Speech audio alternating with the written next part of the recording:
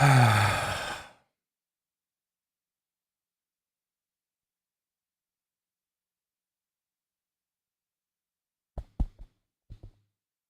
we're good.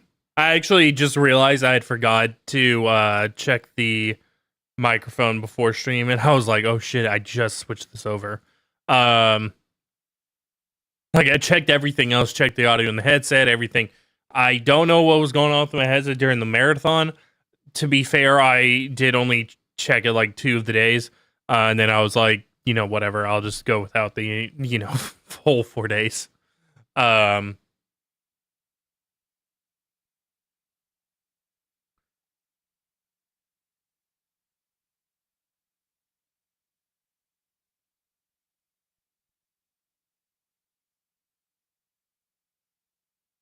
why is this? I'm trying to load up the headphones software right now as well.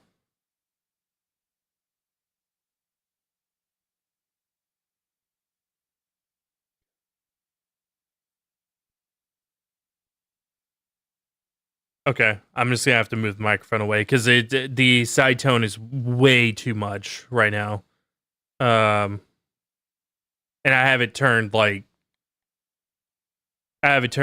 as far down as I can right now, and I'm getting way too much side tone.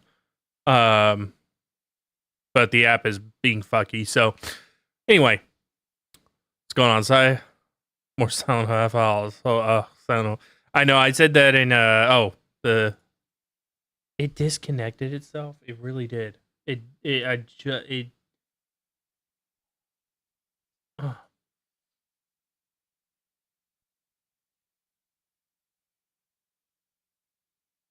Oh man.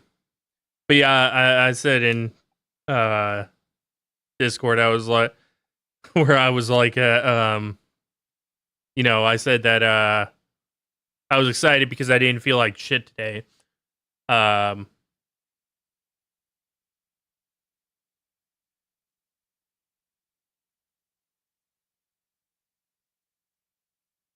to get streaming. And then I was like, oh yeah, that's right. I have to stream Silent Hill F today. And then I was like, it was like this moment of like where I basically just kind of sat there for a moment, and I just kind of went,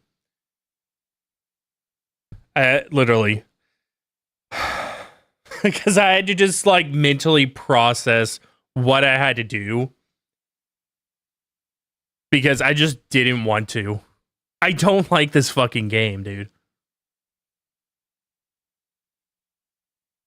Okay, I fixed that. I was able to fix the side tone. So we're good. Yeah. Um, One thing I did do, which may have contributed to what was going on with my headset, though it shouldn't have, but whatever. Um, is I did update the firmware on it. It shouldn't have caused an issue with me being able to hear stuff. It just it would have just caused issues with the software, which doesn't, whatever. Um, but it's working now. That's what matters. My headset's working now. Uh, so that's good. I didn't want to have to buy another one because it's pretty annoying having to wait for a headset to arrive. Um, I mean, I still have my Arctis 9, so I could switch over to that if I really needed to. Because the entire reason I started using the Nova 7s was because they were just lighter on my head. But yeah, I still have the Arctis. I mean, I use it for whenever I play games with the guys.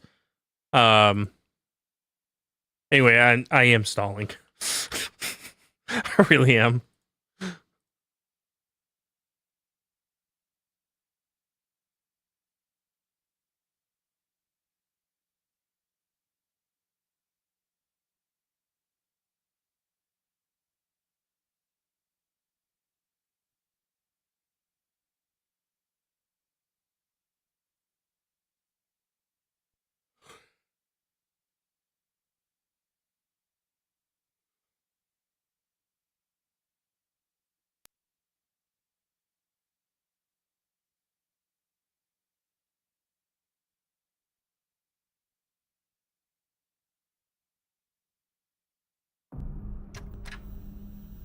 Okay.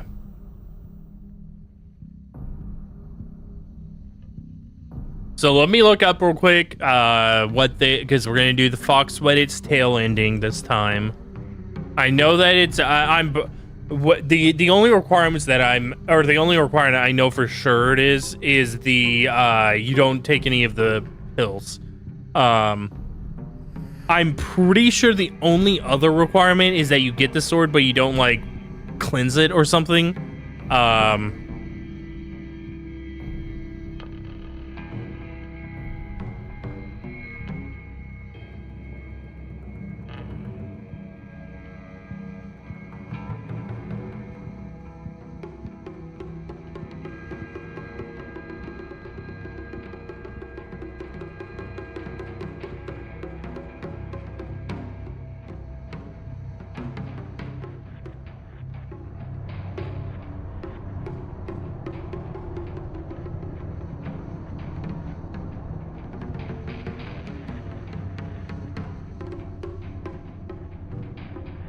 Okay, don't take the red capsules, obviously.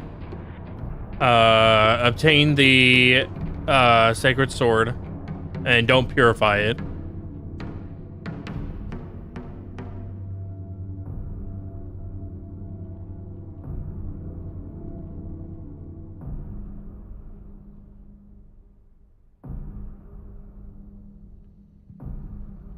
The Gura no Hote Sama? What?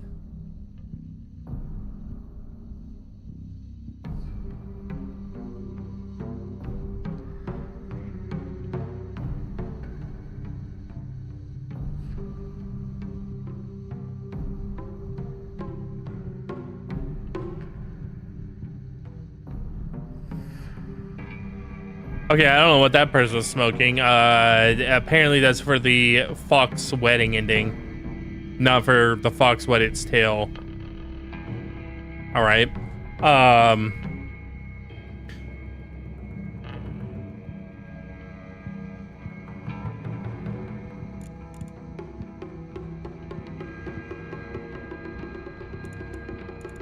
Sorry, I had to move my monitor. It was like skewed off this way.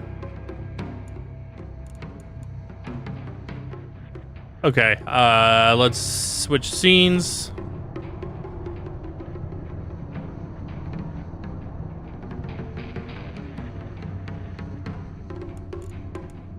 And do I just hit new? I don't even remember. I think it's been a while. Yeah, I just hit new game, right? For it. Yeah, because it's you have Lost in the Fog now.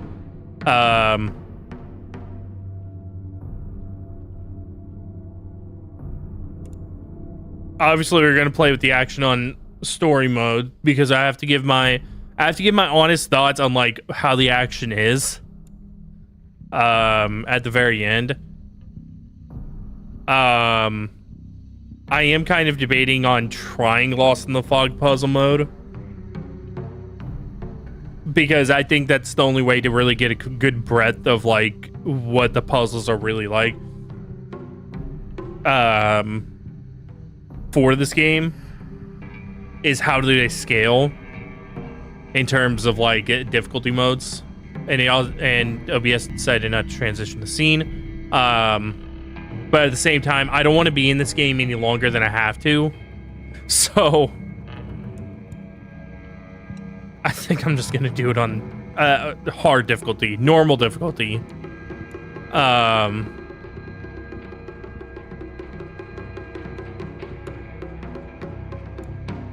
So, oh, by the way, I need to reference what I so a lot of people have said you know, have tried to make some sort of claim that the not to me directly but to other people, that the hard difficulty or the story difficulty and the hard difficulty isn't confusingly like named or confusingly talked about. So here's the thing. All right, here's where things get like very confusing in this. And you know, I'm speaking as somebody who's relatively like you know, relatively experienced in you know, horror games. I've played thousands of hours of Resident Evil 2. At this point, probably thousands of hours of in Resident Evil 2 remake. Probably thousands of hours of RE4R as well. I have hundreds of hours in the original games because I played them a lot as a kid. And then I played Code Veronica. I played Code Veronica a few times at this point. So I have a lot of experience in, and not only that, I played both Dead Space 1 and 2. I also played 3, but I don't consider that a horror game. I don't even consider it a good game because it's a terrible game. But I have lots of hours in Dead Space 1 and 2. And then, of course, I played Dead Space Remake. I've also played quite a few. I played a bunch of other games, Outlast, I played Slender, the 8 pages back whenever that was popular. Slender, the Arrival whenever it came out. Those aren't really the same. I played Blair Witch. I have a lot of experience with horror games. At least I would say so. And of course, the other Silent Hills as well. I've played all of the other Silent Hills, and not to completion, all of them. I never actually completed Downpour. I played like 60% of it, and then I was like, you know what? I'm not going to torture myself with this. So yeah.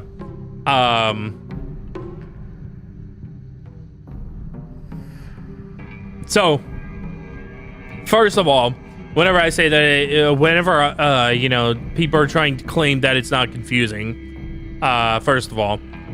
So, we see here that there's, there's 3 difficulties for each. First of all, and here's the even worse thing about it. They specifically call this one story difficulty, right? And they call this one hard difficulty. But the easy puzzle mode is also called story, and the hard puzzle mode is called Lost in the Fog. There should be a Lost in the Fog hard difficulty, right? Or do I have to? Oh, no, I'm sorry. I have to do it from here. Okay, now I can actually see it. Yeah, so there's a Lost in the Fog, difficulty as well. So, taking, and not only that, a lot of experienced gamers are going to see this. They're going to see that there's 3 difficulties here, and this is the connection that I even made in my brain. There's going to see that there's 3 difficulties here for puzzles, and they're going to assume that the hardest difficulty for action is locked behind the first playthrough. It's not an unheard of thing. And matter of fact, very common in a lot of games. Mass Effect 2, actually the entire Mass Effect trilogy, locks insanity difficulty behind, completing certain things.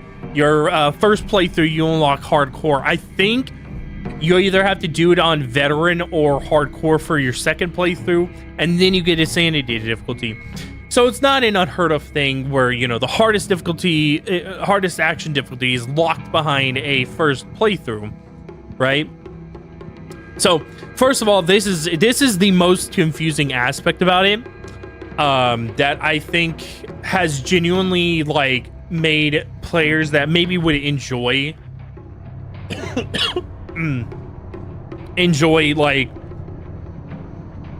for whatever reason, actually enjoy this game. So that's the first big thing, and it leads to a lot harsher thoughts about the game, because most of us are going to go, okay, well, this is normal difficulty. Hard is just the version of normal difficulty in this game. It's like heroic in Halo, where heroic is technically the intended difficulty, right? So that's the first thing. The second thing is what it says here. So for story, so I'll read off all of these. Right. So action difficulty, weaker enemies, and more resources. The traditional Silent Hill difficulty for story-focused players. Now, some people may read that as like, oh, it says traditional Silent Hill difficulty. To me, though, that reads as somebody who enjoys Silent Hill, but plays on the easiest difficulties in Silent Hill. Because whenever you say story-focused players, that generally means that it's people that are playing on the easier difficulties. It's common terminology in video games, and I think that it's disingenuous to say that this wording isn't confusing for a, you know, pretty experienced gamer to go like to say that that's not confusing language. Because in my opinion, so here's what doesn't need to exist. All of this after the traditional Silent Hill difficulty doesn't need to exist. That shouldn't exist. That text is not even needed if this is the intended difficulty. So to me, this is very misleading and a really bad thing for developers to do. So let's and here's where it gets you more confusing. Let's look at puzzle difficulty. Puzzles will be easier to solve. Simple, sweet, you know. I have no problems with that. You know, that verbiage. It says what it does, right? It's just easy mode. However, it contrasts with the action one because now you have a clashing of verbiage. You have one that's saying this is the intended Silent Hill difficulty for story-focused players, which is already confusing wording to begin with. But now it's reinforcing this latter aspect by having this right here. And guys, I know that it's like you guys are probably going, oh, you're being fucking nitpicky and all that kind of stuff. Let me be clear about this. This is a big issue whenever you're talking about video games in general. This is a big issue, like difficulty understanding is imperative for a game. Sorry, I have to change this to borderless. It put itself in full screen.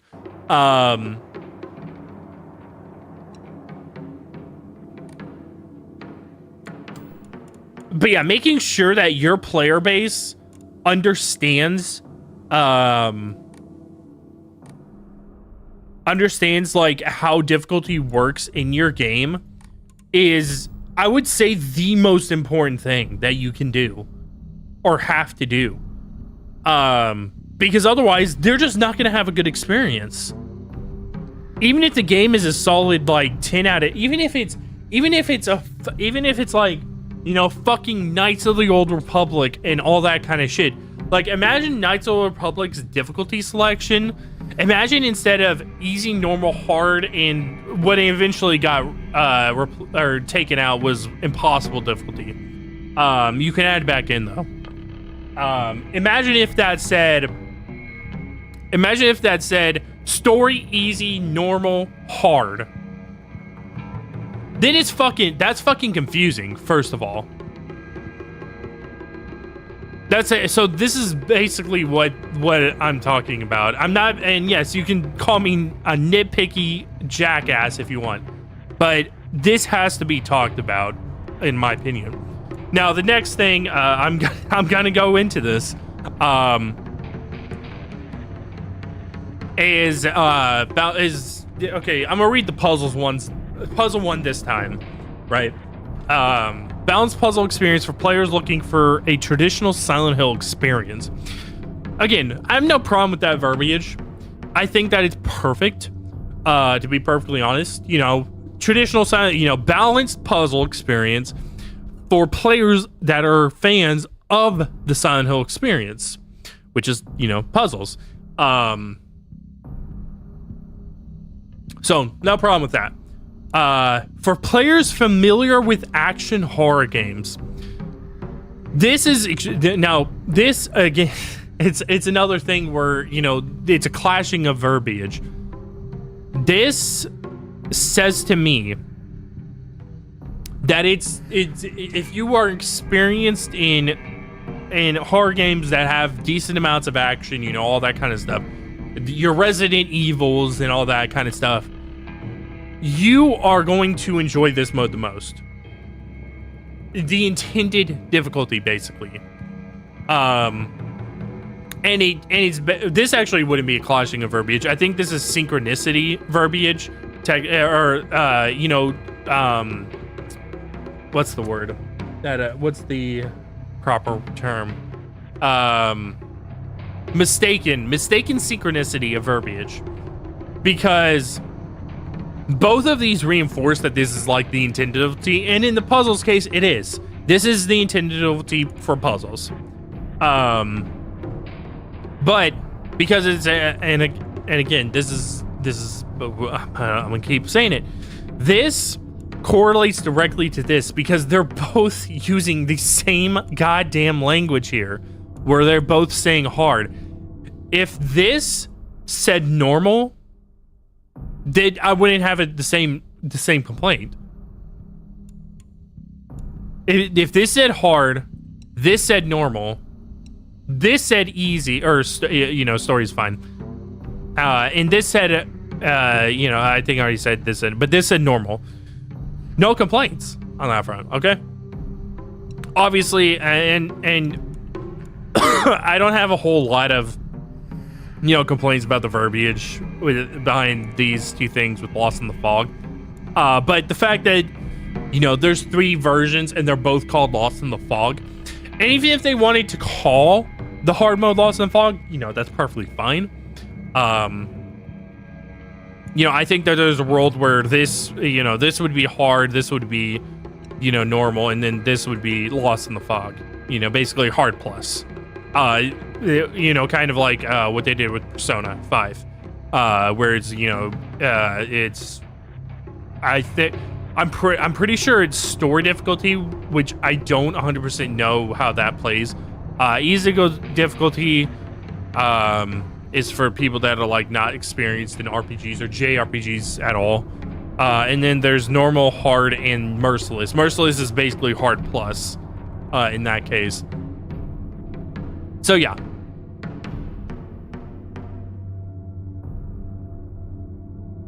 Silent Soul's more like whiny Japanese junkie teen souls. Yeah. Really.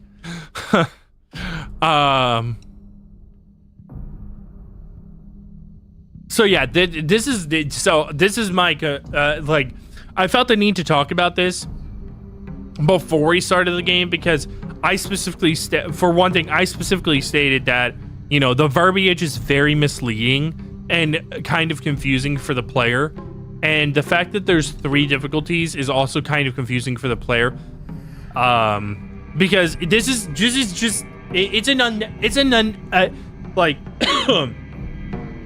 unnecessary L that the game takes. There's no reason that you can't properly communicate difficulty to a player. If you as a developer cannot do that, it is a sign that your game is probably not good. And it's not. The game's not fucking good. So it just tracks. The game's not fucking good, and it shows that they can't communicate difficulty to the player properly. Oh, I forgot to turn my lamp. Hang on.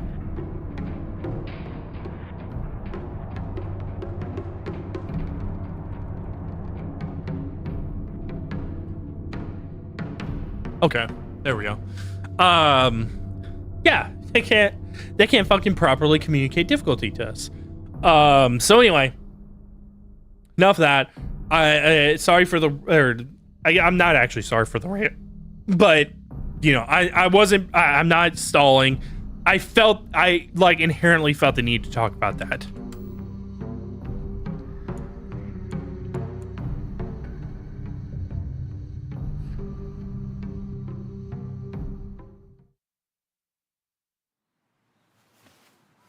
And I am going to be skipping cutscenes. Again, I don't want to be in this game any longer than I have to be. The only time I'm not going to skip cutscenes is whenever there's, there's new stuff coming up. Also, we're gonna be playing with Japanese voices this time. I do want to kind of rate the performances between the games. I'm sorry, between rate the English performances were terrible. By the way, I don't even know if I mentioned it. Slides blocked off the path. Also, I guess it changed it. Oh,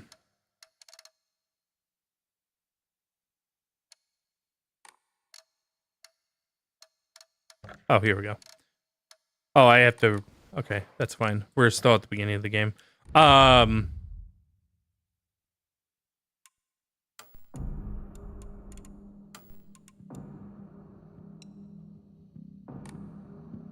Yeah, I probably changed it back during the update, or because I'm loading in from a, save. And whenever I tested it, I had it. I played it. I started a new game. The scene contains content I haven't seen. Okay, I highly doubt it, but all right. We'll watch it. I guess there are some stuff. Or there is some stuff. お嫁さんになるのが仕事なんだって。仕事じゃないよ。ひな子はお嫁さんになりたくないの？でもお父さんに言われるとなりたくなくなる。宿題と同じだね。やれって言われるとやる気なくす。お待たせ。お姉ちゃん。何かいいことでもあった？I'm smelling some bullshit with that text prompt that it gave me. Bet it's because the language changed. Probably. We can test it actually.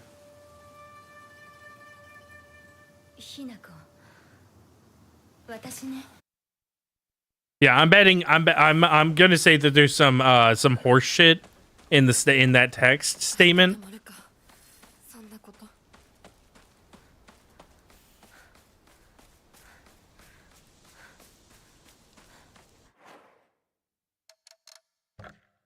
But we can test it. I mean, I'll change it back to English, and we'll see. We'll see.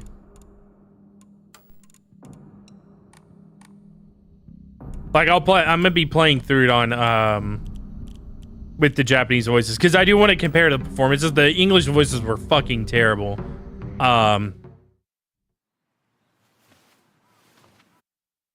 It says the same thing on the English, but I'm smelling a little bit of bullshit because it's pretty much playing out the exact same.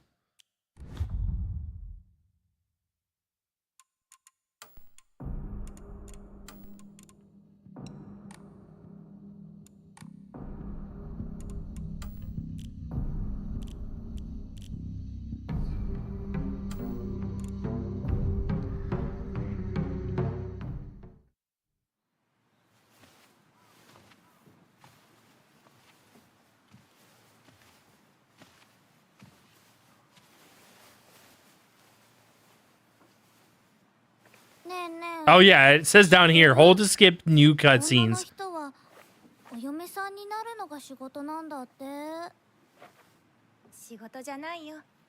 I'm really smelling some bullshit now.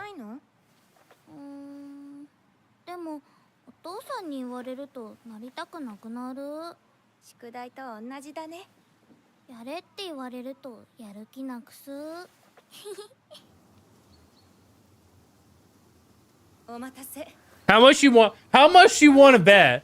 How much you want to bet that they put this shit in here because they knew that because they want people to fucking, subscribe to their stupid ass beliefs.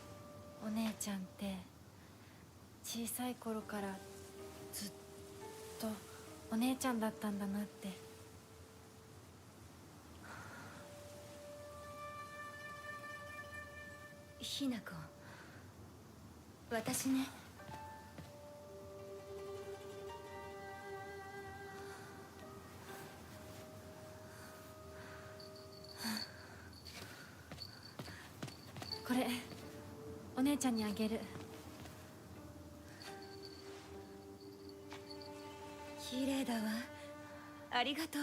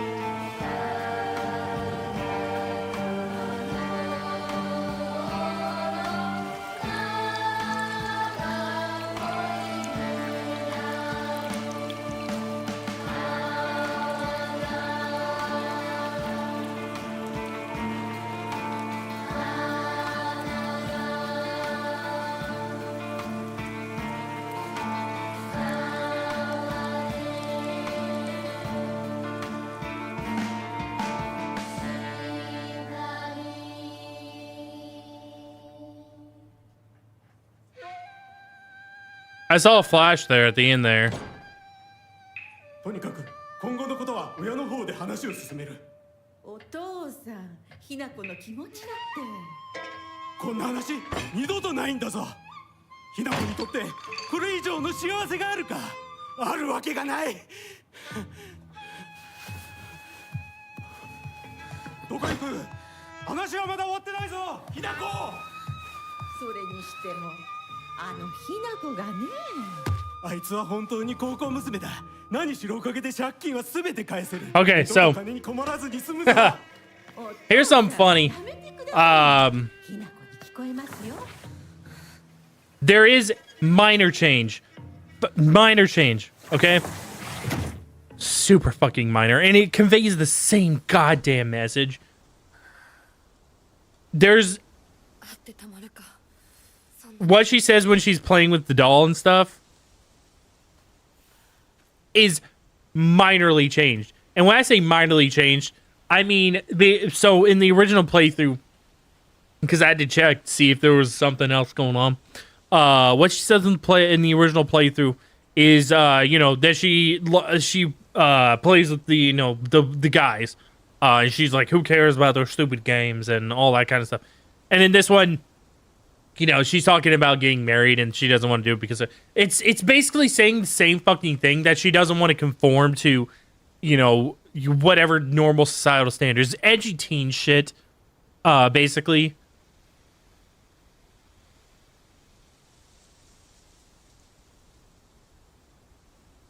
Let me look at the rest really quick.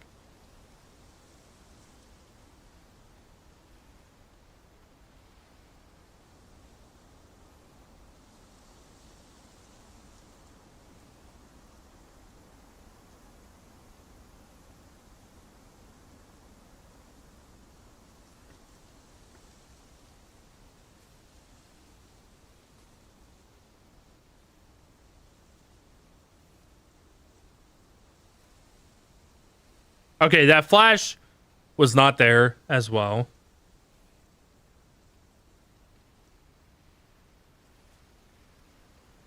Instead of her father saying that she's it could honestly, it could just be just like a fucking, you know, a translation difference, you know, a localization. Like all the changes could just be a localization change, in all honesty. because they're basically saying the same fucking thing. You know, in the Japanese version, her father's talking about her helping him pay debt. And in the other one, you know, in the normal playthrough, which was I played in English, it said, you know, she's acting like a spoiled brat.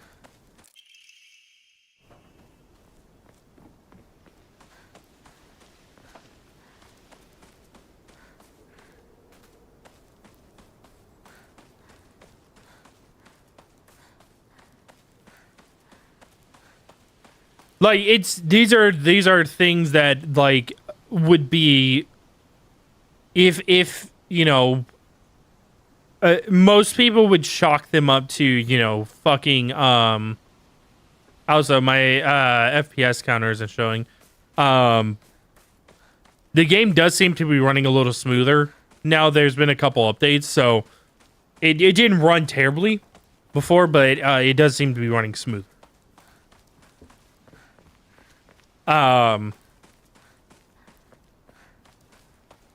But yeah, I would, like, if the game didn't, like, blow a whistle at the fact that, you know, it has new stuff,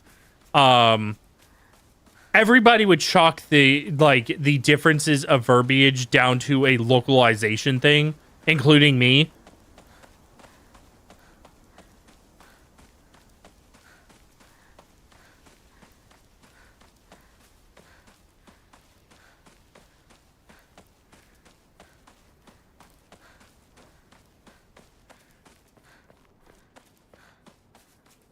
But I guess it says it in English too, so whatever. It's conveying the same fucking message. It's really dumb.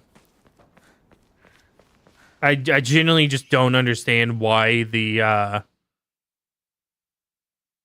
you know, why there's a need to, you know, have it be literally the same exact cutscenes and then just change some of the voice lines.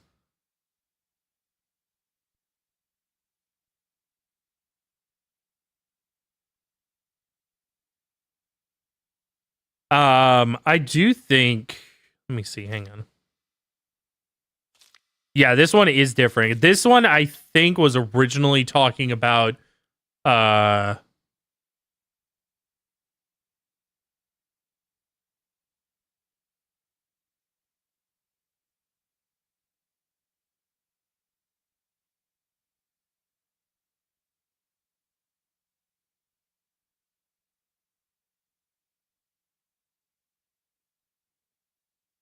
hang on, I'm gonna double check. And I won't do this with everything, I promise, guys. But I want to see how much they genuinely did change, like, right at the off the bat.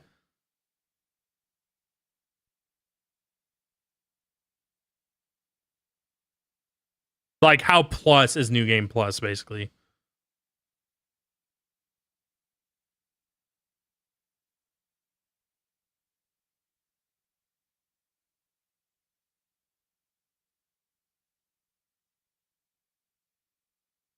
Okay, yeah, it is different. Yeah, it's actually in a different location, too. Okay. So, there's some stuff that's different. A fox's wedding common expression used for times when it rains while the sun is still shining. According to older folk here in Ebisuka, Sugaika, still don't know how to say that. However, it's used for expression when a young girl was spirited away. Folklore pertaining to gods and spirits becoming infatuated with human women is not something unique to Japan and can be found across the world. Ebisuka is no exception to this. Even here, there are old tales of young girls being taken away on a fox's wedding and disappearing forever. During the Meiji and Taisho periods, the town elders would apparently reassure the families of the missing daughters that they had been swept away by the Fox Lord, now enjoying life luxury without care. All right.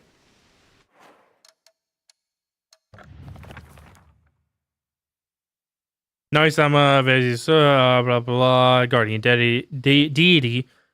Protected Sounds. Old days can be capricious at times. Sometimes it'll turn fox. Still chickens and dried persimmon. I don't think I ever read about an Arisama in the game. Other times they'll play tricks on children who don't listen to their parents. Also heard that when they fall in love with a woman they find desirable at first sight, they spirit her away to be their bride. Yeah, this is just talking about Ebisogoga. No, you stomach statues. Actually, I think I did actually read this part of it. I don't think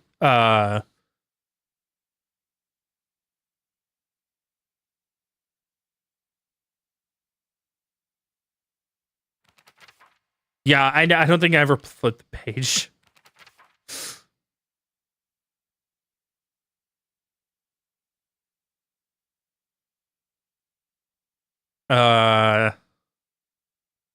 Yeah, this is the stuff that I read before. I don't think I ever flipped the page though.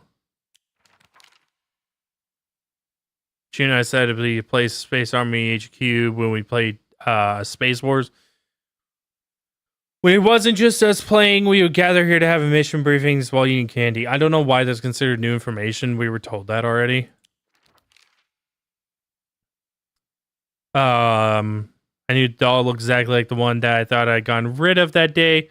Sure, it hates me for throwing it away and abandoning it. When all of this was over, I asked my mom put it for a way to put it to rest.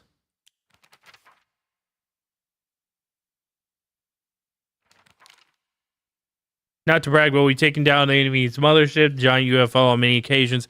Each time that happened, the Galactic Imperium would deploy more and more troops from their home planet. As we grew older, we were able to have a better understanding of heroes by watching television, and I think we came up with a lot of backstories for the enemy leaders. By this time, it was a world that only Shu and I know. I guarantee you this was probably added for the UFO ending. That I would say that I'm pretty sure about that one. This kind of shit was added for the UFO ending, like this information right here. Lonely Little Shrine situated on the outskirts of town. I think some of these as well. I just didn't read in the first playthrough. I probably got a lot of these during the first playthrough, and I just didn't read about them. Lonely Little Shrine situated on the outskirts of town. The name Sininsugi Shrine sure sounds fancy, but that's all it has going for it, even though this is full of elderly believers. This shrine rarely gets any visitors. They instead go to what's closest to them, and that's an Inari statue. Sakugo's family serves the shrine, including fulfilling the role of head priest. Sakugo was proud of this fact, but I don't know if the same could be said about her parents. Memories of getting lost. One time where I played hide and seek with a bunch of my friends when I was young. Got so excited and ran far away. Because I didn't want to find anyone, or I didn't want anyone to find me. I eventually got lost around here. I was stopping and hollering, walked the wrong way. Yeah, definitely. I 100% got these in the last playthrough and just didn't fucking read them. Because, I was too busy dealing with the birthing monster every 5 seconds. So yeah.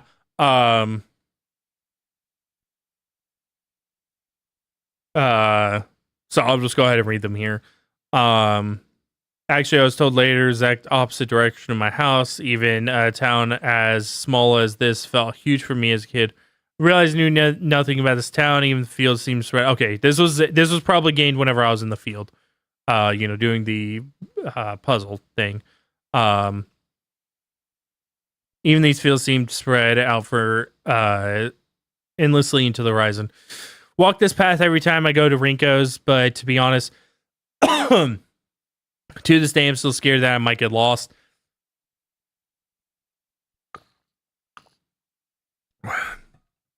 I mean, I've been told what I should probably just ask an adult for directions if I get lost. But then I remember that one time when I walked on the footpath of rice fields for fun, got smacked by an old farmer all of a sudden. Trauma from that experience made me scared of adults back then and even to this day. This is the middle school that I attended. It was built when town was financially well off during the dam construction, so the beautiful facilities are at odds with the rest of the dull buildings in town. I think I met Rinko during my first year here. I remember her surprise when she heard that I called she partner. This used to be a lively town with ample labor force for constructing local labor force. I almost said constructing. I actually did. I said constructing. I said construction. Labor force for construction and coal mining when the school was built. Town was always bustling and the school was full of students. The students at that time studied how to improve the town as adults. Students of our time now study so that we can leave to go to a bigger town when we're adults. A world that's not a playground like the elementary school, but not as mature as high school. Middle school, to me, was like the stage between tadpole and frog. It's a weird fucking analogy. I guess you could say it's a period of grotesque transformations. Actually, that's freshman and sophomore year of high school. Though I don't know how Japan's like school system works. I'm going based on the American school system, so up until elementary school, Shu and I would have water fights, and we wouldn't mind if our underwear showed. Once we entered middle school, though, while we might not have paid any mind to things like that, others around us did. It just felt like our world changed in a snap. Boys and girls used to think one another as mortal enemies, always bickering and fighting one another. But now, it suddenly turned into such a weird dynamic where you have to treat each other completely different. It's fine for people who want to do that because the people around them are doing the same. But for someone like me who really couldn't care less about what other people think, that's not the case. Bro, fucking wrote this? Like real world. Like, who fucking wrote this? This is weird. This is really fun. This is like, think about this. This was written by a couple of adults. They're talking about elementary kids playing in the water and showing their underwear. Like, what the fuck are you talking? Why was this part necessary? This is creepy, bro. This part's creepy.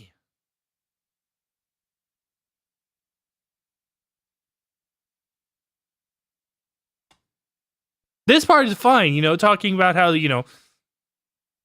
things changed because, kids, as you get older, you go from hating the opposite sex, though some people, that lasts until in perpetuity. They never fucking grow up.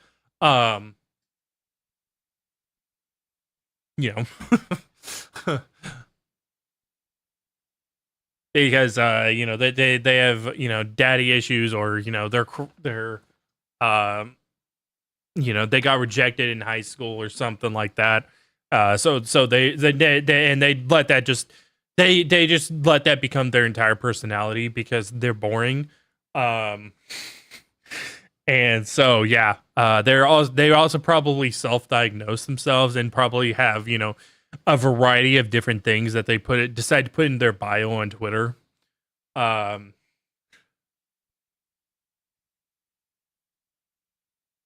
So small tangent aside, where I just ripped on incels and femcells. This paragraph right here is fucking creepy. Actually, that's just a sentence. It's just because of how it's laid out, it looks like paragraph. This is creepy, bro. Like, why is this is completely disconnected from this.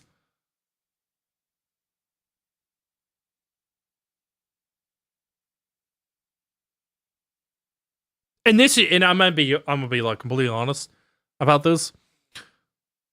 This conveys a lot better, the dynamic of changing how kids change and, you know, grow attraction to one another a lot better without coming across as creepy. You know, this half of this, I know this is a weird thing to get super fucking nitpicky about, but I fundamentally think that there's a right way to talk about, you know, kids developing their sexuality, and there's a very wrong way to do it.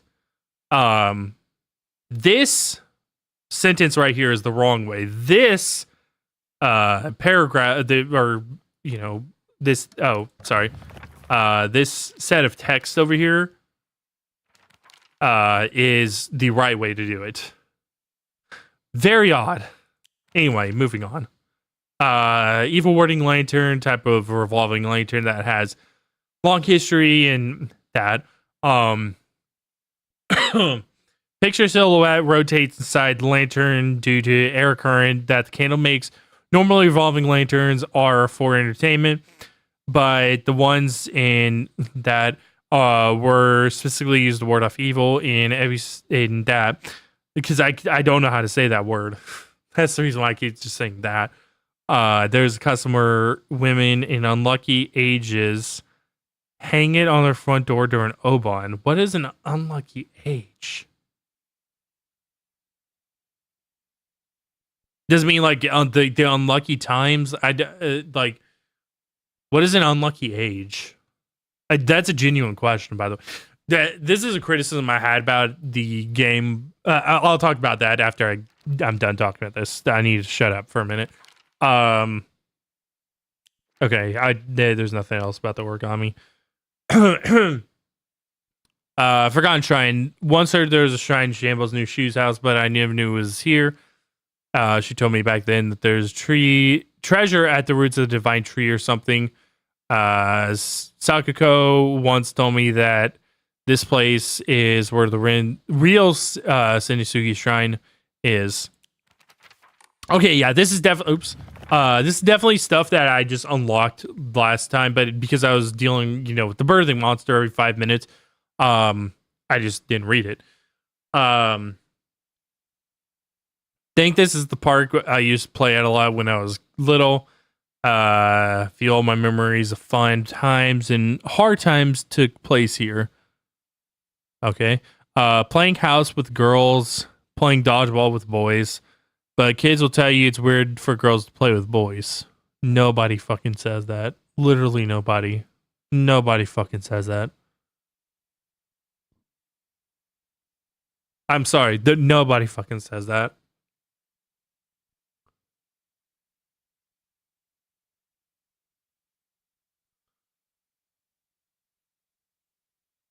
People say it the other way. Like, it's weird for a boy to be playing with a girl.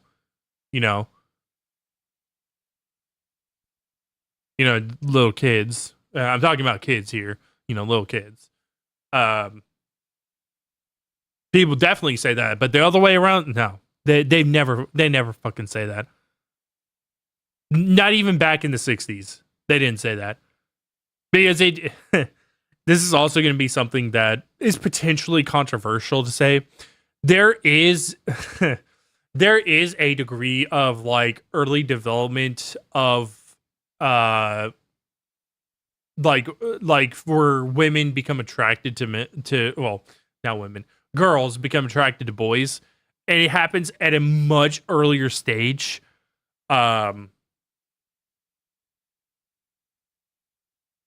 And you know, in their development. And if you don't fucking believe me, like, feel free to look this shit up. You know, form your own opinions. But I know if I did, you know, Katie brought this up to me one time whenever I was complaining about this game. Actually, she was, and I was talking about like how I told her about like how she and Hinako were like childhood friends, and it's very clear that he's in love with her and all that kind of stuff.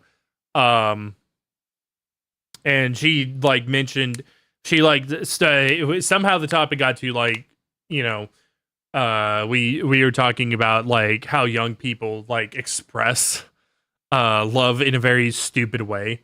Like how boys will like hit or like you know pick on kids again, pick on girls, basically neg in order to convey attraction in a certain way. And she told me that apparently that for girls they either, it's like one of two things. It's that she said she's not 100% sure what it is. She says that, but she said that whenever she was young, she knew that she was, more, attracted to boys at an early age. She said that she's not 100% sure if it's, if it's just something that, they just figure it out earlier, or if it's actually like a developmental process, because, there is a factor of like, where young boys, may pick on, girls, because they like them, but they're not entirely clued into the fact that they like them. So I think that there's a, base your opinions on, whatever. You don't have to believe me. I fully am fine with that. This is just, based on a weird conversation that cropped up between me and Katie. Anyway,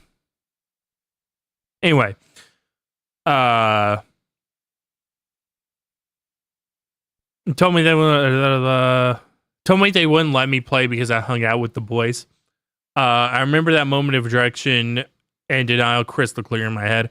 Why do show kids try so hard to keep boys and girls so clearly separated?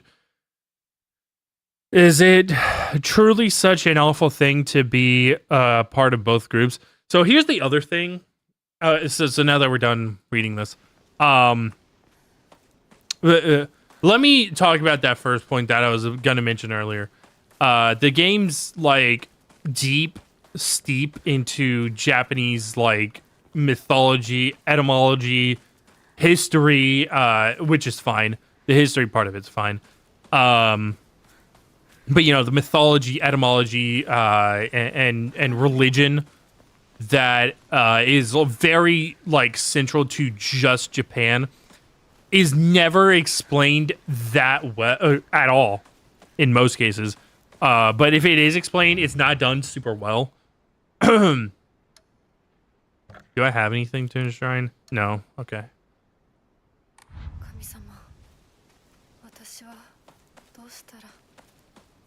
And yeah, it's kind of frustrating for somebody who's, not super aware or into, that kind of thing. I don't study Japanese culture that much.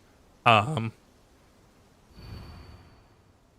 is only complete when she's loved, featuring lace fashion for young women. So pure, they even make flowers blush. All right.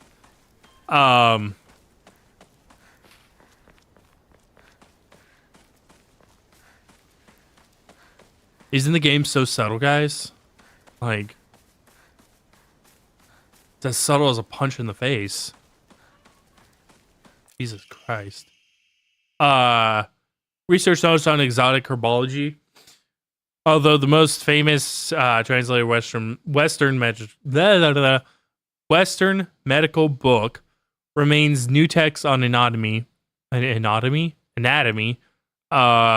This peculiar work by the name of Exotic Herbology, published in the 5th year of the Anai era, 1776 AD. Strange as the text was, it has largely been forgotten by history.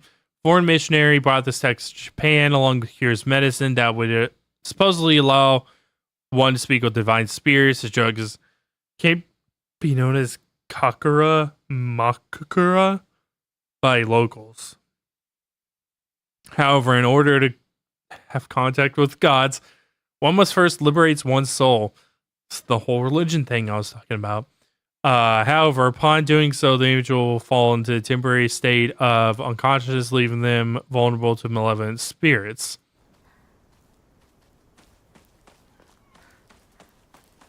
It's really funny when the game proves me right within 10 seconds of what I just said. But anyway, other thing. This game has a weird, like, fascination with mentioning Showa era specifically.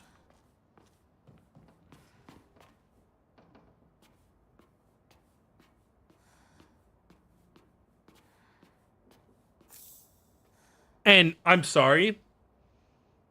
I'm just gonna fucking say it. You know, there's this weird fascination with like talking about the Showa era. It wouldn't be normal in the time. Like nobody fucking talks about, you know, about like the era of people from the current era being a certain way. I think the best. Let me just show you what I mean. She's been kids of the show era tend to look down on the other sex. This is somebody who's, you know, who was born after the Showa era, that would write something like this, dude. Nobody in that era is going to fucking say it like that. Nobody's going to be... What they would say is, you know, kids these days, or, you know, our generation, you know, our age group, so on and so forth, you know, something like that. I think our generation would be probably the most apt in this case. Do X, Y, and Z. For instance, I mentioned, you know, Gen Zers, and, you know, this could be, again, just a cultural thing. Maybe, like, saying Showa era or something like that means something different. Maybe it's the same thing as, like, generations here in the West. And I'm fully willing, if, like, that's the case, I'm fully willing to admit that I'm wrong in this aspect, because here in the West, whenever we think about the Showa era, you know, I think of, like, I think of the era of the emperors, like a specifically, like, not a generation of people, but a time period of a country.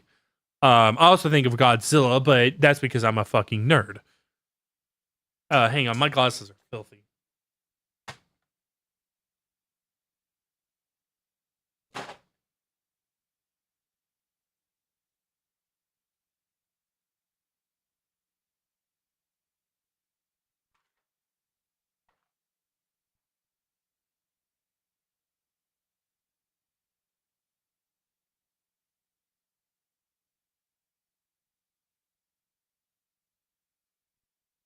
But yeah, so like I said, if this is something different in Japan, like, I'm fully willing to admit that I'm just ignorant, and all that. But yeah, whatever. Let's move past that. She's always had vast knowledge of plants and flowers. I actually did read this part. I think it's this part that's new. As she was a grandma's boy, he spent a lot of time learning about various types of plants, flowers, medicinal. I actually read this part too. Yeah, this part is literally, I've already read that.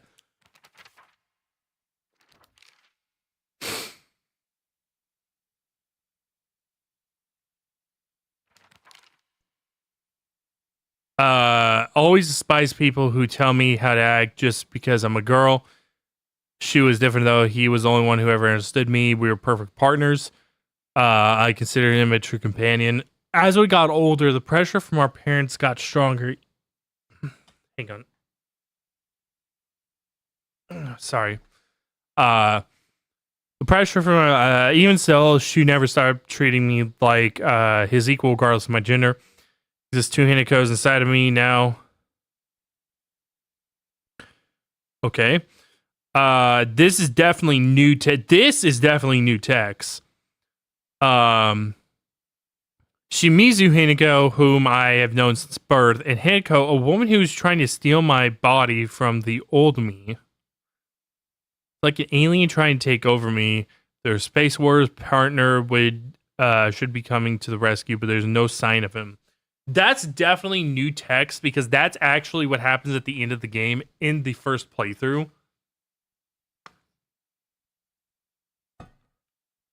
I don't know if it would have populated, whenever the twist was revealed, M. Night Shyamalan twist was revealed. That I guess within like the first 30 minutes of the game. Nothing gets on my nerves more than other people trying to make decisions for me, even if what they're saying is right, just rubs me the wrong way. I'd rather make 100 mistakes on my own than follow someone else's command. But that can make for a lonely life, one where I refuse to listen to anyone else. I want to become the kind of person who truly listens to what others have to say. Of course, it'll still be up to me whom I listen to. And that will be someone I can trust, someone who will walk alongside me hand in hand. However, making long lists of things I hate is just a way of running away from the real issues I have within my inner self. I have to step up and face what's inside of me, even if I don't like what I see. Being able to take my time and carefully think things through before making a decision is what's most important to me. Wow. Actually, Hinako having character development. What the fuck is this? Who wrote this? Like, they should have wrote the entire fucking game. This shouldn't have been text. This should have just been shown. Because she acts like an insufferable bitch all the time.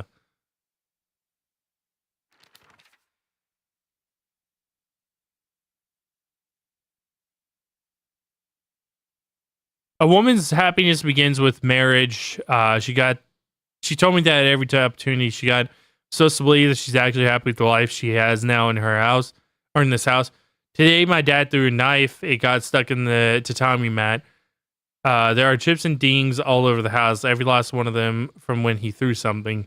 So what's the happiness is to my mother? I probably just didn't flip a page for this one because this is literally what happens at the beginning of no, actually this happens at the midpoint of the game. So this is this is old new text. I'm gonna differentiate between new text and old new text. Or I'm sorry, I'm gonna differentiate between the text by stuff that I think was actually written like for New Game Plus and stuff that was probably written that because I was dealing with a bunch of fuck shit in the first playthrough, I just didn't read. Is this what happiness is to my mother, seeing her house in such a sorry state and full of scars?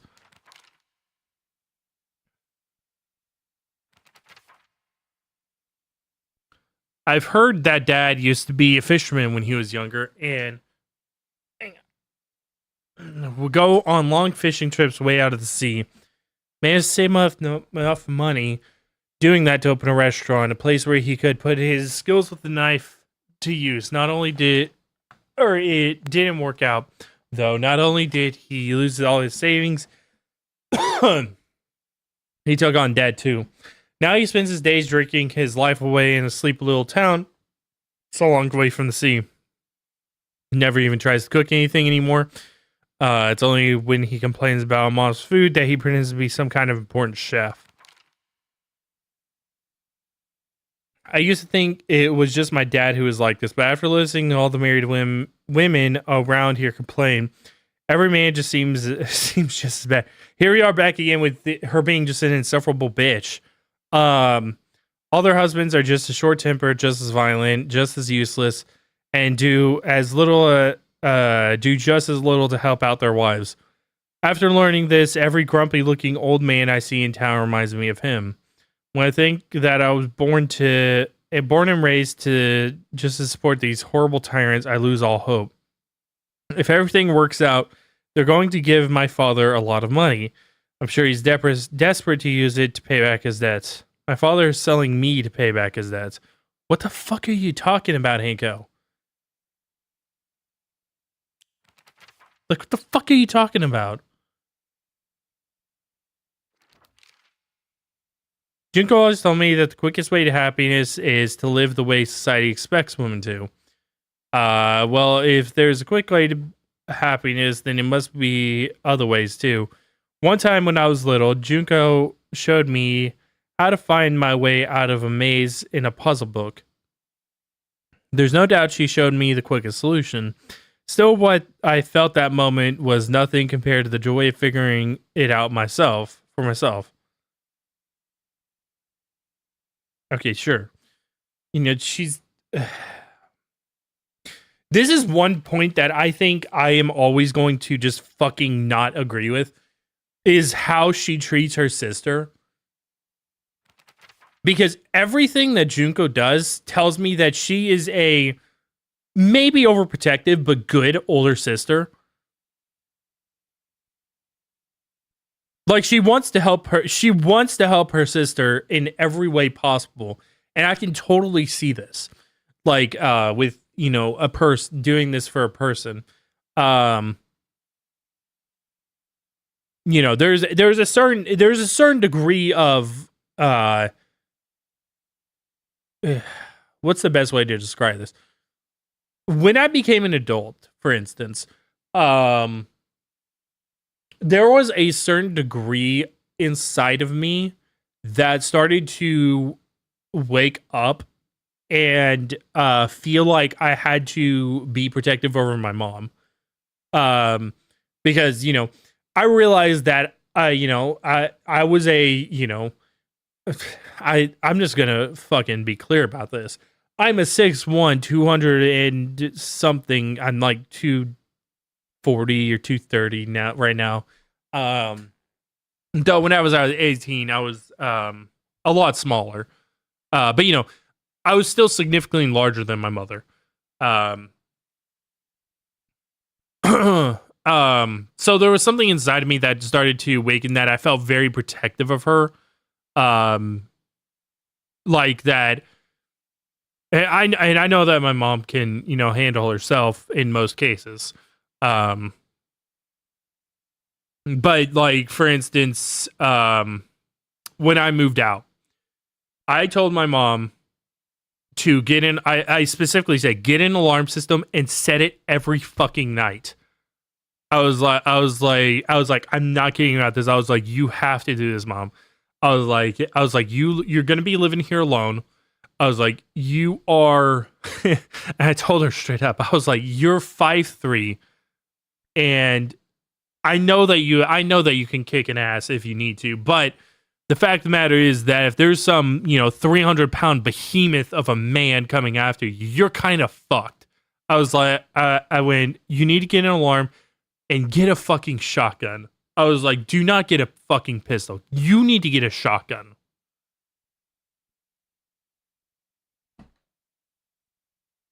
I was like, and I told her this, because I was like, I told her, I was like, because I'm not going to be here anymore. I went, I would have a least a decent shot with, a 300-pound behemoth. I would probably lose, but I already owned a pistol at this time. Shocker. At the very least, I could keep him back and put a few rounds into him, and possibly take him down before he was able to reach her, right? So I told her all this. And I think, so the reason why I'm mentioning this, I would imagine this is the exact same way that it is to be an older sibling. Just more of a lifelong thing. Because, it's constantly somebody that is related to you that is younger than you, that, is having to experience everything after you, basically.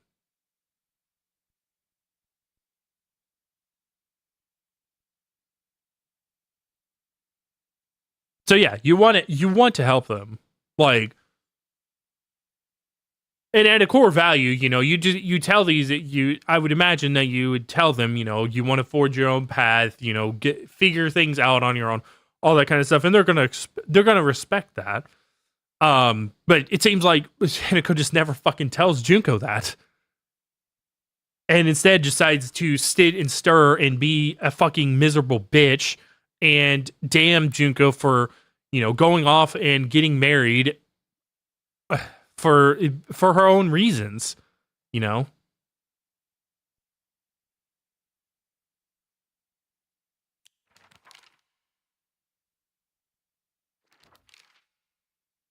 Sakuko is very in touch with her spiritual side. She seems to always have some god or apparition visiting her dreams, telling her this, that, or the other. Or I'm sorry, I actually did that. Same thing. According to Sakuko, there's been quite the supernatural disturbance around that. Something about an ancient god who's furious, having followers stolen from them, and now they're out for revenge or whatnot. I don't mean to be laughing, but it's kind of goofy. I think Sakuko may have read one too many those bizarre comics lately. She'll be laughing happily at one moment, then turn deadly serious and spout off some weird nonsense the next. Apparently, she's acting like that because she thinks it's cool, but it kind of creeped me out the first few times she did it. I hope she gets over this weird supernatural phase of her. Everybody knew somebody like this. Everybody did. Like, we all knew this person. We did. We all knew this person. And I think I unironically think that Sakuko was like the best character in this game, besides maybe Shu. I think I liked both of them a lot in the first playthrough. I think that they were the most like good people in the game. They weren't insufferable or just rude or they didn't have some sort of like negative attribute that was being propped up as being positive, basically. And it's possible that the shit that happened with Rinko wasn't actually real based on the original ending. They were, yeah. Rinko's earnest and works really hard, but she also tends to get a little too caught up in her own ways of seeing things.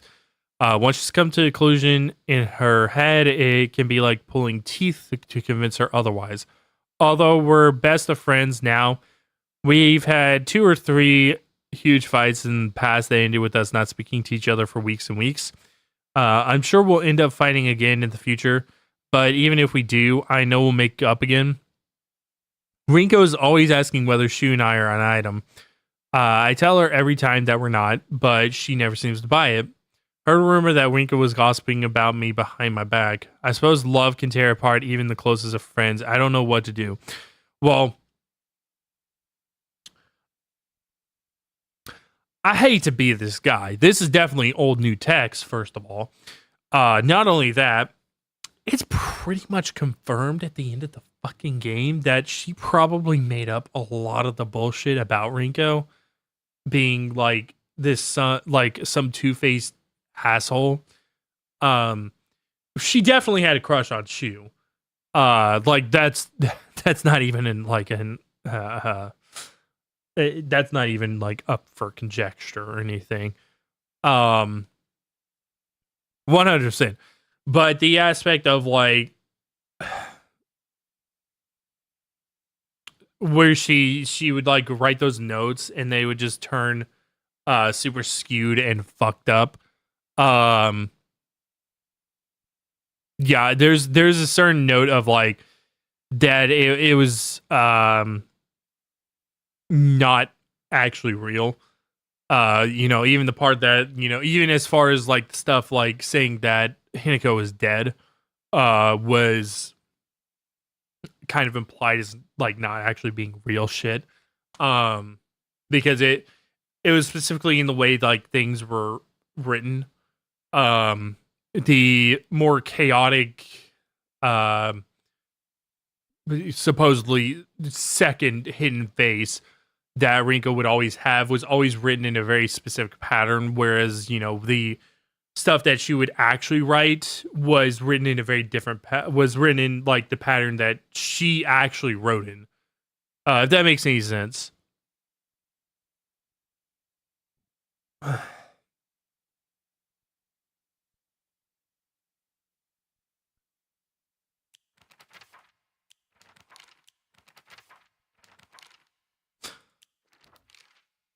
I definitely didn't read anything about Fox Mask.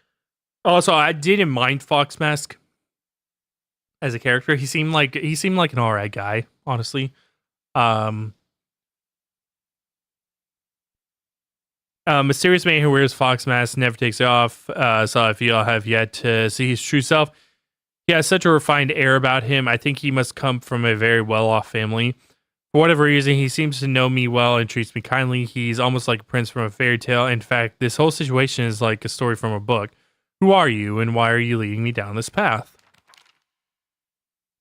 There are times when those kind eyes that watch me through the slits of the fox mask turn frighteningly sharp, as if it's as if he's looking right through me, piercing the very depths of my soul. When we walk hand in hand, he always stays one step ahead, as if guiding me somewhere. With my hand in his, I can keep my eyes cast down toward my feet when I walk. When he tugs gently on my hand, I know what true happiness is. I don't have to think about anything anymore. As long as I do what he tells me, I know I will be happy. He promised me everything I could ever want to be content. A life full of comfort for as long as I live. Status that no one could look down on. That's a different thing to tackle. And most importantly, endless love for me. With for all this, I will give all of him to me. Body, mind, and soul. I will even give him what I fiercely protected my whole life. My will to make my own choices. Left fucking field. From now on, I will let him decide everything for me and simply do as he says. This is what happiness means to me. So, I'm very close to being a married man, right? And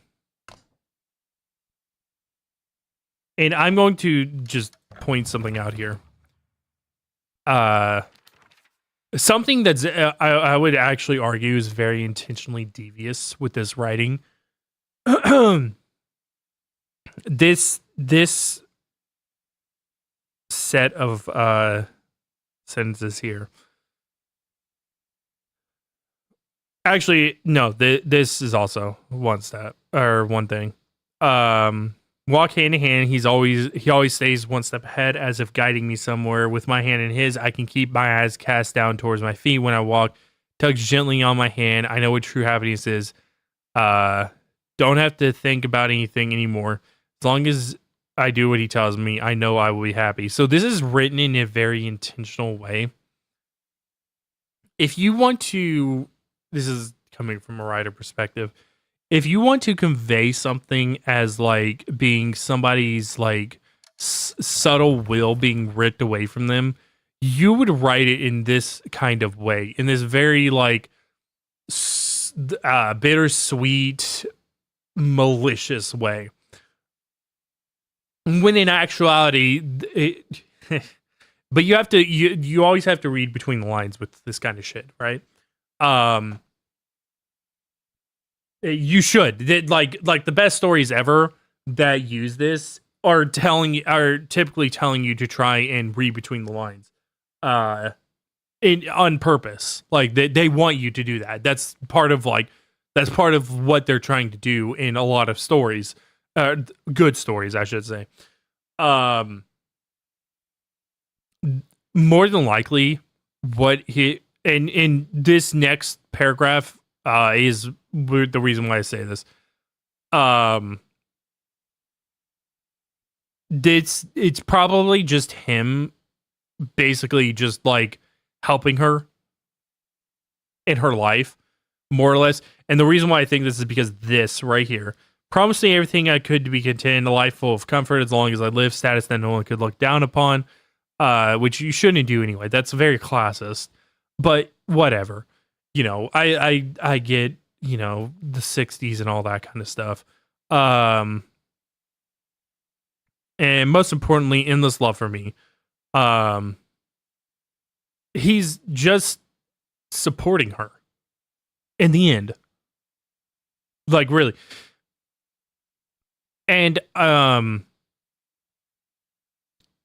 you know, there's a degree of like, so whenever you are with somebody, right? You should be able to give, if you believe in the soul, you can give, you can believe that, you give that over to them. But there's a degree of giving over your body and mind as well to each other, supporting one another. It's just part of it. This line is written very intentionally again, and it's followed up with these in order to try and clarify this messaging. And it's toxic. This is a very toxic thinking process, and it's one of the big things that I think that the reason why people just aren't dating anymore, because they just feel like they feel like they have to sacrifice they have been brainwashed. Let me rephrase that. They've been brainwashed to feel like they have to sacrifice every single fabric of their being in order to be with somebody else. And you just simply don't do that. A good relationship should add on to you. Both of you. Let me make that clear. A good relationship should add on to both of you. Yes, there is going to be a certain degree of compromise that's going to be made. Everybody is different, that people, it's just inherent. No two people are the exact same. Not even fucking twins. They look exactly the same, and they can be wildly different people. So no two people are exactly the same. So yes, there is going to be compromise, but a good relationship should always be something that you are adding on to each other. Never. And the problem that's happened is these people that I'm getting super philosophical here, so pardon the extreme philosophical aspect of this, but part of the issue that is going on right now, why people aren't dating, doing all that kind of stuff, is because they listen to other people that have had these extremely negative experiences, unfortunately, and are now becoming what's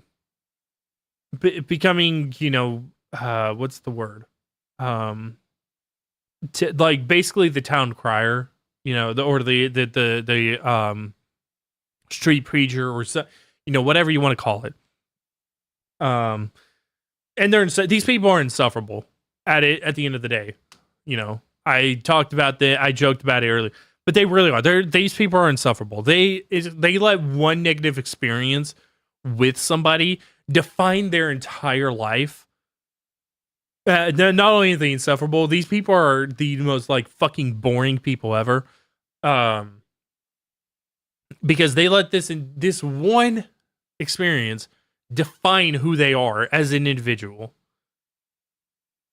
And I'm sorry, but if you let one experience define your entire fucking being, you are either insanely unemployed, or you are probably the most boring fucking person on the planet. And you do this just to make yourself seem fucking interesting, or not fucking loathe yourself.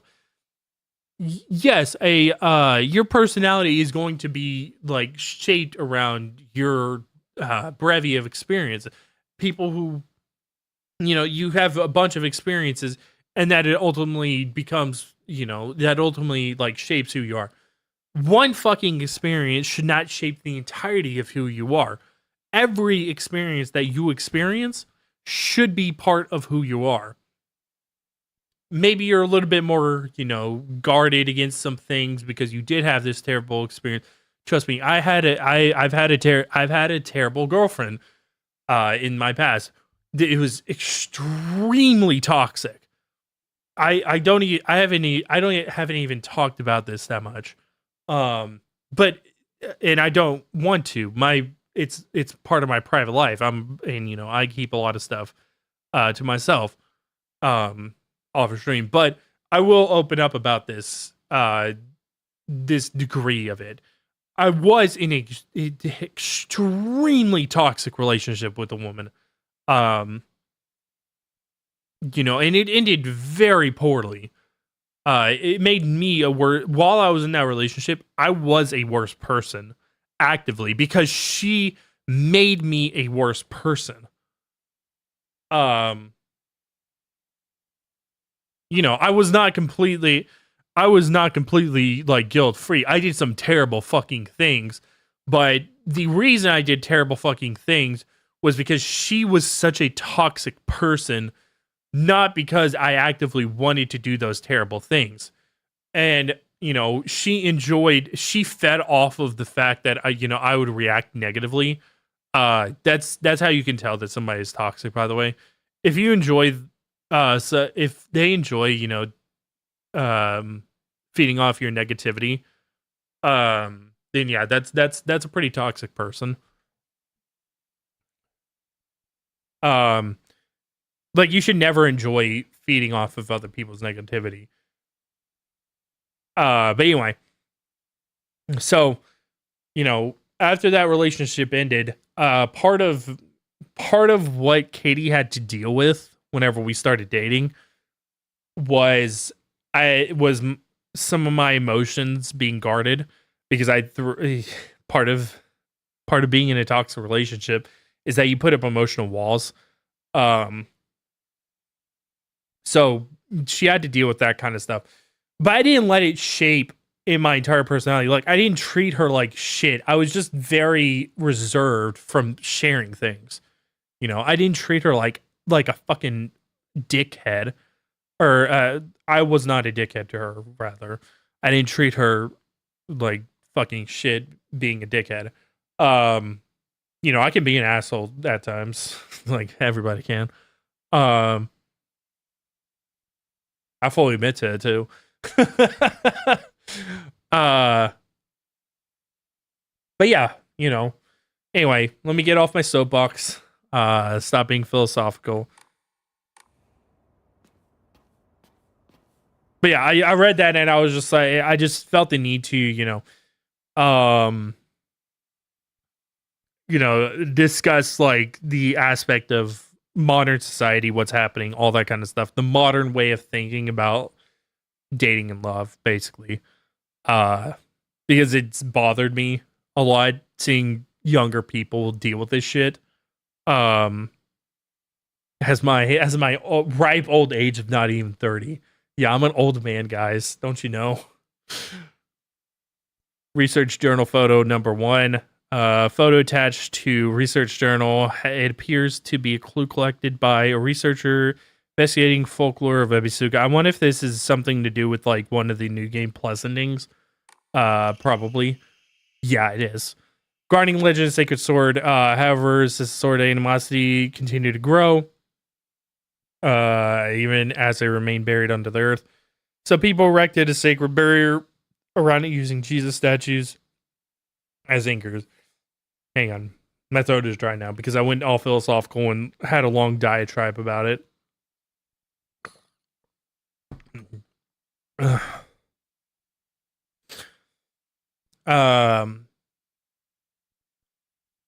monologued for like 10 minutes there. If one I can't stop thinking of the fact I really did monologue there for a minute. If one wished to find the sword, they should start by looking for these Jesus statues first. It appears that the barrier works by creating a spiritual harmony that inhibits the sword's animosity, harmony, yin and yang. 5 elements of wuxing, whatever that is. During this period, it was thought that everything was composed of 5 elements: wood, fire, earth, metal, and that's not the 5th element. And water. Therefore, 5 was the number associated with harmony. In other words, there should be 5 Jesus statues. Are 5 such statues located in this town? I expect tracking them down will prove a tremendous test. This must be like related to like purifying the blade, I have to guess. Um, 町にあるお地蔵様。少し探してみるか。 yeah, that has to be something like to do with like purifying the sword.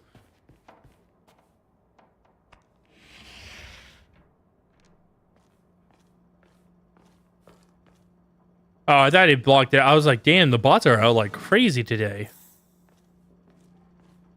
But no, it was just the ad message clearing up.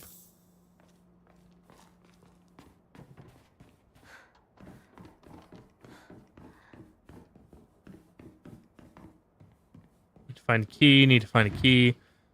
Need to find a key for everything, man. Some Sakuko, but it's too cute for me. What? Is this Sakuko's house? What is that? Is it? It looks like a necklace case. Like that looks like a necklace case, but could be anything. What is it? Women's magazine. Father isn't fond of seeing these around. Balcony key. A key stored in doll's bag. Seems to open door next to the room from the balcony. Wait, didn't we? Were we in here before? Like, but whenever it was like hostile and everything. Or am I like imagining that? Oh, an empty box. Okay.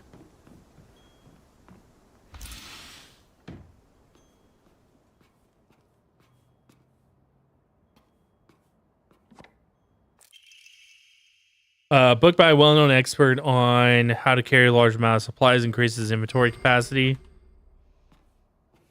Okay, then. Boy's diary. I'm gonna be treasure hunter. I'll make sure of it. And then gonna be millionaire by finding treasure all around the world. Not just hunting treasure. Real treasure hunter. Sometimes takes down big scary beasts and bad guys. Don't forget, they have to learn how to escape dangerous traps too. I was play fighting with the girl who lives next door when mom got mad at me. She said, "What if you leave a scar on her face? Then nobody will marry her." What's that all about? I think that girl would be a really good treasure hunter, though. She always finds the hidden treasure when we play treasure hide and seek. I want to be a treasure hunter with her someday. Treasure hunter game key. Small iron key. Unclear what it opens. Should be related to the treasure hunt mentioned in the boy's diary. See if I can give it a try. I wonder if he's talking about Hinako there, by the way.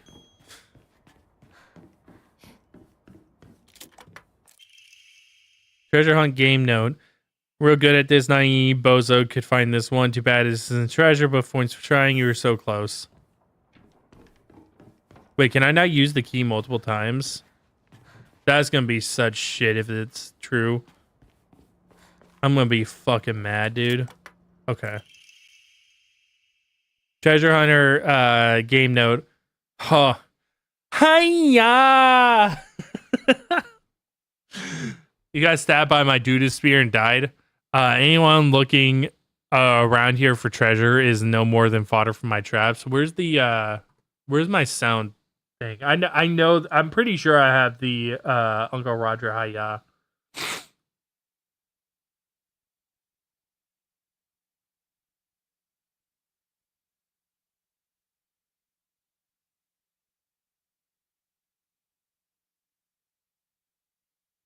Is it not there? Okay. It's probably in the dashboard then.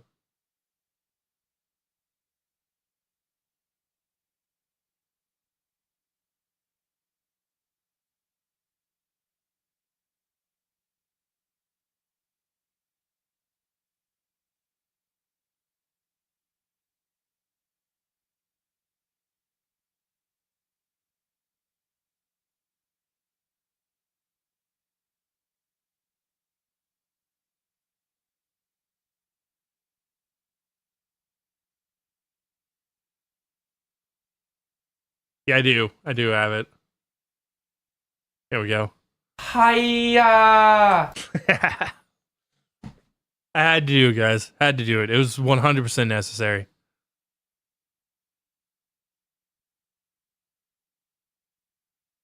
You can't convince me that it wasn't.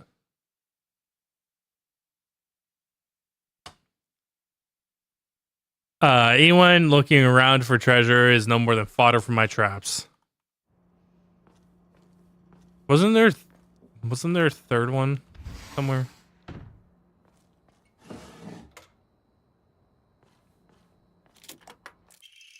Faded bride doll, an old doll in the shape of a bride made from clay, seems to be forgotten in a long time.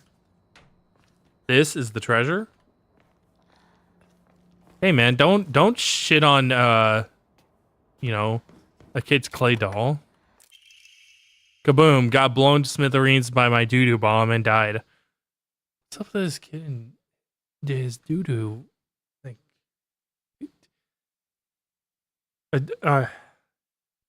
Like, does he play with his shit? Is that something that that's something that he does? Anyone with half a brain would know this would be a trap.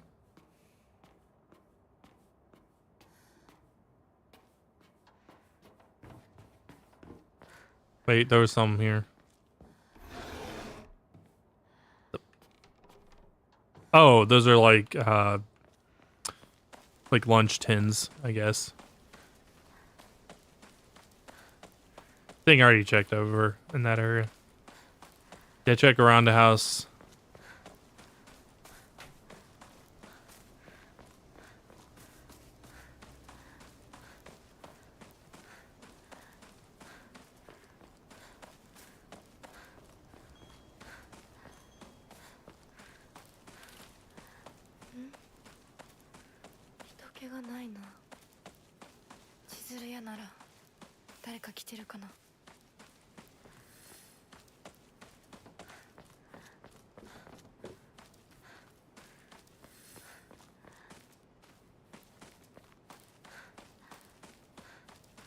I dipped for an hour just because of snoozing, but back now. You missed my philosophical soapbox that I got on sigh. Article serious issues in this. Starting around May, this began seeing a high number of small earthquakes. The Prefectural Disaster Prevention Division predicts that there will be even more in the future. Residents remain on edge, fearful that these may be early warning signs of larger earthquakes yet to come.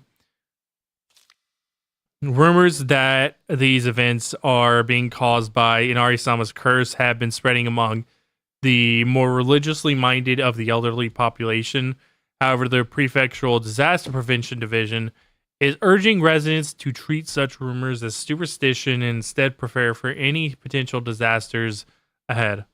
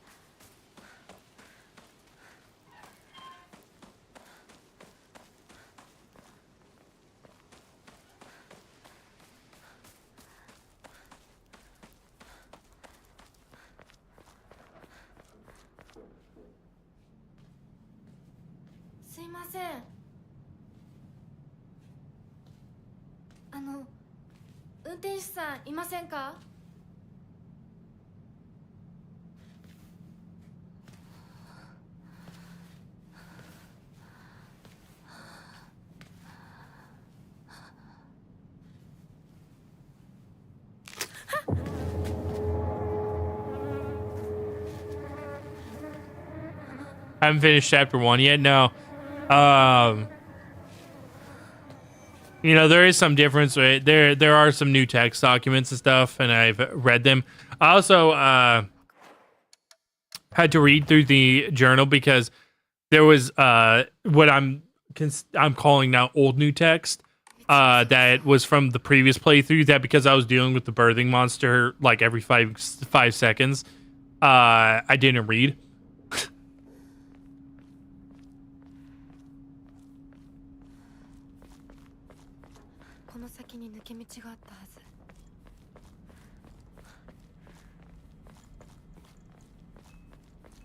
I'm also pretty sure that the cutscene with the squirrel, like the dead squirrel, didn't happen in the original playthrough. But I could be wrong, and I could just be misremembering. 本当に羨ましいわ。まさかあの子がね。それに妬ましいわね。どうしてあの子なのよ。ねえ。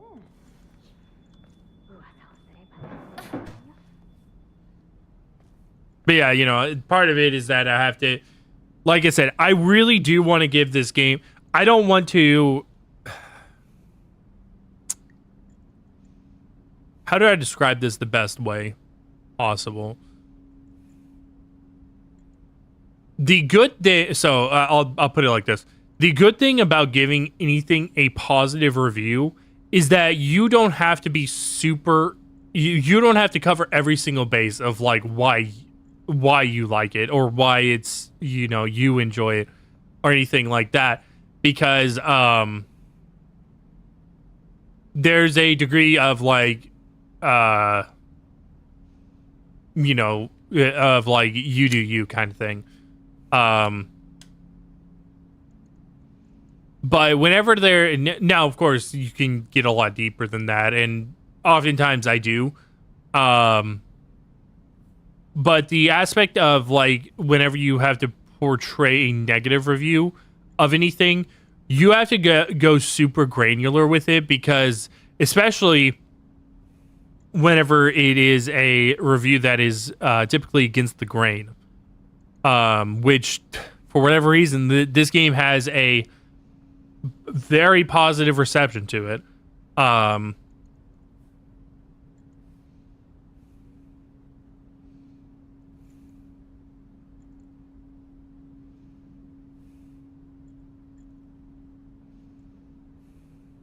Sorry.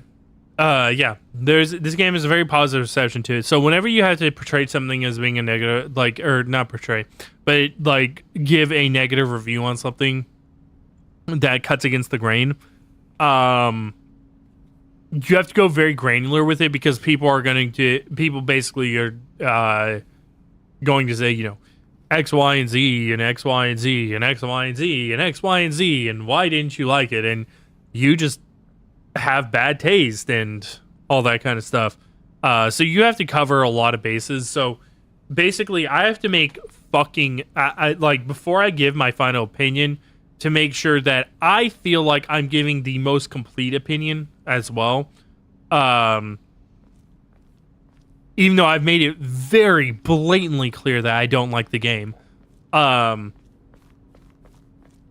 have to make sure that I am giving it the fairest shot possible.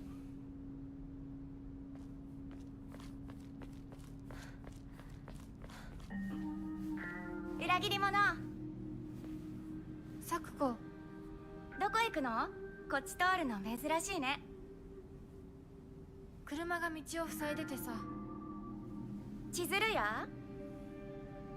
今は誰かと喋りたくて。私も後から行くね。うん。じゃあね。裏切り者。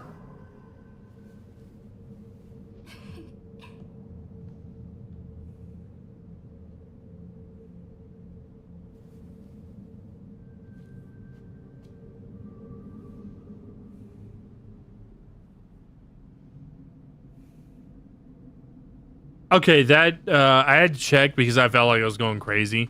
That squirrel cutscene did happen, but again, there's just some small text changes. I think we actually got our biggest text change so far, which was whenever you're going through the shortcut, they're talking about, in the original playthrough, they're talking about a girl dying. And in this one, it's like, it seems like somebody's envious of something, probably like a marriage. If I had to guess, which is probably just falling in line with the fact that you can get the fox's wedding ending. If I had to take like a guess here,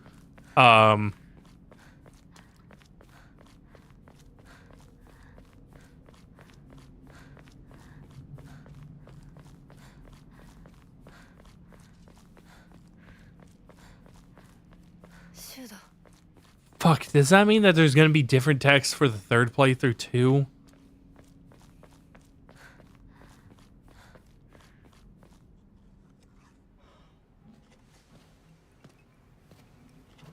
よ、相棒。シュウ。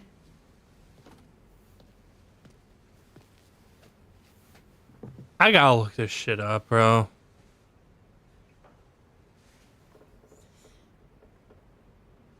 あのさ。うん。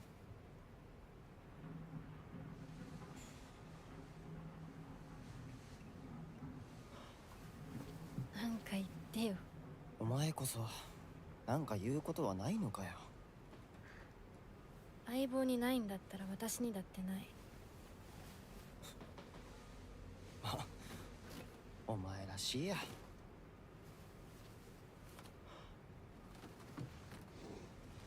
受け身な生き方なんてお前らしくないぜ。お前が自分で選んだ道なら俺はいつまでも応援するからな。シュウ。シュウ君、お待たせ。ひなこもいたんだ。リンコ。何の話をしてたの？いや、大した話は。誰かとおしゃべりしたい気持ちだったんだって。気が紛れたよ。それはよかった。お役に立てて光栄の極み。会えると分かってたら借りてた雑誌持ってくればよかった。ああ、貸したままでいいよ。リンコに貸した時点で戻ってくると思ってないし。んだとこんちくしょう。笑いすぎだよ。サクコだってひなこから何か借りてるんじゃないの？私なんかあったかな。ねえひなこ、じゃあ私が借りてる500円も返さなくていいよね。サクコ利子つけて返すとか言ってなかった？言ってないよ。証文あんなら出してみろ。いいこと聞いた。これからはサクコに貸すとき消しゴムであっても証文書かせるから。そんな意地悪言わないでよ。ねえねえ、昨日のラジオ聞いた？聞いた。でも途中で寝ちゃっ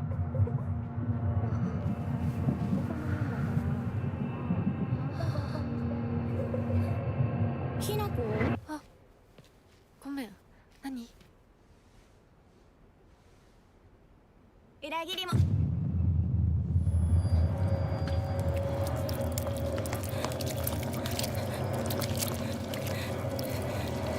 Okay, I looked it up.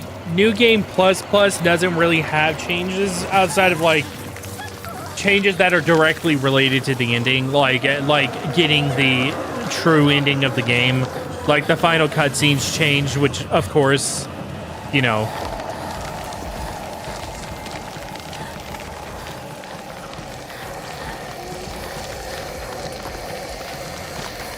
Hang on one second, Si. I'll read both your messages there.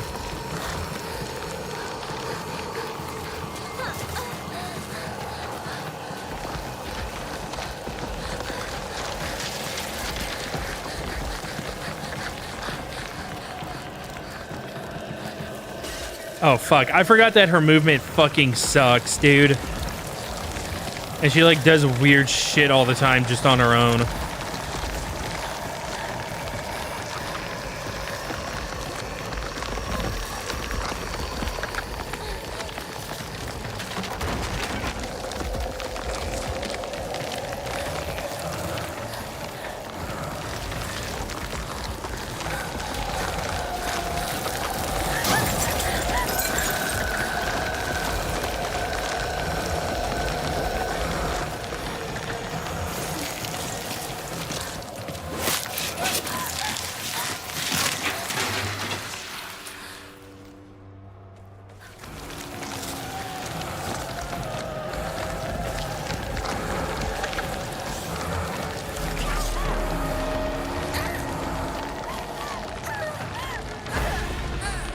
I'm pretty sure that got me last time, too.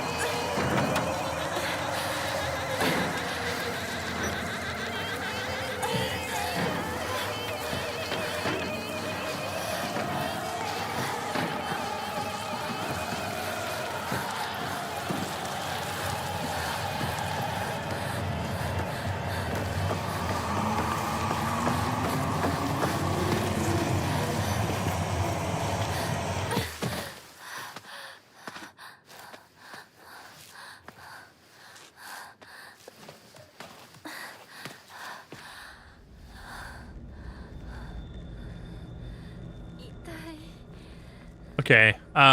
Skid of a guy brings in like pieces and parts of one whole RE6 game. Clerk is like, oh, something I can actually buy. Guy is like, oh, I just wanted to see if you had a trash can for that. Guy shrugs it.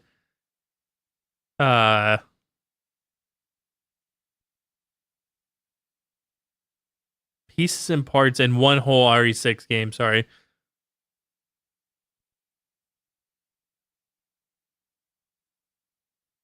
Probably shrugs and it's like off air. No, see, that's the thing that the clerk wasn't talking about the pieces, or I'm sorry, wasn't talking about buying RE6. He was talking about being able to buy the pieces and parts.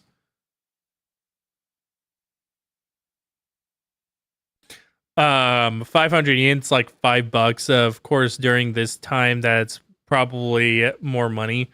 1960s. I mean, it was after the 1950s, so a house wasn't $3. Uh, um.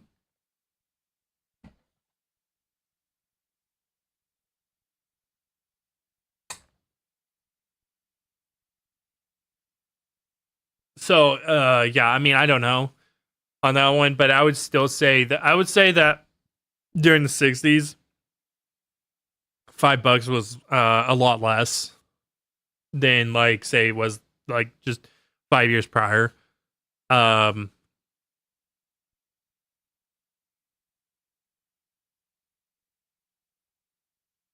I'd say she can't be the worst horror game protagonist. She's really fucking up there, dude.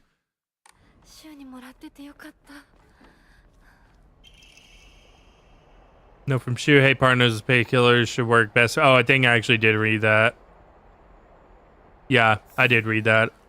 Because it's talking about the painkillers, which we are not going to use. I forgot that you have to actually pause to go to the equipment. Man, that is really obnoxious. We'll get into that too. Okay, it did auto-assign them. So in that case, I just need to unassign the pills. There we go. And I'll put the bandage here. Actually, I'm gonna put the bandage here because this I think is it's a sanity instead of a sanity. Yeah, sanity and focus thing. But I'm gonna eat some of the rare, which is just cheese balls.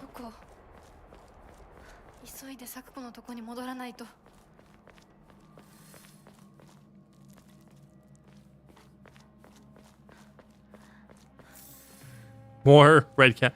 I forgot how fucking populated the game is with those things.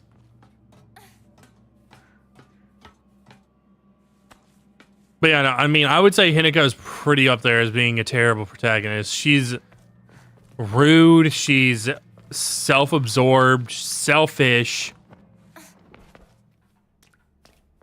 annoying, and just a very insufferable bitch through and through.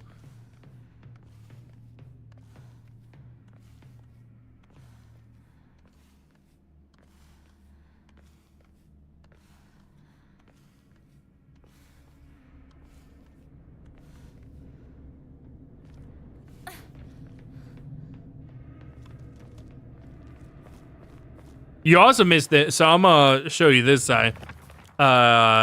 In her journal here.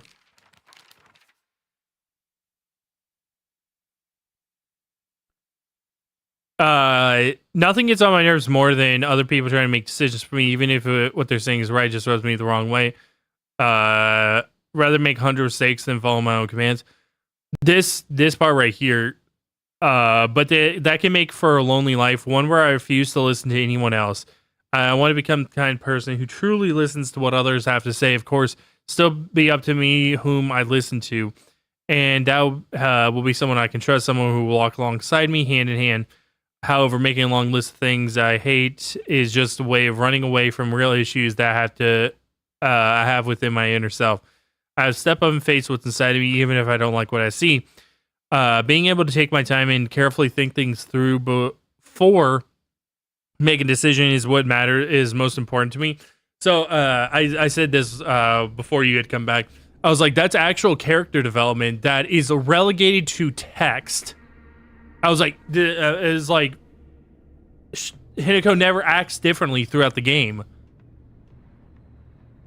It's relegated to text, but her personality never fucking changes.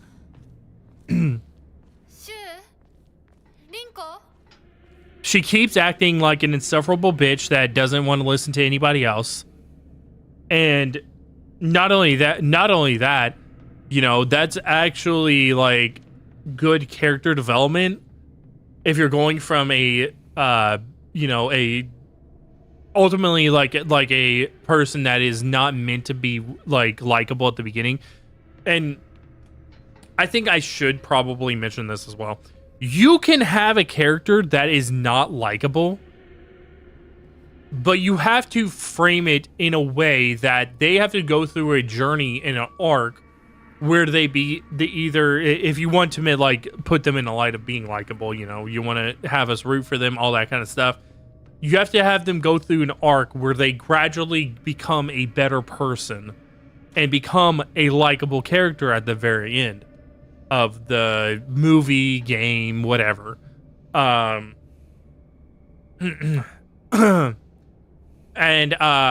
you know, there's a way to do this, of course. Not only that, you can obviously also go the other way where an inherently likable person turns out to be a fucking asshole. And this is where I'm gonna talk to your statement here, Sai. The SH games are the few that you get to play as the villain. So to a degree, not really, because the villain of the villain of most Silent Hill games isn't actually who you're playing. And honestly, to a degree, you're not like James actually isn't a real villain.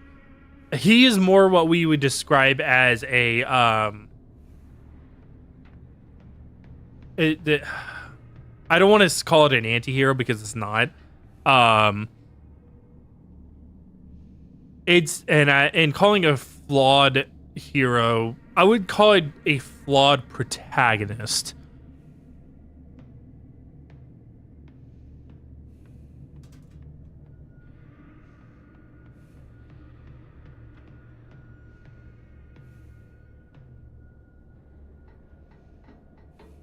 Because there are a lot of traits about James that are extremely likable.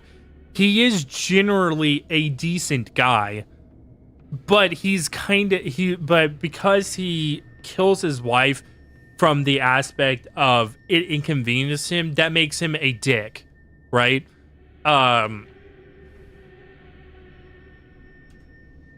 So it would be kind of like this aspect of a very flawed, like a flawed protagonist at the end of the day.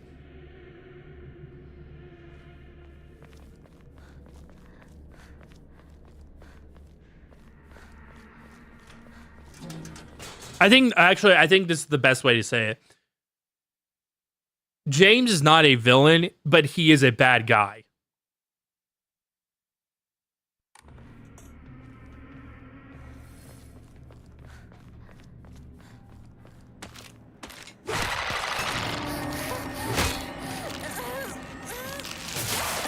I forgot that they had those bullshit moves too.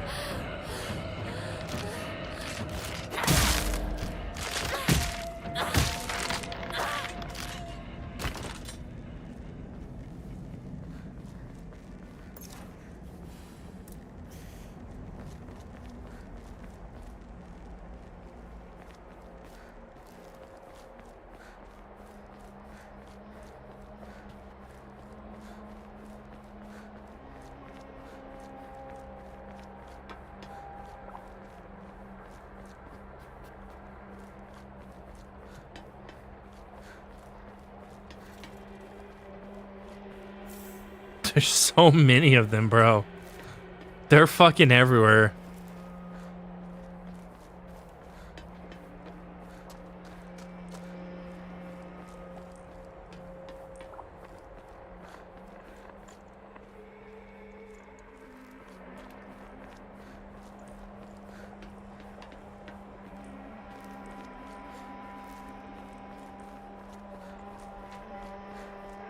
Beat her with a crowbar if she stabbed me too, despite the instructions saying avoid the monsters. Yeah. Yeah, why not? I survived this game on hard difficulty. It can't throw anything at me that is going to be more painful on story difficulty.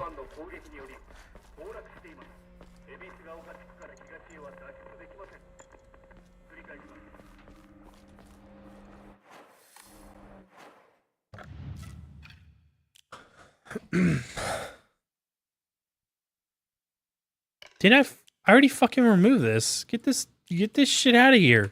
Stop equipping it.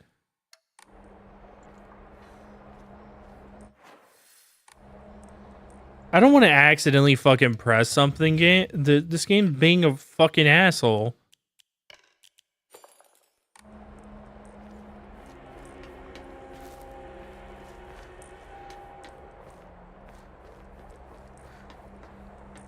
If I recall correctly, I believe these end up at this.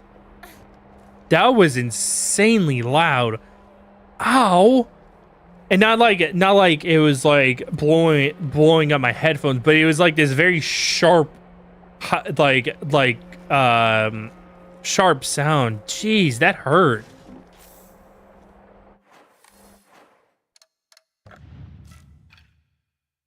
Okay, I guess it resets if you pick something up. I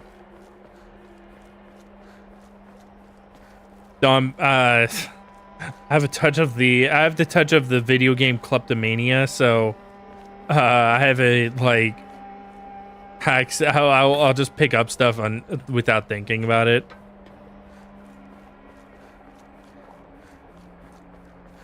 I blame Bethesda. You know, I played a lot of Oblivion back in the day. Also played a lot of, you know, Morrowind, so yeah, I blame them.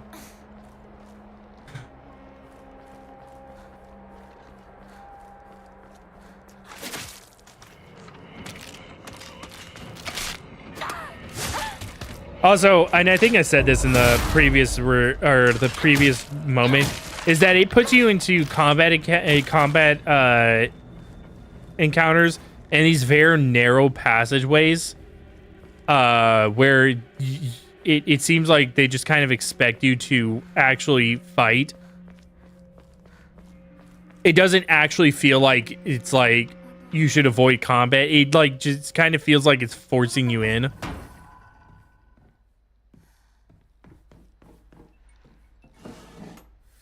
Because there's no real way to creatively get around them.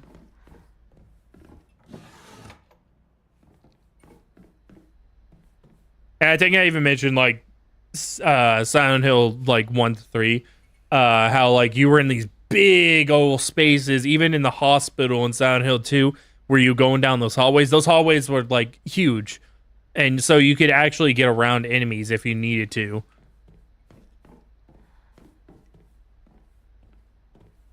Though the biggest difference, of course, is that you know, those you didn't have a weapon that would degrade over time. So if you just didn't want to deal with the hassle of like getting around the enemy, you could just take them down, and it wasn't too terribly hard. As a matter of fact, it was quite easy in the old games. And in Silent Hill 2 Remake, they made it a little bit more challenging, but it still wasn't that hard. Household tips for the good wife and wise mother. Collection of loving ways for mothers to create a perfect home.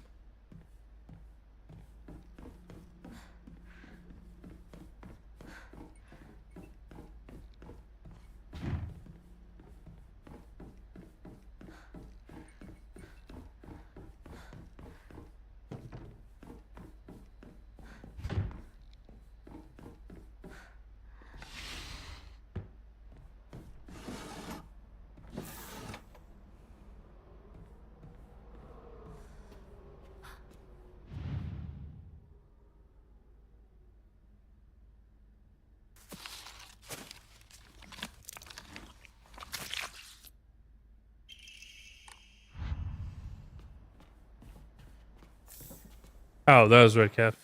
Like I said, I have a touch of the video game kleptomania.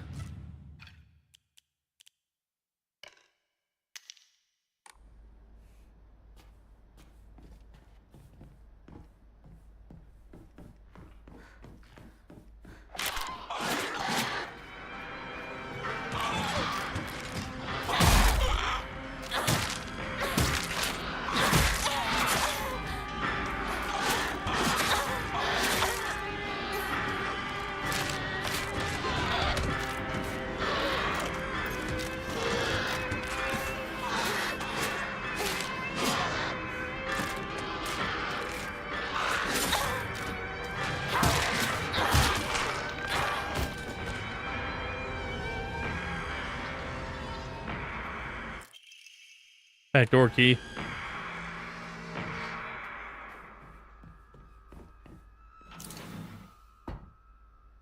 Degrading weapons plus stamina look like they took steps from action adventure games. So stamina, yeah, is definitely like well, I would say it originated from action adventure.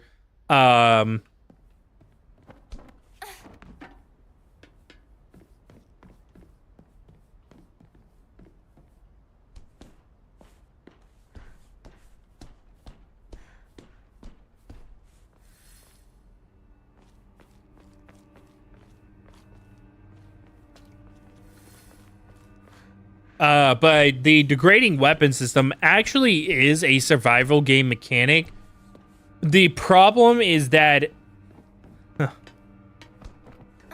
so whenever you're talking about a survival horror game, right?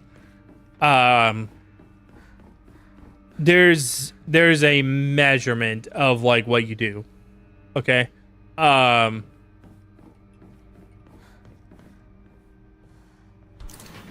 And I think I talked about this whenever RE4R came out, where I specifically stated that the knife degrading mechanic was frustrating because it's a very action oriented horror. Like, let's just call a spade a spade. RE4 and RE4R are not survival horror. They are fully action horror games, through and through.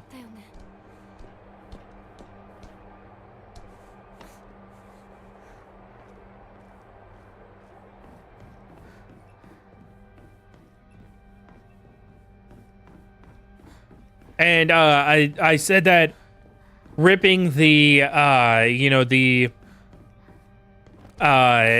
weapon degrade or the knife degrading mechanic from RE2 and RE2R and RE3R wasn't 100% a bad idea if used differently.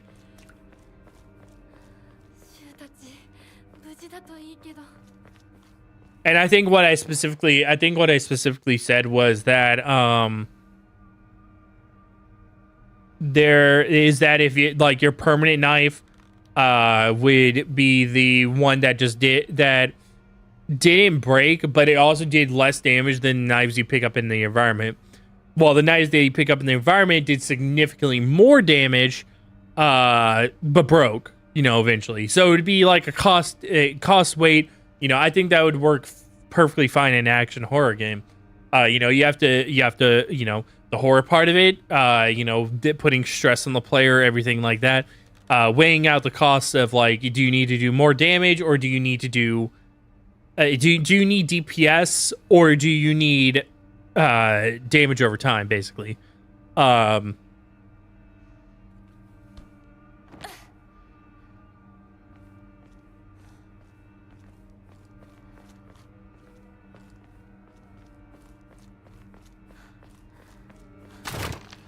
However, the one thing that fucking the RE4 and RE4 has that this game doesn't is it also has guns in it. Something that other Silent Hill games also had.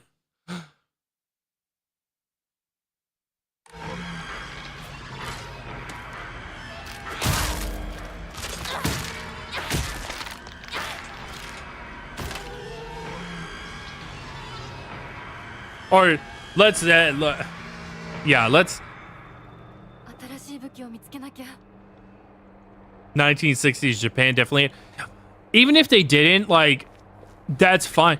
I even said, like, I get that I don't know, like, Japan's history with firearms. I do know that apparently they were like they were the first to like make firearms or something like that. But I don't know. I don't know. Mid 20th century history on Japan's firearm laws.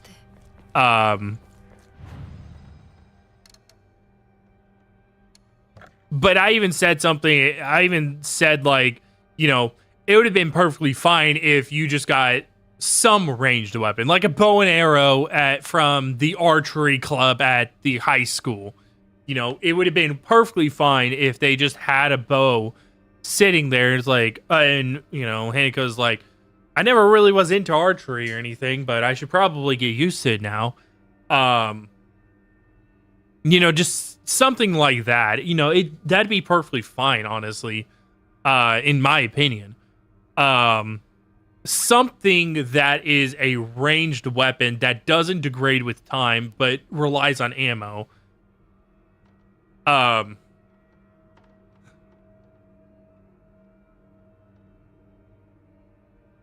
Because what it feels like, and I'm gonna be clear, what it feels like is they took the weapon degradation from the action adventure, or I'm sorry, the survival games, like the like pure survival games. Whenever I talk about pure survival games, survival horror is a subgenre of survival. Handguns were outlawed in 1958 in Japan. Okay, fair enough. But it's still like a bow from the archery club or something at the school. That's why I said it's like it doesn't have to be a gun. It doesn't have to be a firearm. Just a bow. Hell, even a fucking slingshot. You find a kid's slingshot somewhere. That would be pretty sucky. But, maybe like the slingshot is the first thing that you get, and then you can get in like getting the handgun and then the rifle and other games, and then you can get the bow later.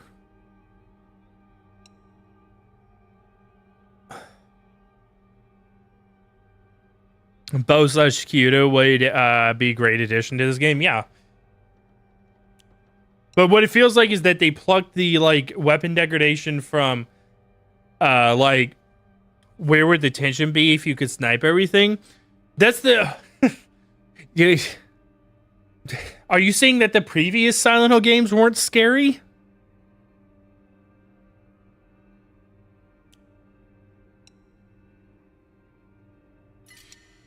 Because I don't know about you, but dog, Silent Hill 2 scared the shit out of me as a kid.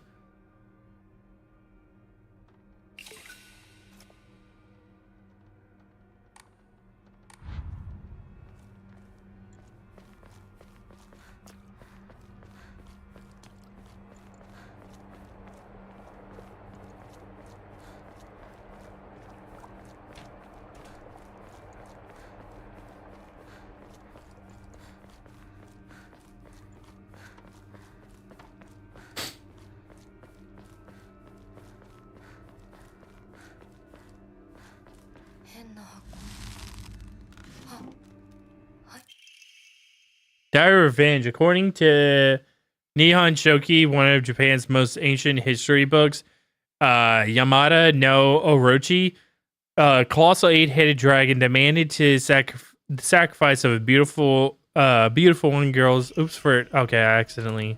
Can I reread that?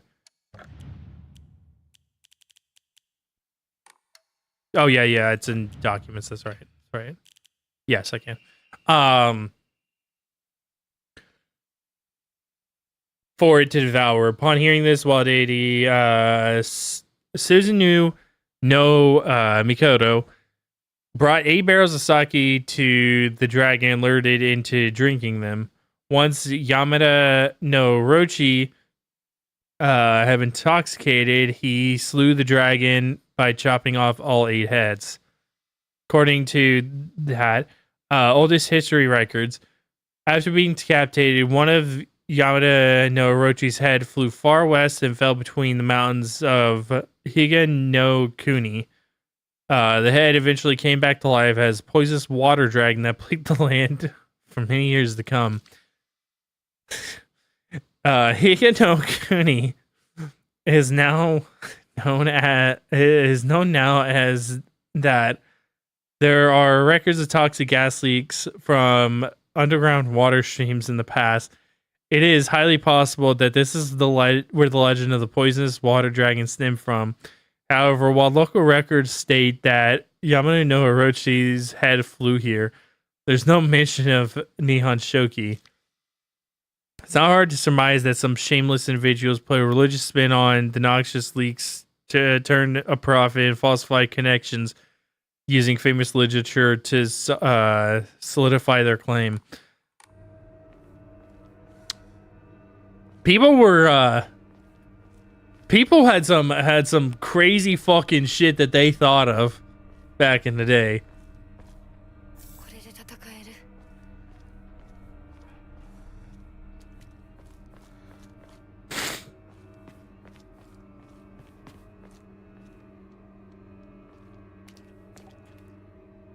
More you see birthing monsters stand behind a fence and just go ham on it. Yeah, because the birthing monster is this game's favorite enemy.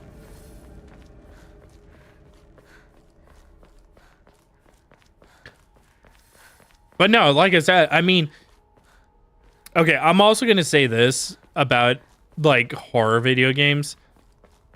And it's gonna be something that people are probably gonna get angry about, and that's fine. I don't give a shit. If your game, if all the tension and the how scary the game is comes directly from the factor of the combat is just insanely bad, or that the combat is unintuitive, or the combat is is difficult, you don't have a scary game. You just have a difficult game with a horror spin on it.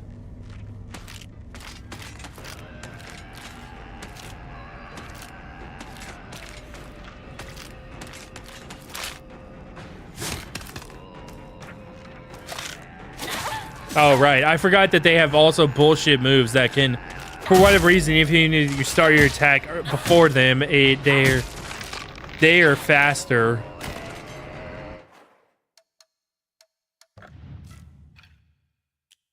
Also, what's up with these Gregorian chants that are going on in the background?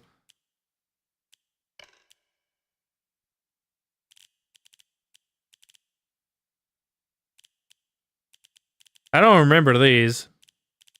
The Gregorian chants.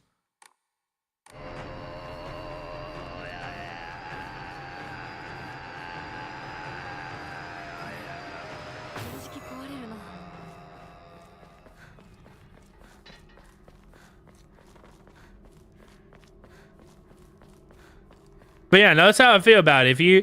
If your game is trying to be scary just because of its, combat, it ain't a scary game, dog.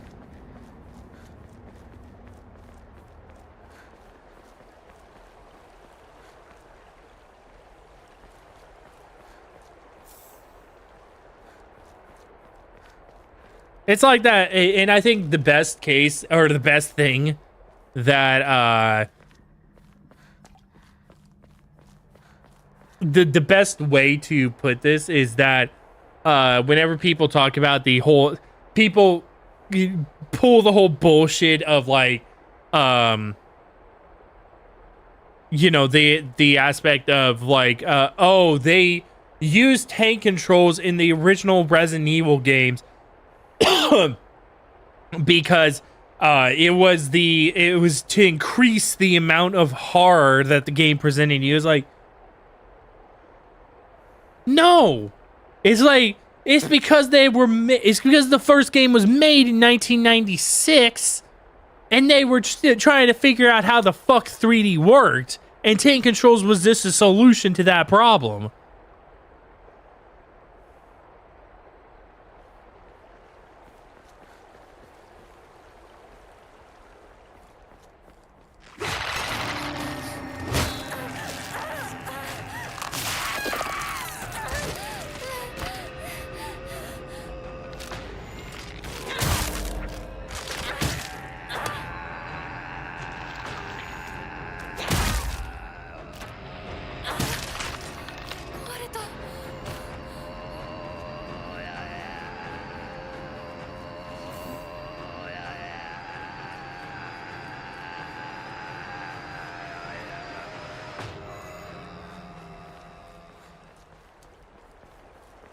I already checked over there.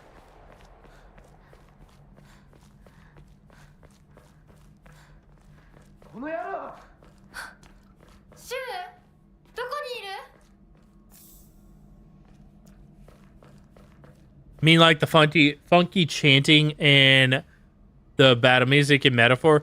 But yeah, yeah.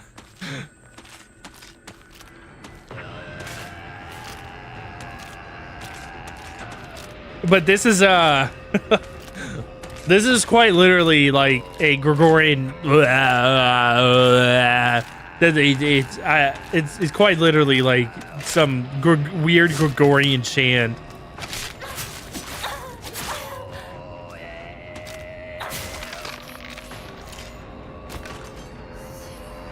I need to finish Metaphor. I still haven't finished it.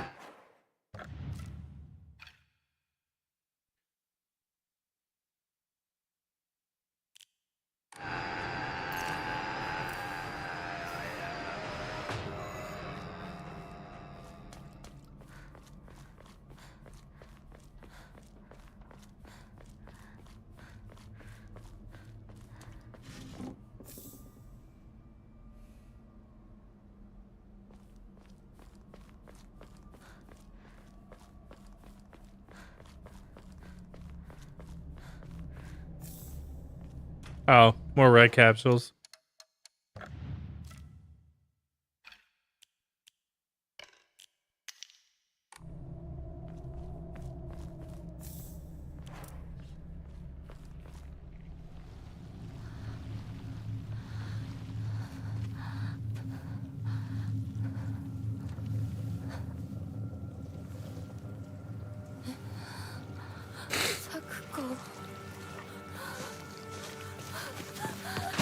I am gonna be honest here. The Japanese voice actors do the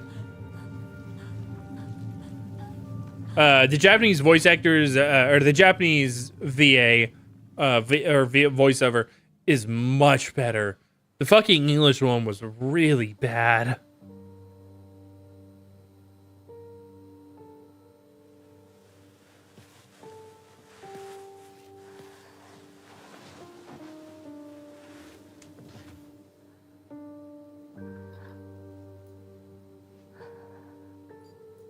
Why do they not have a discard option so you can just drop them?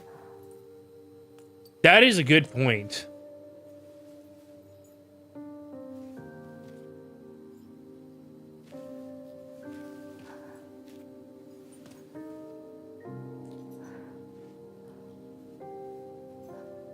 And yeah, there's no like actual discard option. There's just a like an overwrite option. Like whenever your inventory gets too big, you can like overwrite whatever.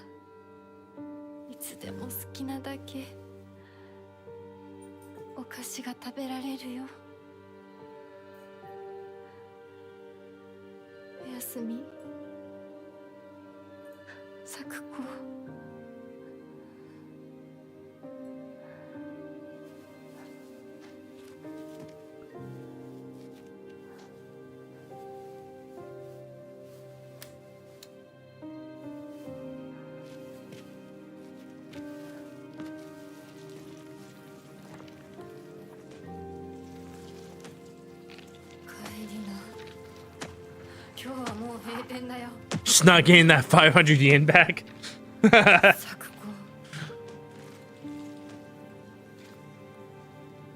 私やっぱり True.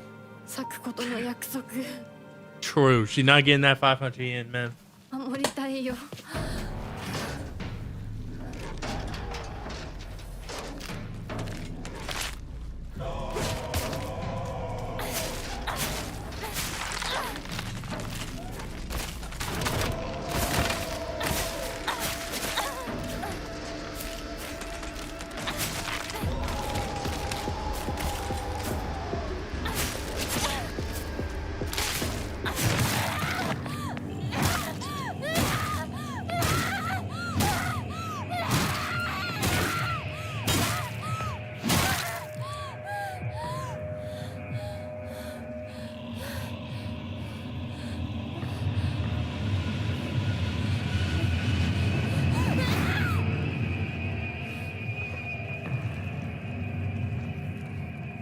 Don't even have a crowbar.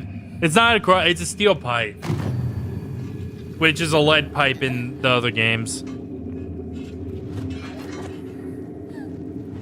All right, maybe it's not a lead pipe in the other games. It should actually be a lead pipe in this game, by the way. Lead was still very much in use in the 1960s.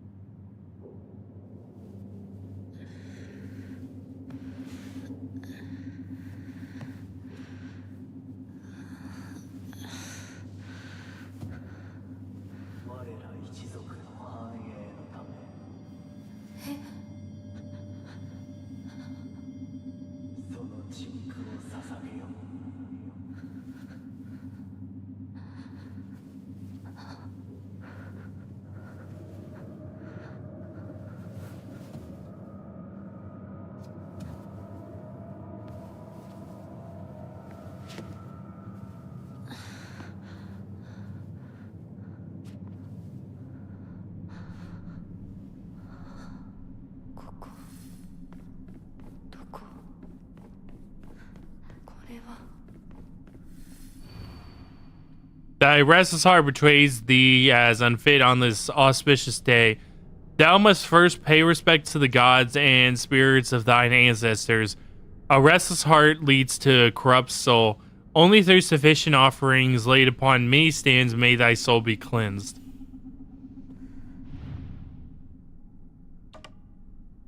Oh yeah, this is the thing where like it's something on the item. That one is that. I think the first, if I recall correctly, last time I did this, or the during the first playthrough, I kind of just guessed on everything because I didn't realize I had to inspect the things, and I got most. I think I got like 80% of it right.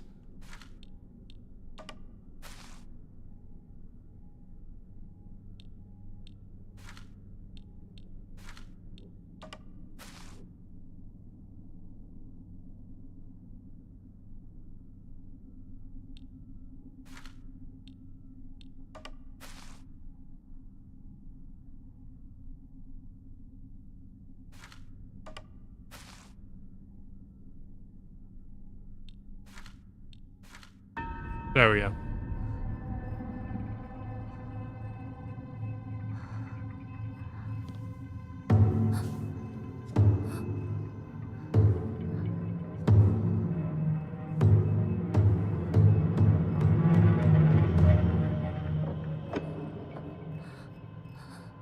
I guess since there's 5 things, the most that you can get right without like being wrong is 60%. So I got 3 of the things right, and I think it was the 3. I don't know actually. I don't remember, but yeah, I'm pretty sure I got like the 3 of the things right.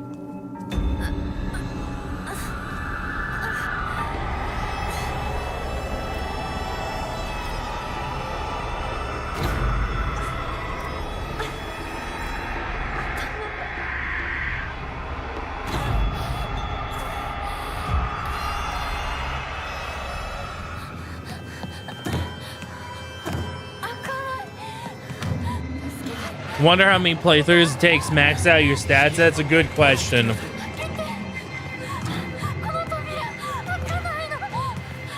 And my answer is going to be way more than anybody's going to actually play.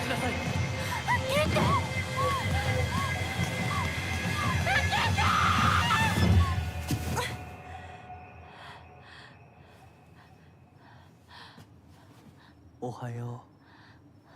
悪い夢にうなされていたかな。悪い目。怪我はないか。怪我をするようなことは私がする。君は体を大事にしなさい。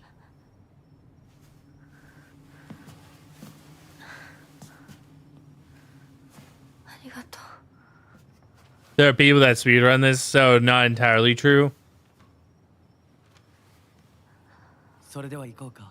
I think it's even more than what people speedrun. But no, some people, you know, people speedrun anything. You know. I was just throwing a dig at the game. どうした？こっちだ。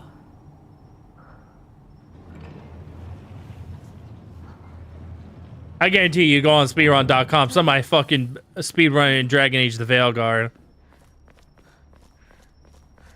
足元に注意しなさい。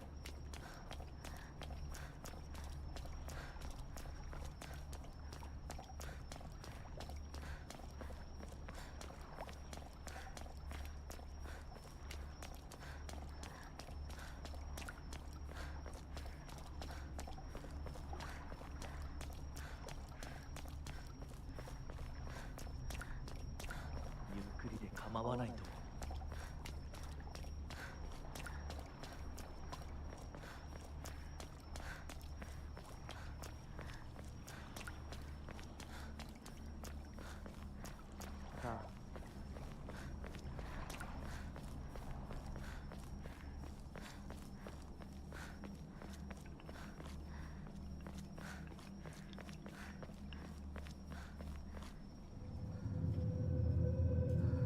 4 people have? Jesus Christ. There's that many people playing the game?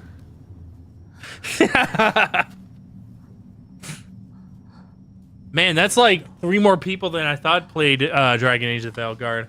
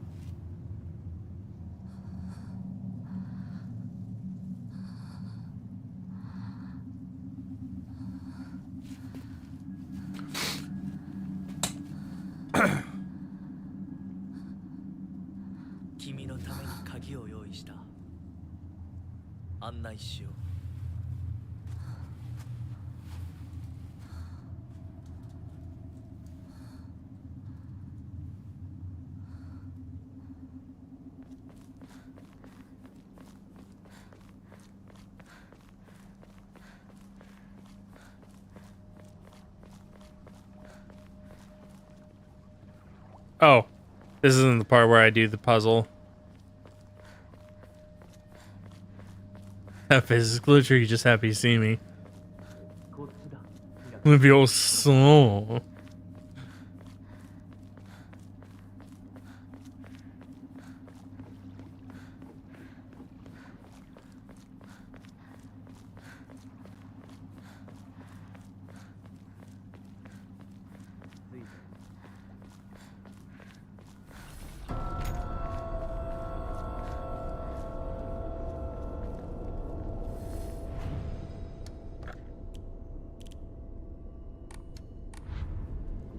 I'm also gonna be like 100% honest here. お前が Um, なんか oops. これに似た絵を見かけたような。 The worst, the absolute worst parts of this game are 100% these like mind segments that Hinako has. Oh, there is a discard option. Okay, that's nice. Yeah, these mind segments that Hinako has, because they are so fucking combat oriented. Like, this is the only one that I think actually is puzzle oriented. The rest are just about combat through and through.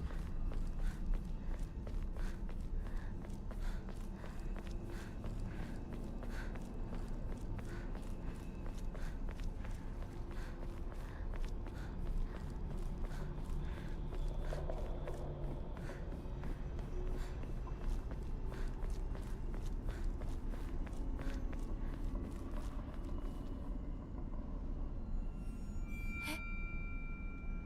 なんでここに 1.5 hours is the average for new game plus story difficulty. They're trying to break the barrier, the 1 hour barrier. From Earth goes Kutsu, the Prophet, Eternal Prosperity. Lightning cast down, they have split asunder the decayed tree.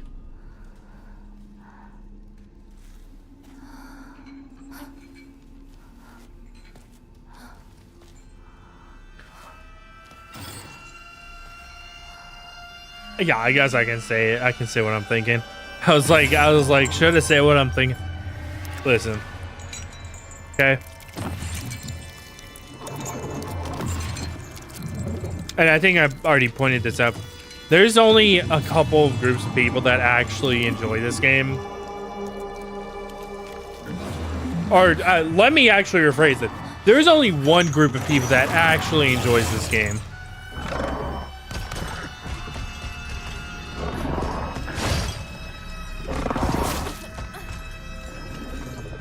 Hang on, let me finish this guy off and I'll finish my thought. Or finish what I was saying, rather.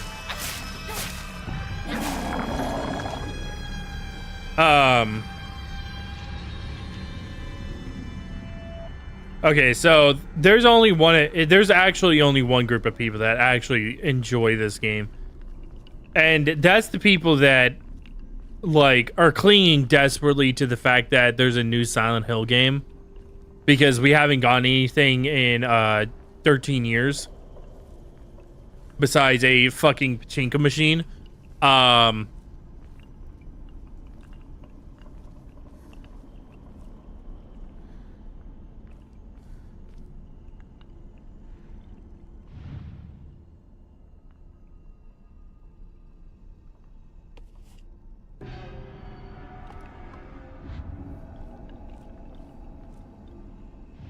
Oh, there it is. Okay. 多分これだ。他の絵も探さないと。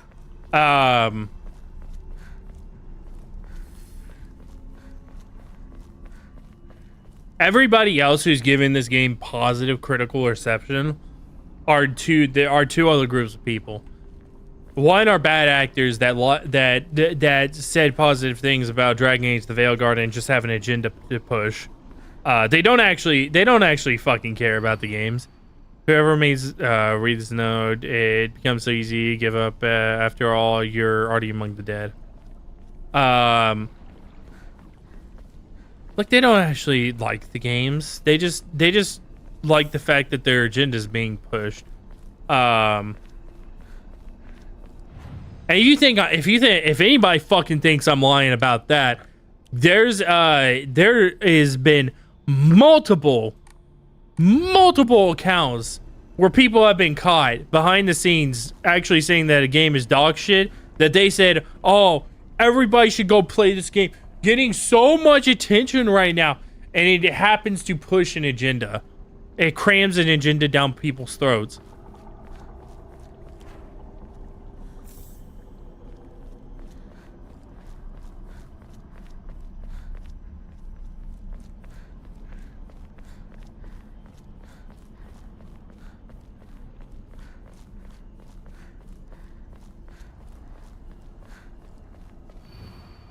Mom, Dad, I don't think you make it home.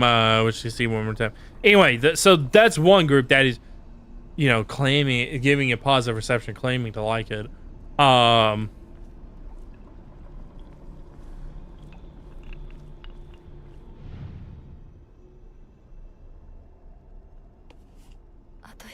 then the other, I don't know if I honestly, this one is a little harder to tell if the third group I think is a little harder to tell if they actually enjoy it or if they just don't know better. But it's idiots. Yeah, it's idiots. People who are just stupid.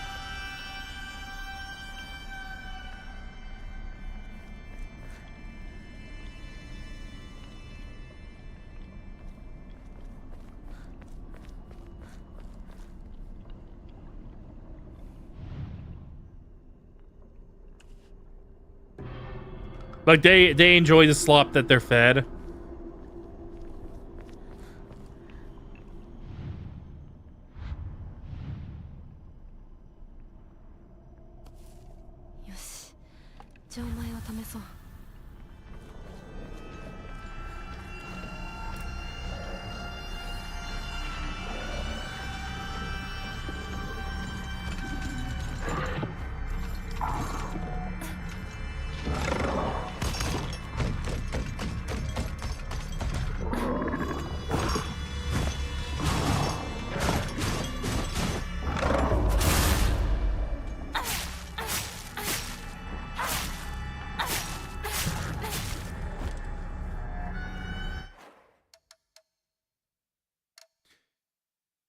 And those same people, by the way, are the ones that play Fortnite. I'm just gonna say that.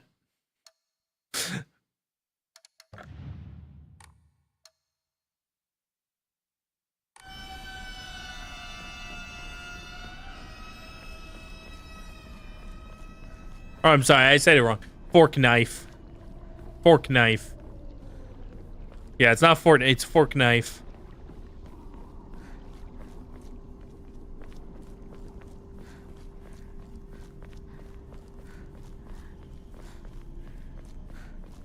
Call of Duty. Yeah.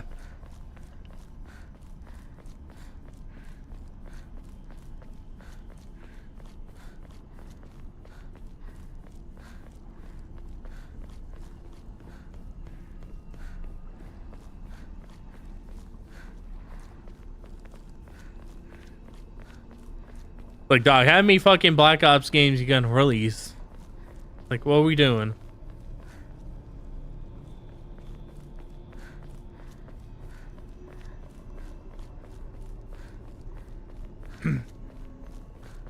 As much as we hate EA, Battlefield is a superior game. Well, Battlefield's an actual good, like, you know, besides like 2042 and Hardline, you know, for the most part, Battlefield is actually a really good game, or a game series.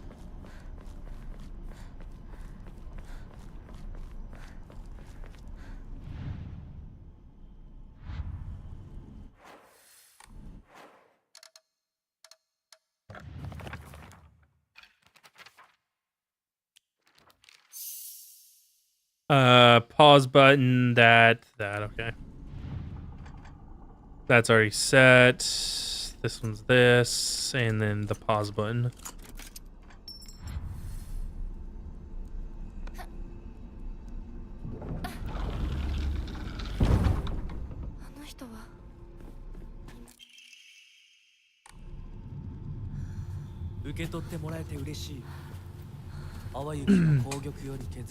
But yeah, no, Battlefield is actually just superior because it's you know, it's sure it's a first-person shooter, but it's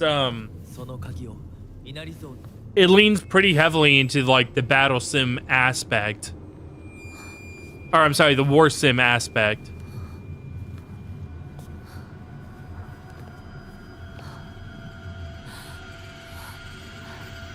Whereas Call of Duty is a crappy, like this is like 100% like the biggest problem with Call of Duty. I would say like post Modern Warfare 2, because Call of Duty also went kind of just went for the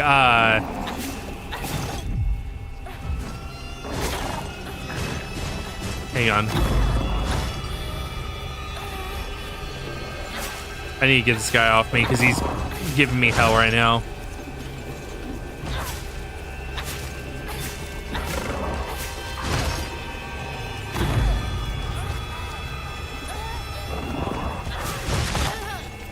How is he not already down? I've like... There we go. Okay. I need to get him off me.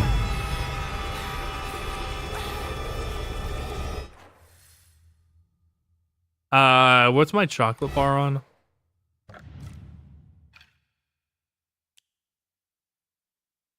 I guess I could also do the Ramoon. Which is on... And I have Divine Water too. 6.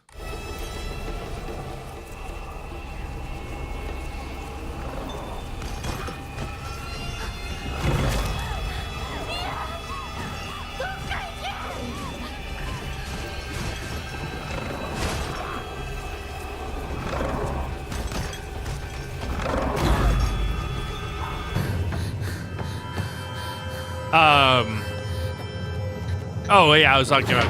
So the biggest issue with like Call of Duty post like Modern Warfare 2,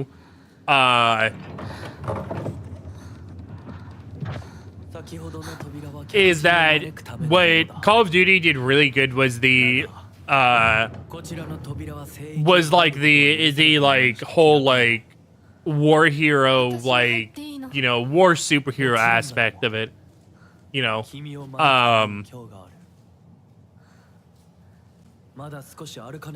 But like after Modern Warfare 2, they just turned it into a shitty Twitch shooter for whatever reason.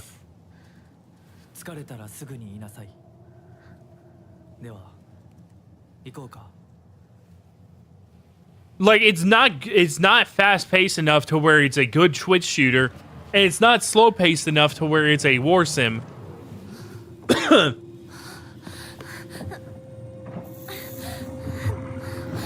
I'm sorry, it's not slow paced enough where it's a shitty war sim. So it ends up in this like terrible ground of like this shitty Twitch shooter.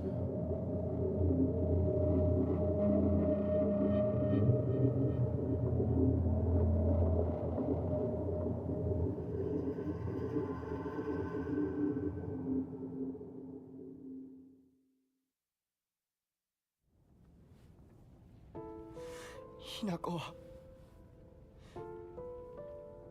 しっかりしろ。返事をしろ。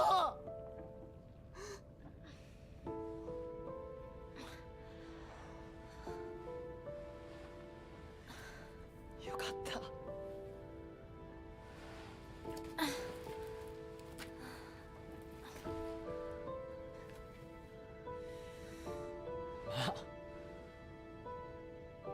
お前は簡単に死ぬようなやつじゃないよな。シュウはまだ生きてる。サクコは無事だよな。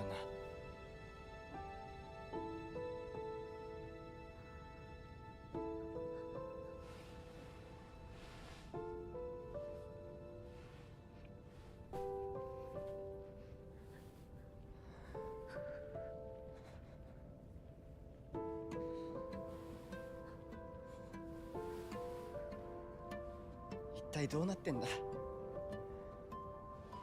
街から誰もいなくなってる。これは悪い夢なのか。 Is that showing up on screen? どこに行っても化け物しかいない。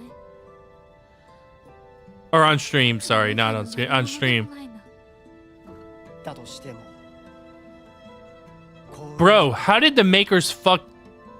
Okay, I'll explain it just in case it didn't show up on screen. So on Shu's, it's happening right now actually, but on Shu's like left shoulder, there was something called Moray, which is basically it's a camera deficiency is what it is. If you wear a shirt that has a lot of fine lines on it with you know, below a certain class of camera, you get this shitty like swirling pattern on it. あの時はみんなバラバラに逃げた。俺もリンコの姿は見てない。 and こんな状況で it looks really bad. Like it looks really bad whenever you use it. 自分の家 And we know for a fact that this game was made in Unreal. And that 見ようぜ。 I'm pretty sure that video game engine Moray's a result of bad anti-aliasing or just bad texture mapping and aliasing.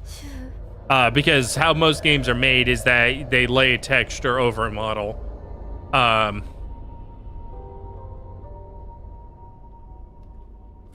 どうした？早く来ないと置いてくぜ。 So whenever I just saw that now, I was like, did they really just not fucking fix the like issues that would come from, you know, the aliasing to cause moray in a fucking video game? Like if it happens in an amateur film, I don't think two things about it because, you know, it's an amateur film.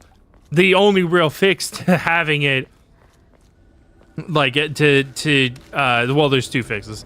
When it comes to film, is to use a higher class camera, which isn't always possible, or to you know, switch or to just change the shirt, which also isn't always possible.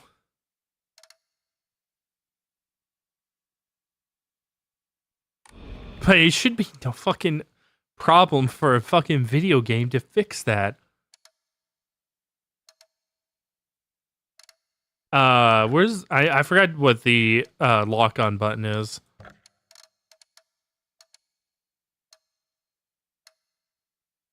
C. Why the fuck is it C?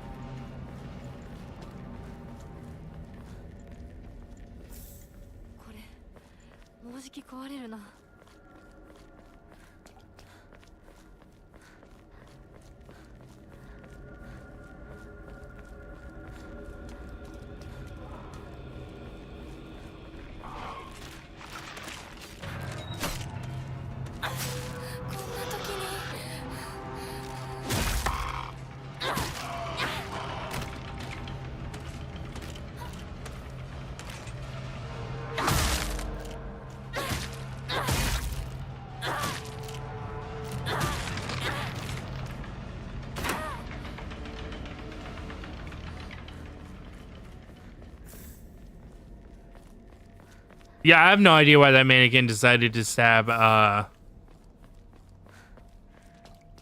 mean, I don't know. I think it's a but maybe it's a Tommy Matt. Great Space Invasion. The mothership has dispatched countless miniature UFOs. These tiny round discs attach themselves to innocent folks' heads. Brainwash them, take over your body. Have you noticed strange objects on the back of your loved ones' heads?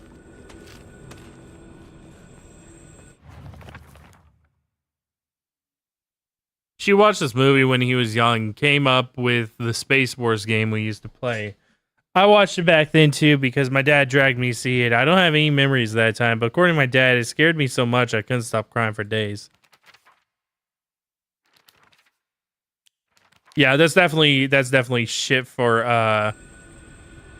the UFO ending. 100%. 100% shit for the UFO ending.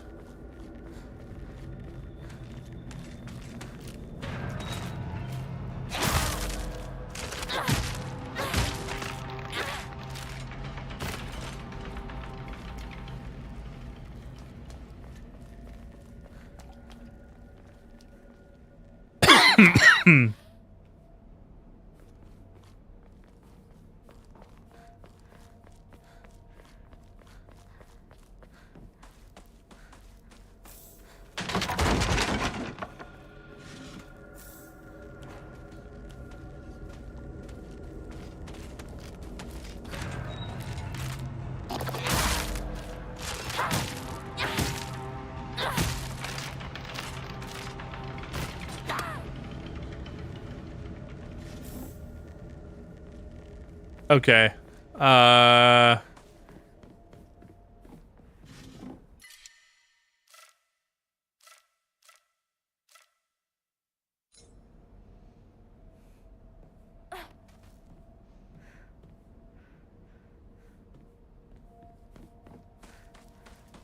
Yeah, I'm just gonna keep everything I got right now.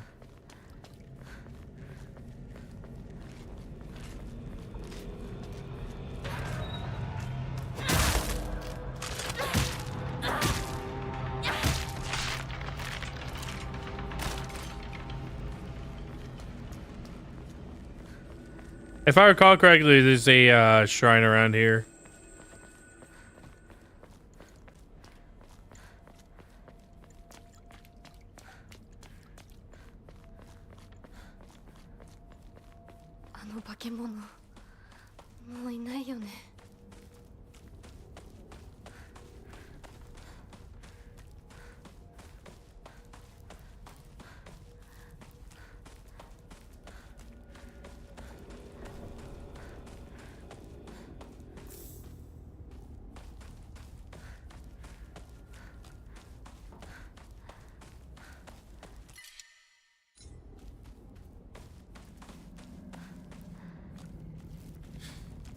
I'll mess with that later. Let me make sure there's... Yep. Okay, I really need to go to that shrine, I guess. Because I do need that dried carcass in order to, you know, eventually do another level up.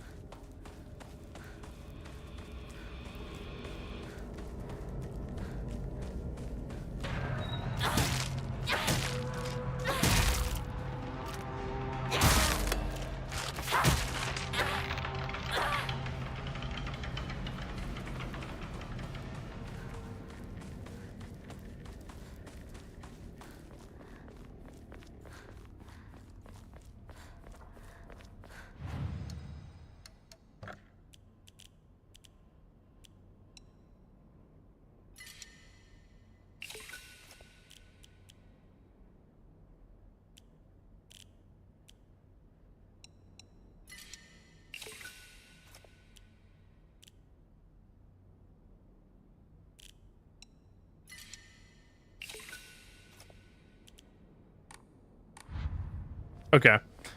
Yeah, let me go grab that that dried carcass.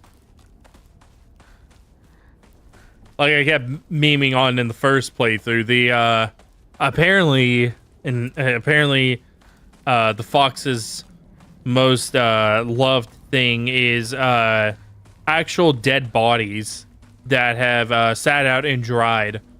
Yeah.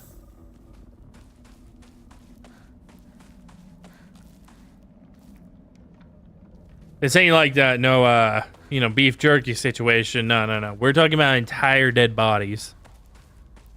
Like a whole ass frog just died. And you didn't pick it up. You just let it sit in the sun and dry out.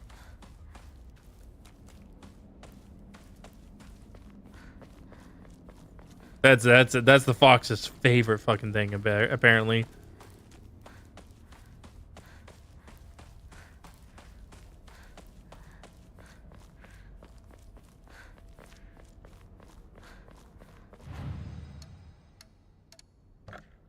Isn't the first boss coming up?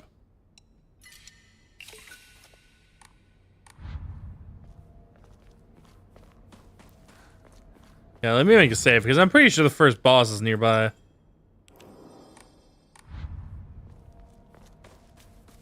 If my memory is serving me.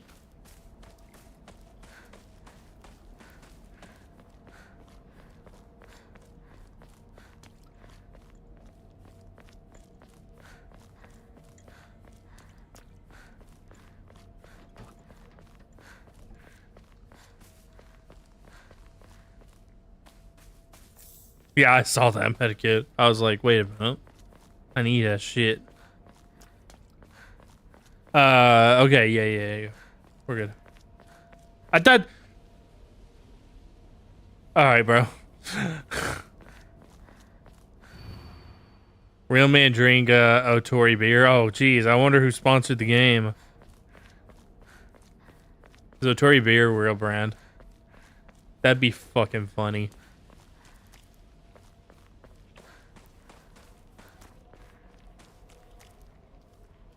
Yeah, I think the first boss is close by.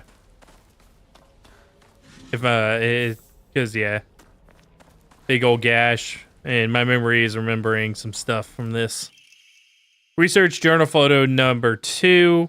Photo attached to a research journal appears to be a clue collected by a researcher investigating the folklore of it. Yeah, this has to be for like the Fox wedding ending because you got to do a whole lot of shit for that ending.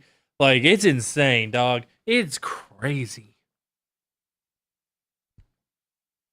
And you have to do even more shit for the true ending. It's like Guardian Legend of the Sacred Sword.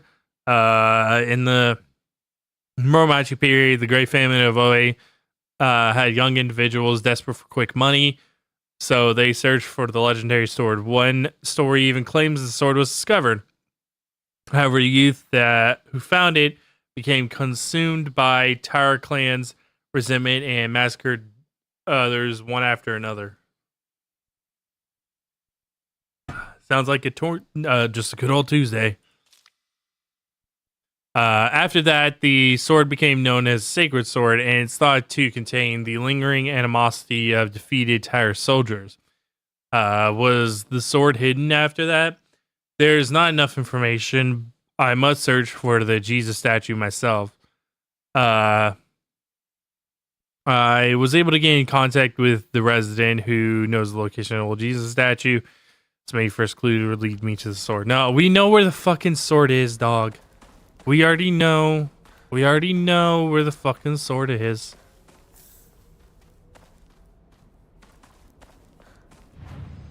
It was literally told to us in the first playthrough.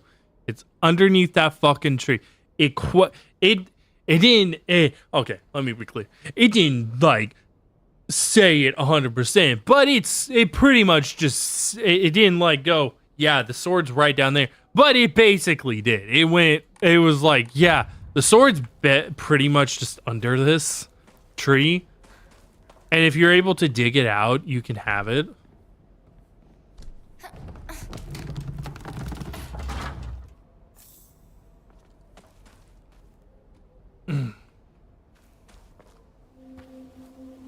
シュウいるか？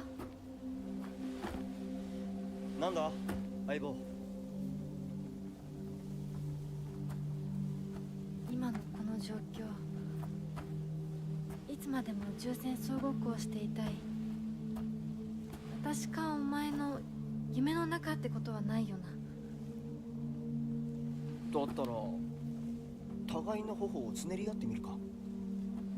いや、自分の方法くらい自分でつねれる。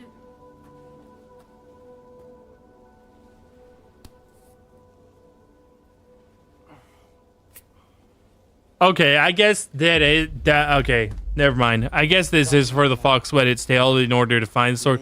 I guess you have to get this shit from the Jesus you have to get shit from the Jesus statues.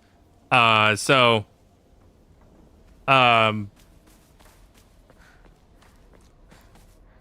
whatever.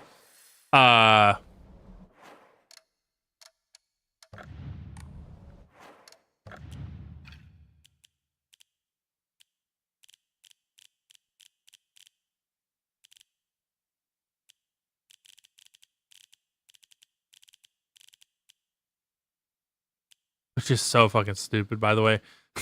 That really is very fucking stupid. You know exactly where it fucking is.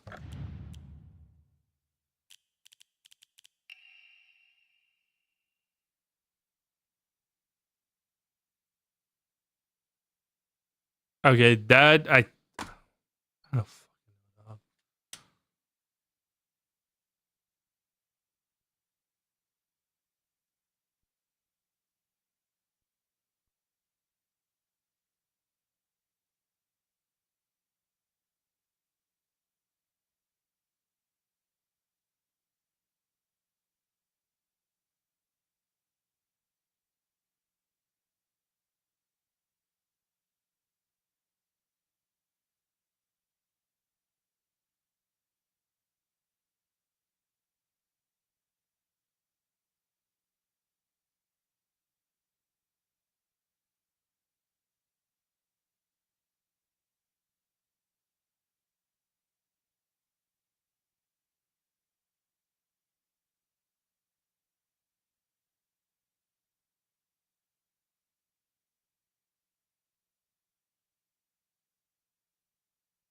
Wait, did I already get the first fucking thing?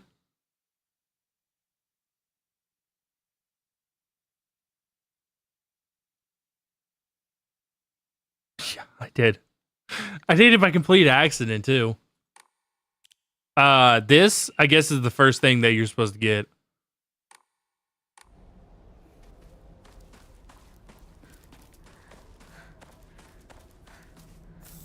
Oh, fuck. In my fucking game, Mania. I swear to God, man.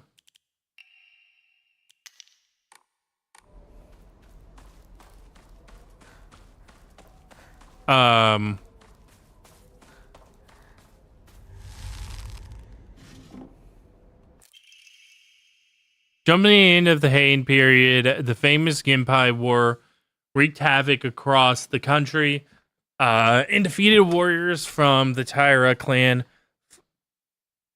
fled to all corners of Japan for sanctuary. Ancient folklore claims that is one such hidden sanctuary. A few ventured close to this land, for the poisonous gas that rose from the ground was a well-known phenomenon. It's made a perfect hiding spot for those shamed warriors, though this did not come without its own inherent problems, as there's numerous records regarding that. Residents suffering from the water dragon's poison. It's only natural then that they would turn to idolization as a device to quell the dragon's anger. However, despite the popularity of the faith at the time, not a hint of its legacy remains today. It just goes to show that even the gods are not exempt from the fickleness of man. I also have to throw one more criticism. However the fuck you say this town's name is not uttered once in the game. Not once is it uttered by anybody in the game. And it's used so fucking often in text documents that that's why I've just resorted to calling it that, because I don't know how to fucking say this word.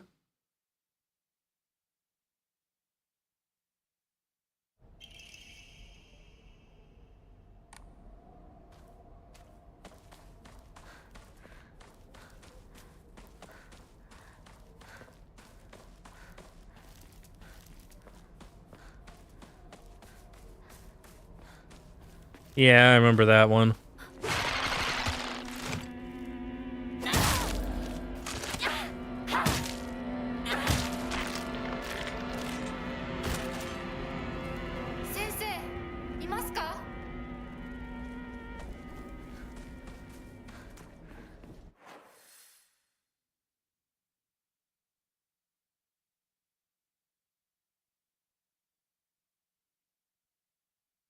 Let me see where the second item is real quick. Hang on.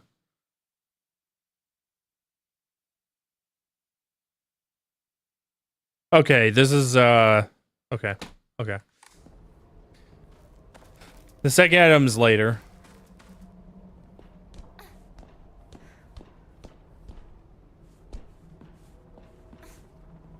I'll probably find it by accident. Like, let's be real here.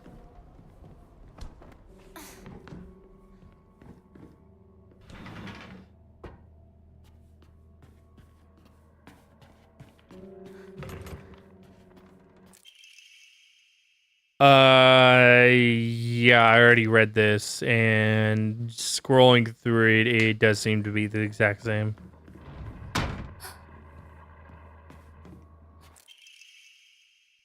I assumed it up till now that being possessed by a fox is a sort of curse. However, it turns out that among the followers of the Inari faith, and that it can be more nuanced than that. Once heard one tale of a housewife who was possessed by a fox after sharing some scraps of food with a real starving fox as a sign of gratitude. Fox showed her whereabouts of hidden treasure. Another tale claimed that a pious shaman was possessed by the fox. Given premonitions of coming famine, they were able to warn the town and stockpile enough food to endure it. There are numerous stories like this suggesting that being possessed by the fox is not necessarily a turn of bad luck. Though, with the influence of today's media from outside the town regarding ghosts and horror stories, the fox has become seen purely as a purely negative phenomenon, particularly among the younger generations. Well, I got some bad news for you, Doc. Like, everywhere becomes permeated by everybody else because this thing called the internet is created. And it overall just makes people way more dumb.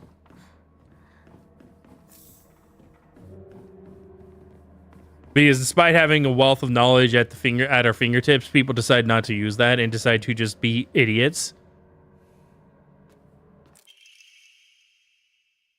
Numerous tales of those who blaspheme and against the Inari faith being possessed by the fox. These tales have no quantitative scientific basis, of course, but however, I want to try my best to avoid outright refuting tradition and local beliefs. The effectiveness of any medicine provided to a patient who believes themselves sick due to the fox's possession is drastically low. As a man of science, I surprise even myself here when I say that for the best results, patients should be told to offer their sincere prayers to Onari-san prior to seeking medical treatment. By respecting and applying with local traditions, I feel I can build a far stronger rapport with my patients here. I may have already read that one too, because I remember the whole like rapport with patients thing or line. Is this the puzzle box? Yeah.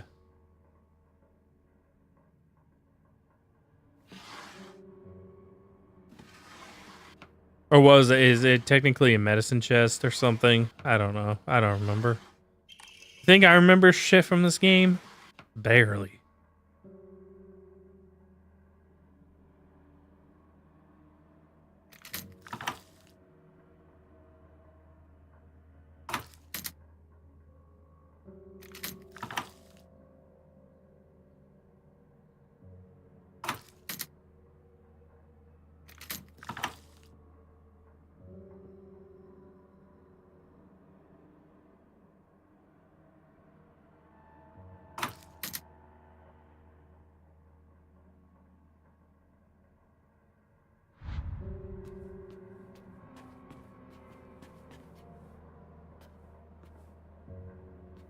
I could have sworn you had to pull, or you had to grab the scissors out of there, but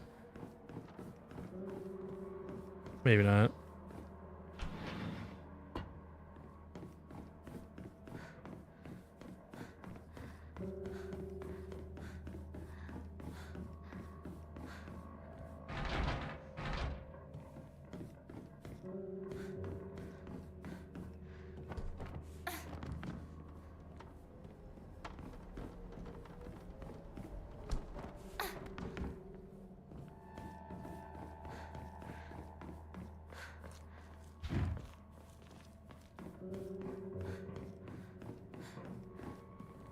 Hang on, let me relook it, because I think that key unlocks something, but I can't remember what. The fucking life of me. I keep going into equipment. Drawer key, okay.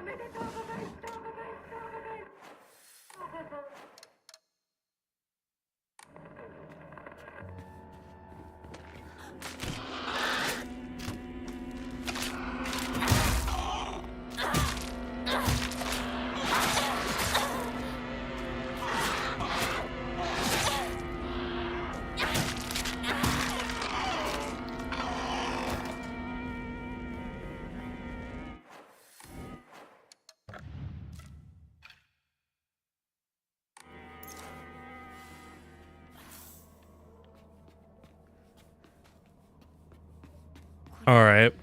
もうじき壊れるな。 That's fine.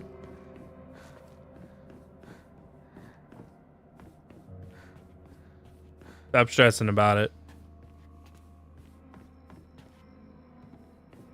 It's basically me telling the protect or the game character to shut the fuck up because I already know.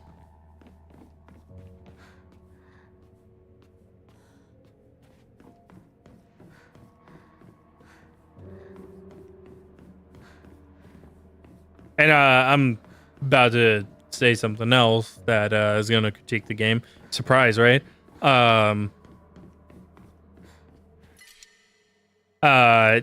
This is more of a critique of like just modern video games in general, is that they really don't respect the player's intelligence. And yeah, to be fair, people are kind of fucking stupid.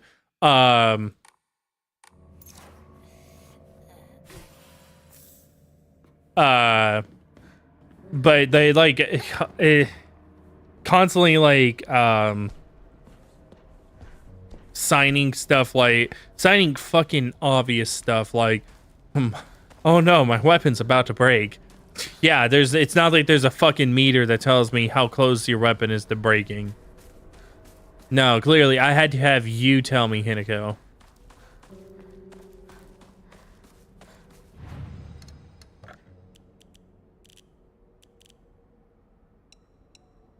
Because if Hinako didn't tell me, then I would have never known that her weapon was gonna break. It's just a problem with, you know, it's just a big problem with video games nowadays. It's way too common. They just really don't fucking respect your intelligence.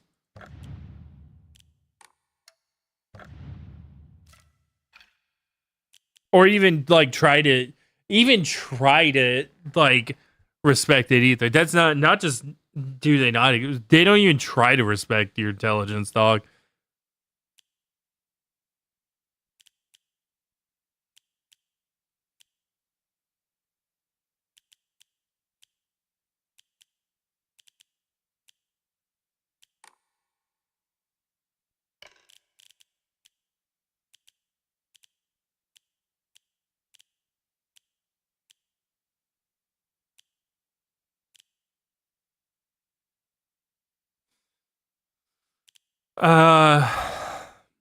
That's funny.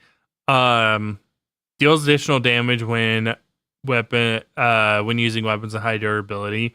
Effective only for weapons with high durability or with durability, because of the sword, which I think is the only weapon in the game that doesn't have like a durability meter. I'm gonna choose that one. That one seems pretty good. Easier, perfect dodges. Yeah, that seems pretty nice.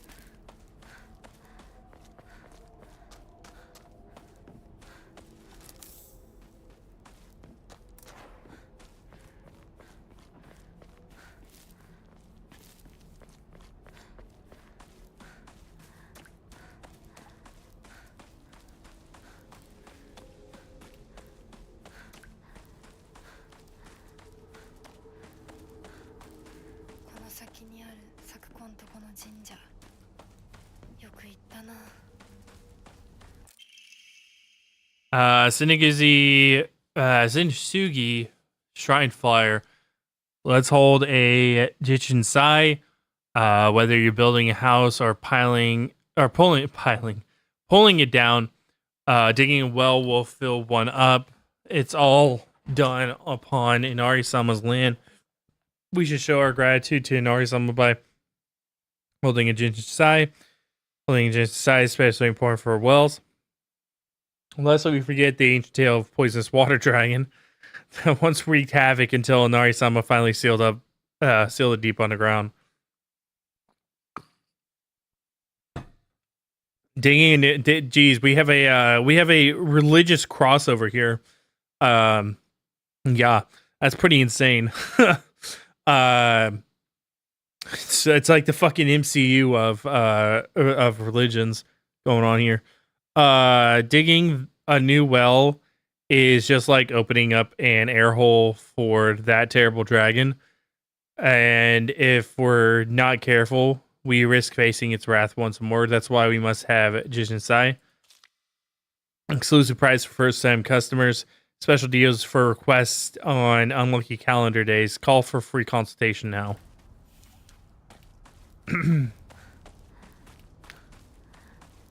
Sure.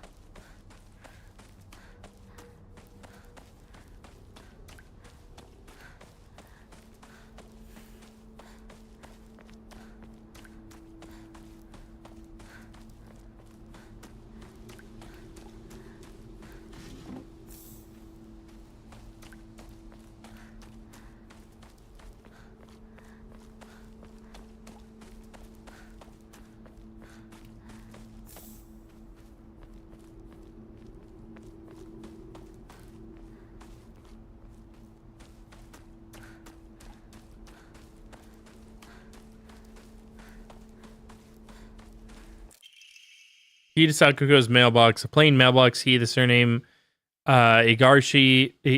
I'm sorry. Igarashi is written on the attached tag. Letter from Sakuko's mother. Dear Sakuko, you mustn't ever speak again about how you hear otherworldly voices talking or singing. Puberty is a difficult time. You may hear and see strange things that you can't explain. Same thing happened to me when I was your age. However, it's nothing more than your imagination playing tricks on you. If your friends find out, they'll label you as the strange girl. They'll ban you, ostracize you, because around here, once rumors spread, people never look at you the same again. So this is like, it actually is a mental, like this is actually a mental illness that is running in the family.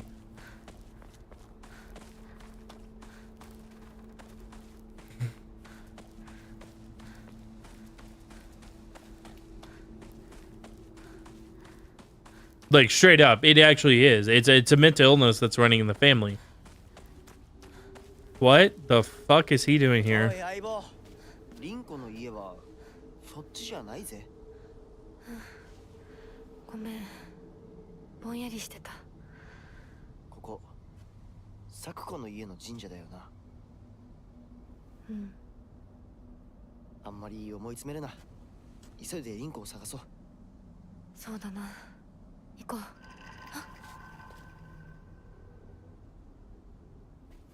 It's the drugs.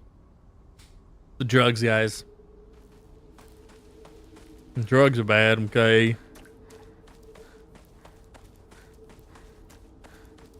You know what's really fucking funny? Like about all this?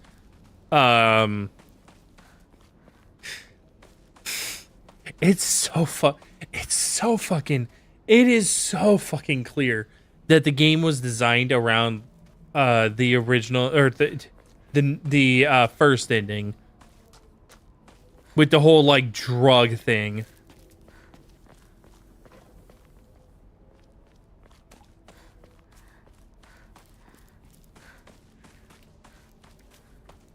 And let me point out, that's not me saying that it's like you know, that they did the drug thing right. No. I even said that it basically comes out of fucking left field.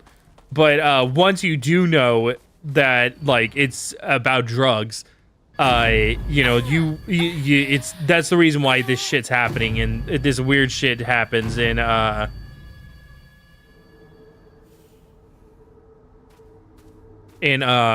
game.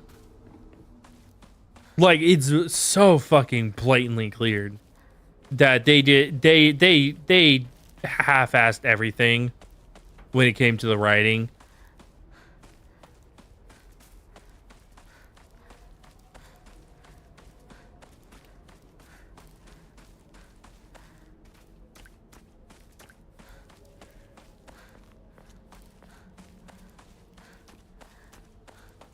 Also, it did show me something, which may have been where the key was, but I'll just go back here and just make sure that I don't want to miss anything possibly for the Fox at its tail ending.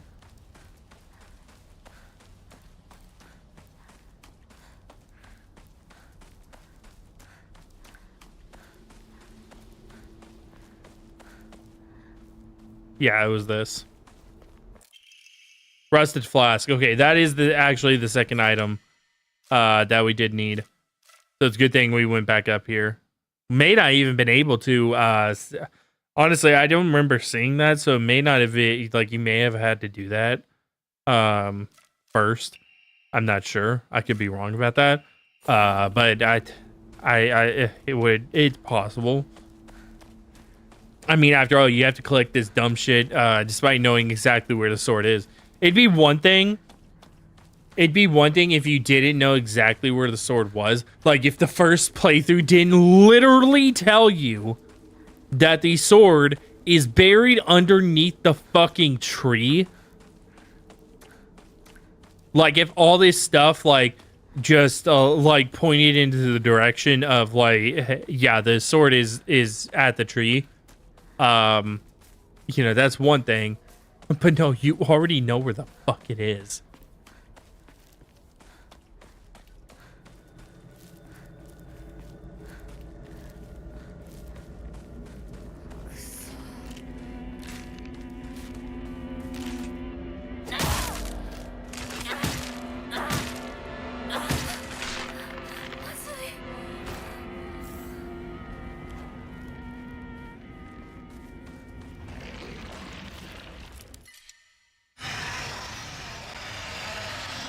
That must be the big bitch. 何？ Definitely sounded like him.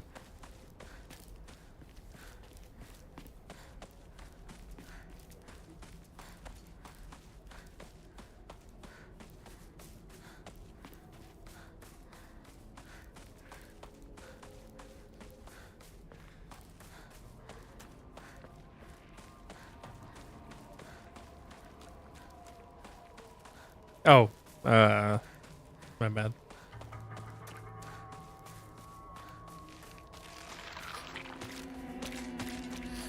Is this the one? Okay, no, this is the one that jumps out. There's that one that just never comes out of the, like, little, whatever these are, the recessed areas.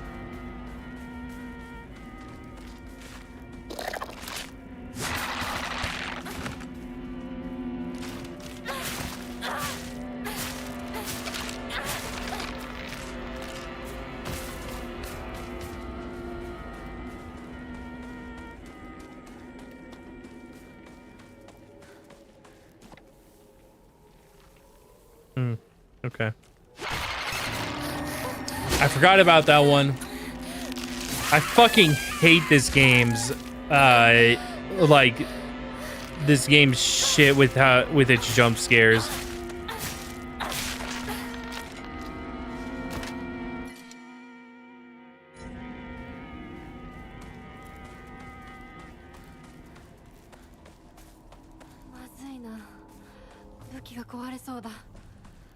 Yeah, guys, you won't believe it. I'm about to make a another fucking criticism. I'm going in there during this playthrough, dog. You know, this is the entire reason that I started a second playthrough, was so that I could get all of my criticisms into the you know, give a objective and fair critique.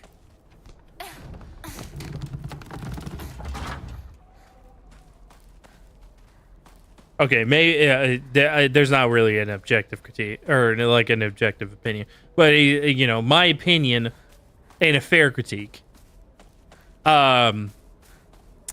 This game doesn't use good jump scares.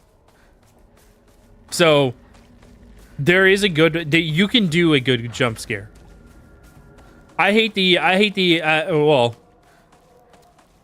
don't hate the opinion that all jump scares are bad jump scares. I disagree with it.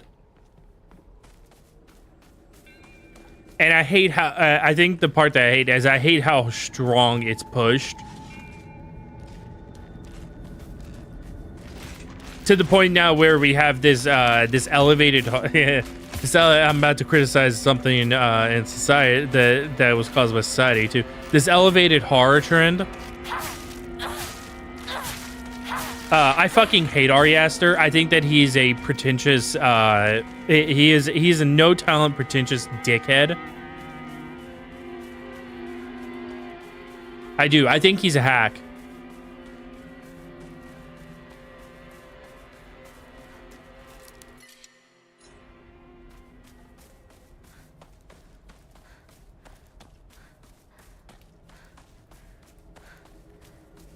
Because I'm sorry, the fucking what was that movie called?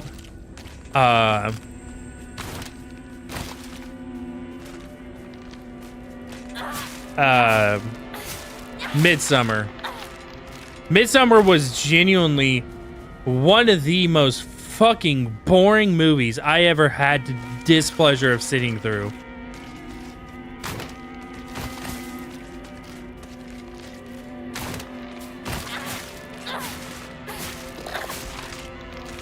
Not once was I creeped out. Not once was I scared. Not once did I feel a looming, like, thing of dread. Not once did I feel like I was watching a horror movie. I felt like I was watching a fucking shitty art film made by that one kid that smells weird.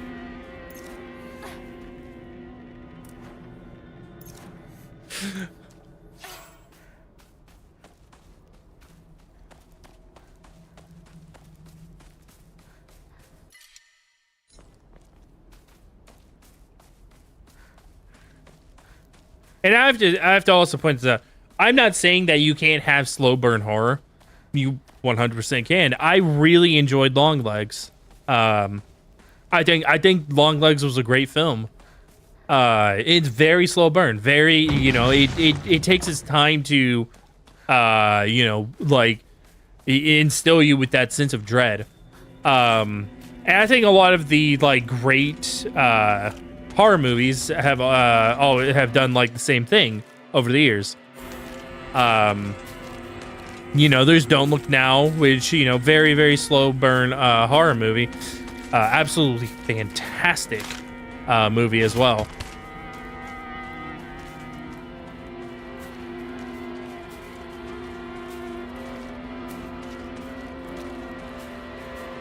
Yeah, I have nothing against like this whole I have nothing against like the slow burn horror movies, but this like pretentious this pretentious elevated horror term, nah, man, I can't fucking get behind it because it gives people like Ari Aster a fucking career where they make boring fucking shit.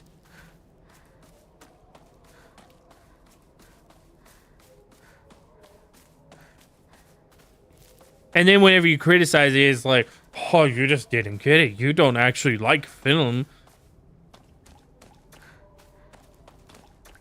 You're a fucking denizen.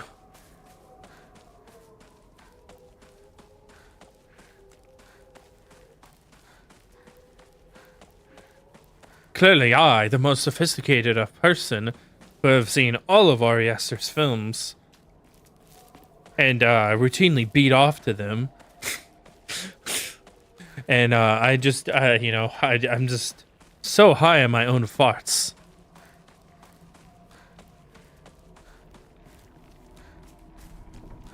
If your guard is high and it's high tension all the time, the actual things that were supposed to be effective lose it. No, absolutely. Yeah.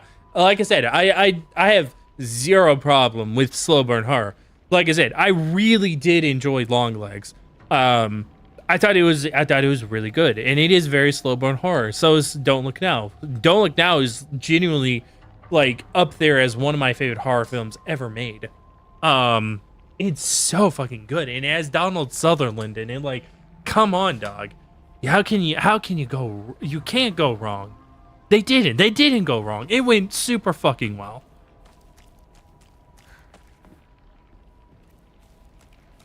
気持ち悪い。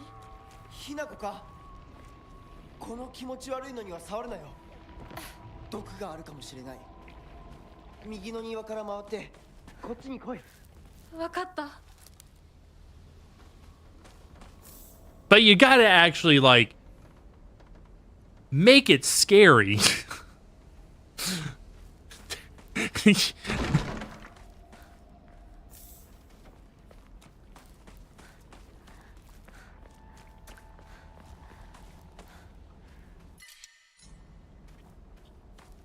Like, it seems like Ari Aster missed the part that was like, you know, the part of making it scary.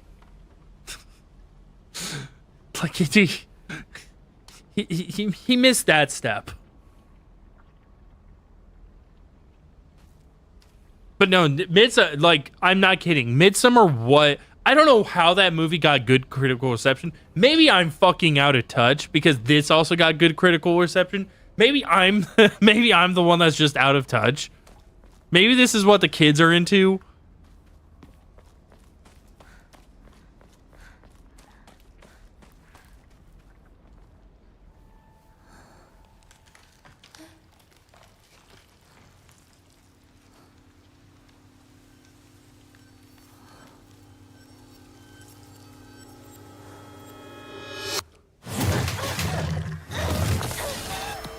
But dude, it's like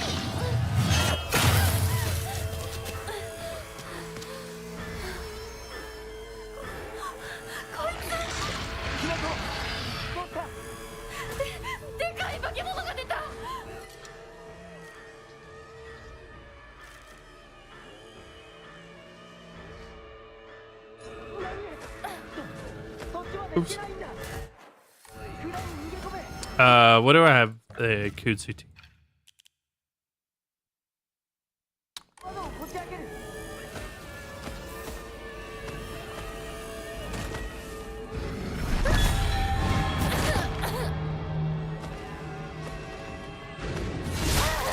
Yeah, I saw that coming.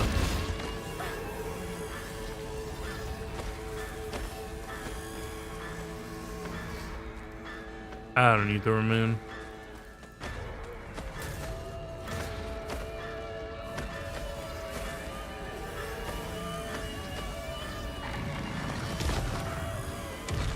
The entire plot is provided to you. How can you fuck this up? Uvabo, hold my Jaeger.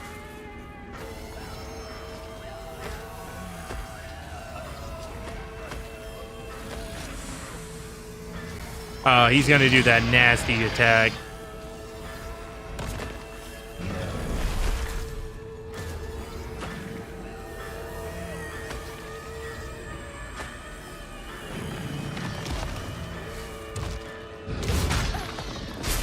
That's fine.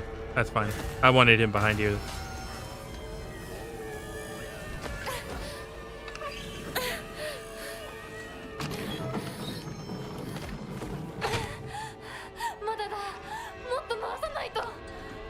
He actually gets stuck behind there in story difficulty, I guess.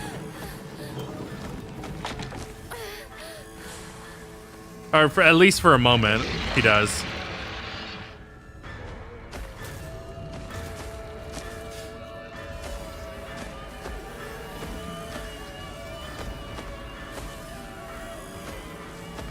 But no, so here's the thing. The reason that I just fucking just don't like Midsummer.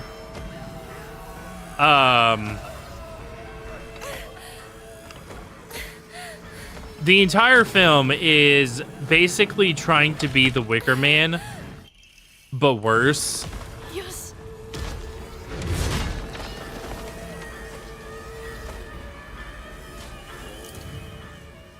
Like, so I think the best way to contextualize this is that you know how in The Wicker Man there are like a bunch of just weird things that that the the people do that it's like slowly like, okay, there's something wrong here, right?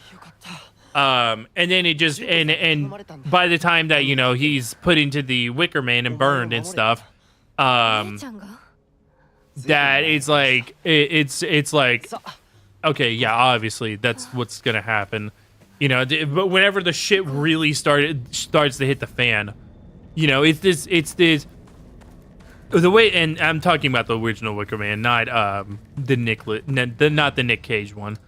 The Nick Cage one is pure cinema.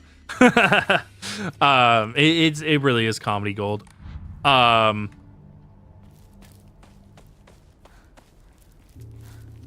But no, the original Wicker Man is also slow burn. Slow burn horror.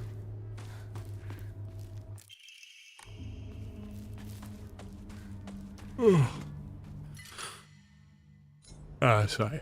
I don't need a whole lot of those. Yeah, it's also slow burn horror, and it's in the best thing with here's the best thing with slow burn horror, as opposed to what's the word? ここで遊んだのいつの頃だっけな I don't know if it actually has a term, honestly. Well, maybe it does. Cheap horror. ワンワンない I think that's technically the term of it, where it's like constantly, constantly doing shit to you. And you're just like, oh, that お happened. 前は何でも我慢して心に溜め込む悪い癖があるからな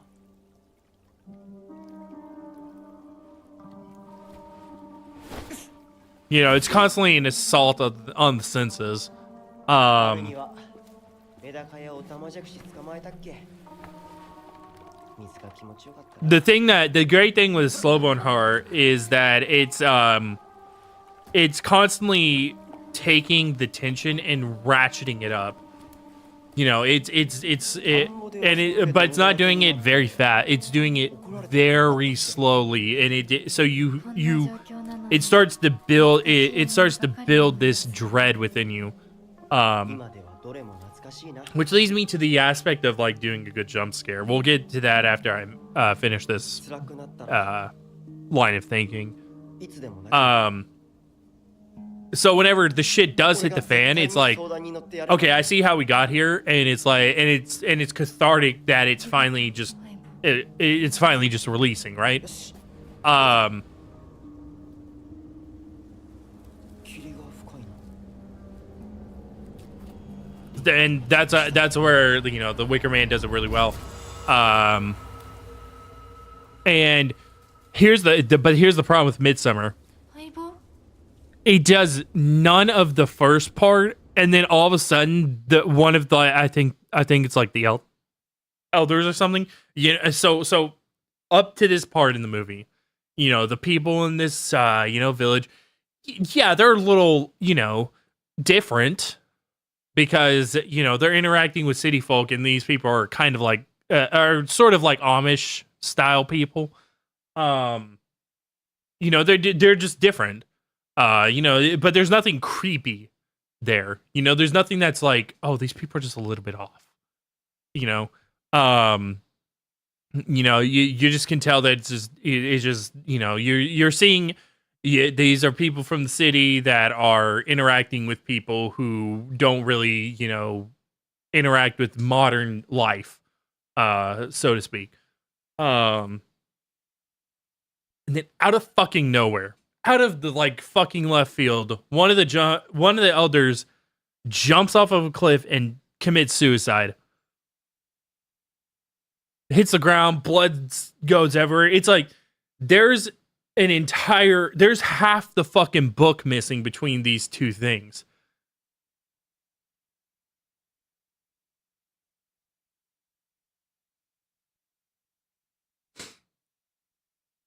That is fucking so it's boring. Like it's just this traumatizing shit that's happening, but it's not cathartic.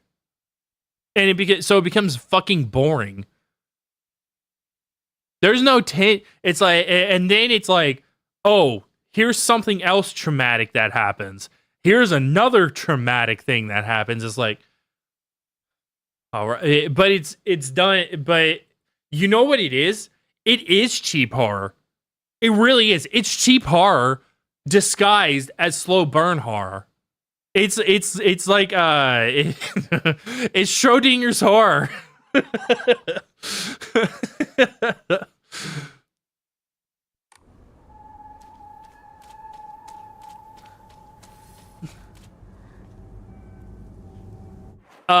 But anyway, so the aspect of like a good jump scare. So take what I just said and then just apply it over like a shorter span of time. Basically, a really, really good jump scare. I would actually I can tell you what a really good jump scare is. The very end of Alien. But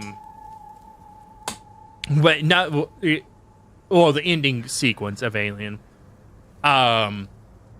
So whenever she's I think it's I don't want to call it an escape pod because I don't think that's what it's actually called in the Alien universe, but I can't fully remember what it's really called. But it's basically an escape pod, right?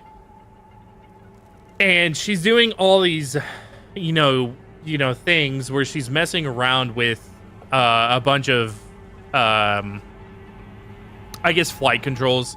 I'm not a pilot, so that's my assumption is that they're just flight controls. In order so that she can get, she can get somewhere safe while she's in hypersleep, or cryosleep, or whatever it's called. But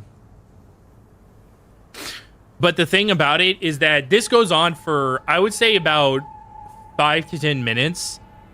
And the entire film has been, the entire film has been, the alien has been chasing them and all that kind of stuff. She finally gets away, all that kind of stuff. Where the movie would typically end is after she gets away, but it keeps going. And we see her doing all this stuff, and you're like, why is this being shown right now? Why are we watching this at the moment?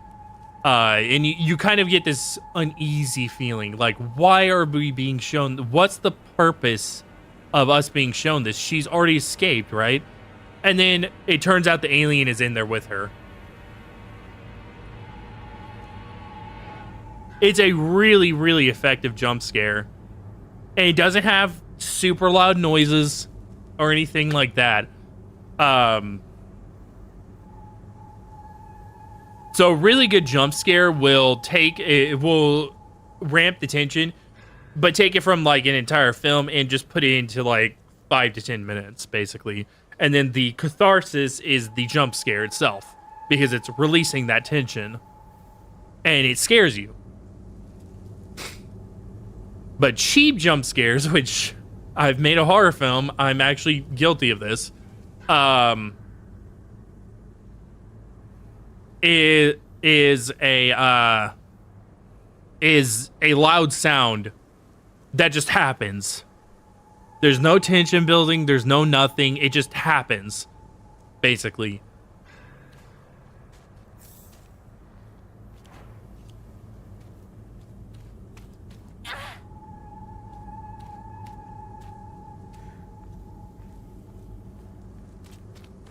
Yep, okay. I knew it was one of these two. Oh, fuck.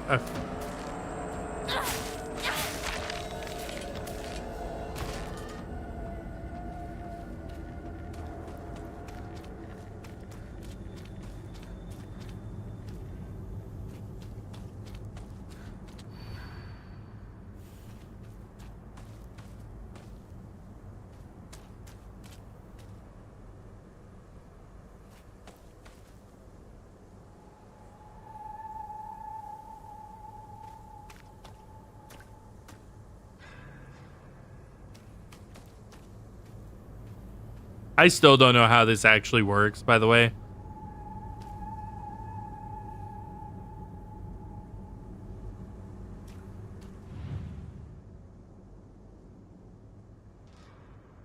Apparently nobody fucking does.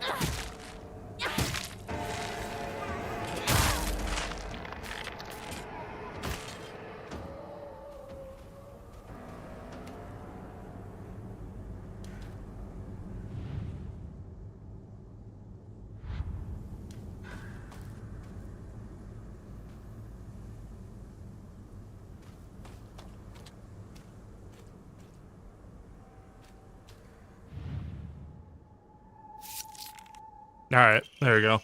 Yeah, I have no idea how this puzzle works, and apparently, literally nobody else does. They go, "Oh yeah, it's just the it's just the one that is like kind of not the scariest," and it's like, the fuck does that even mean?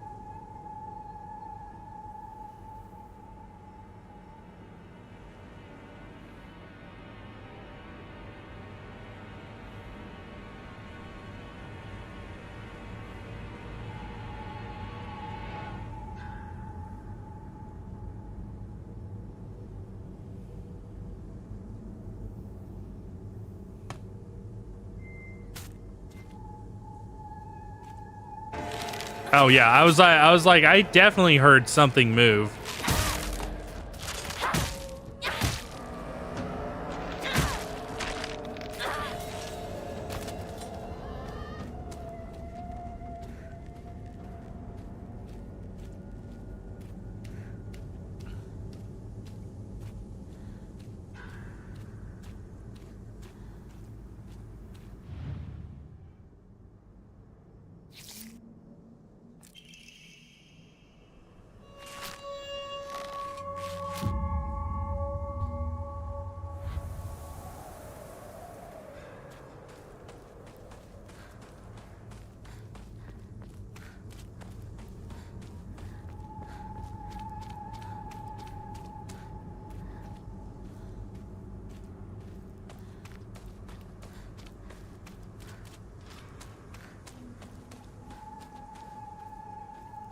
Well, the fog is getting thick. That means I'm actually going the wrong way. I do know that.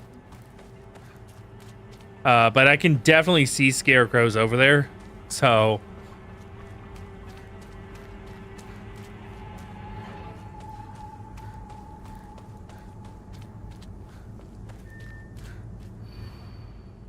Can you imagine how they feel? Never once looked at me the way he looked at you.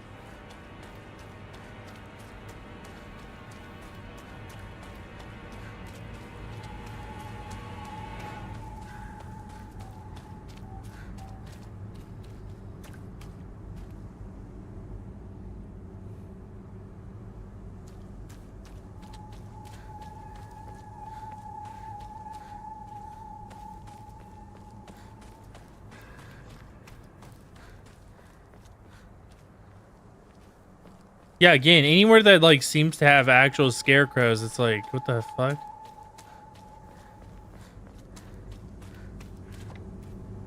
Okay.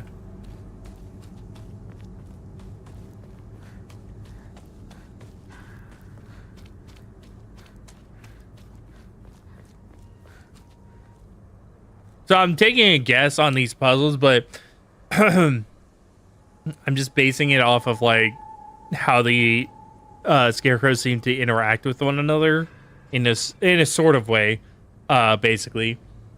But this is like a 2-part puzzle because you also have to like use some crystal ball to figure out that you don't just go where they're pointing. You also have to go like this many steps north or this many steps south. But you can't go too far forward to where they're pointing because also that will push you into the fog. It's like,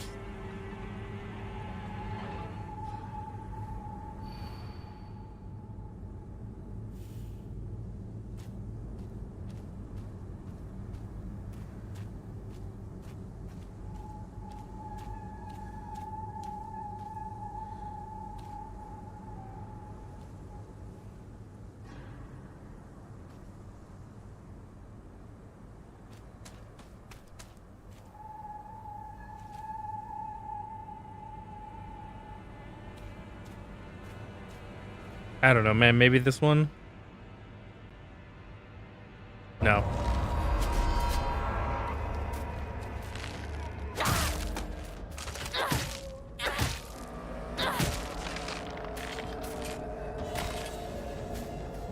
Yeah, that's definitely a moving one.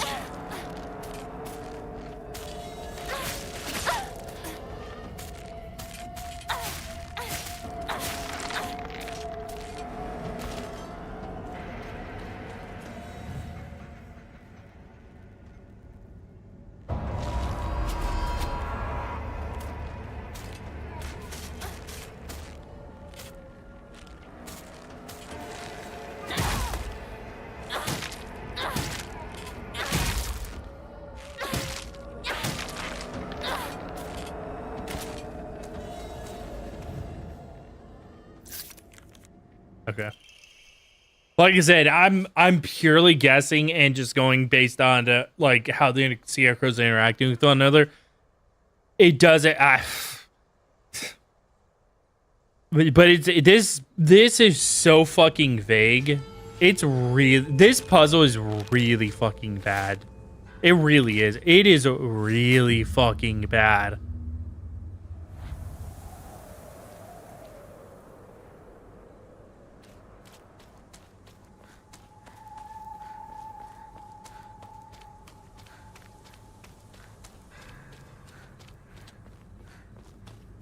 Come alive, like stop staring at me.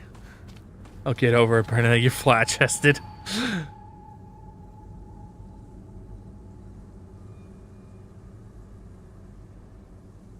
Stop staring at my boobs.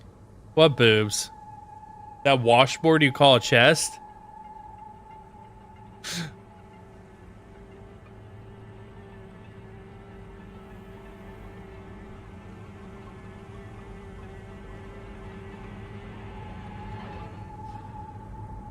Can you even imagine how I feel? You hurt me and even hurt him too. Do you know how it feels to force a smile when I'm staring at that disgusting face of yours?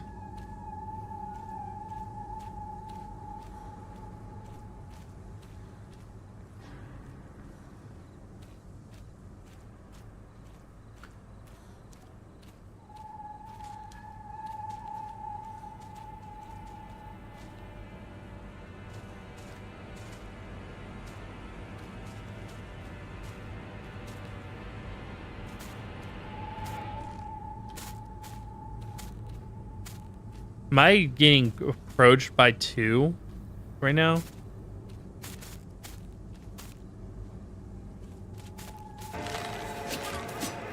Yeah, there's definitely two here.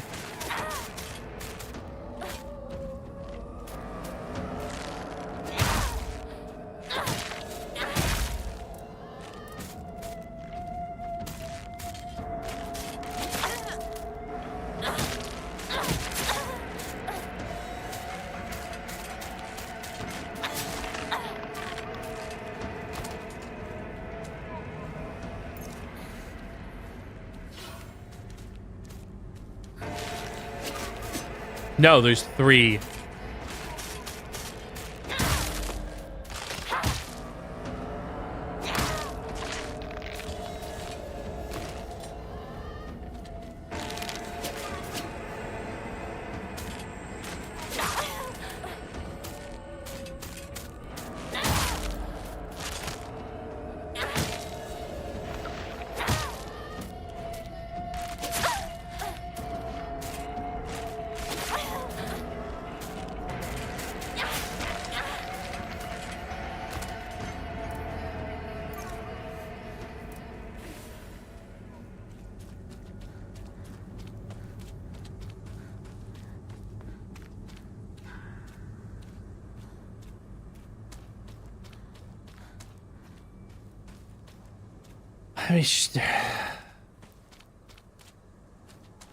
I'm trying to see if any of them are like staring at each other and smiling. I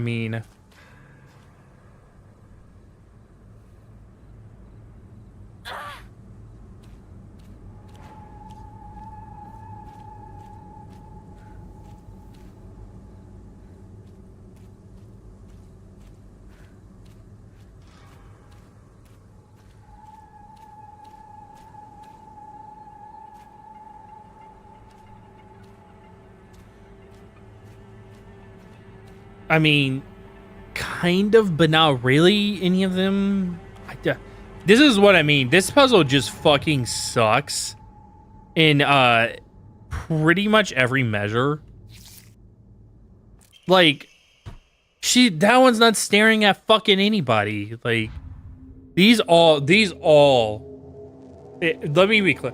This scarecrow puzzle is genuinely the fucking worst puzzle in the game.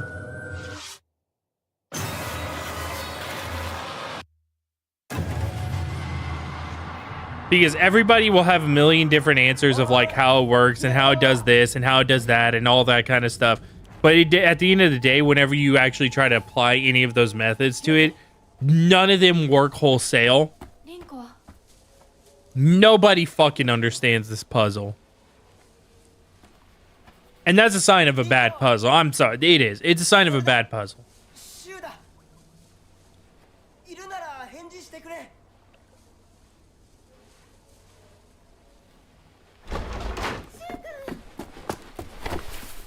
来てくれたんだ。あ、ひなこも無事でよかった。怪我はないか。家族は。私は大丈夫。でも誰もいないの。足の悪いおばあちゃんまでいないなんて、こんなの絶対に変。誰もいないし、気味の悪い怪物がうるつき回ってるし、何が何だかわからないよ。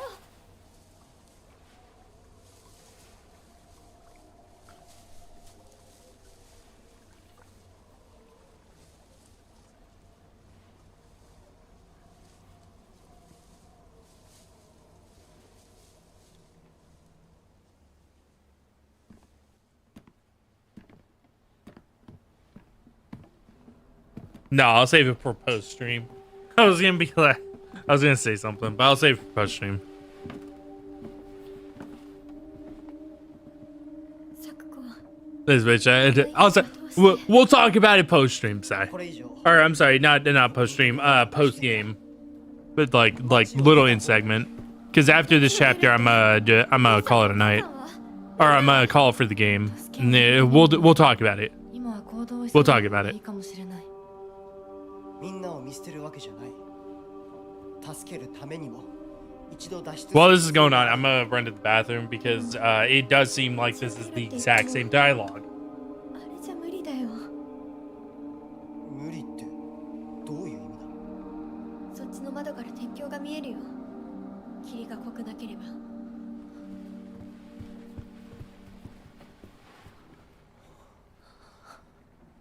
嘘だろ。鉄橋がどうしよう。東の鉄橋がダメなら西の県道を目指そう。シュウの家の裏山を抜けるのか。あの山越えられるの？わさび田への道がある。うちだけの抜け道だ。リンコ、念のため薬や絆創膏を持っていきたい。台所に救急箱あるよ。取ってくるね。あ、私も一緒に行こう。手伝う。相棒が一緒なら安心だ。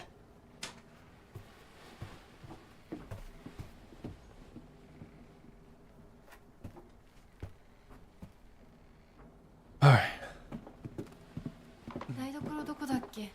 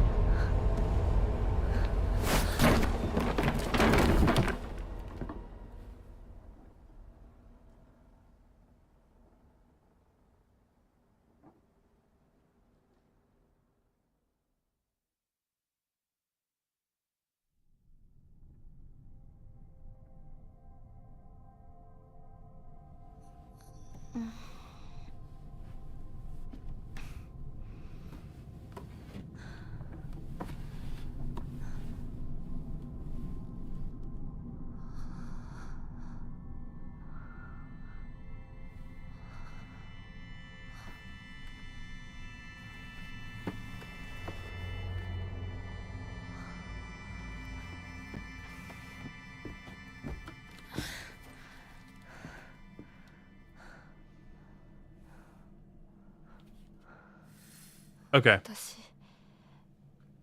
Yeah, I'm gonna call for the game for the night. I think that's what, chapter 4.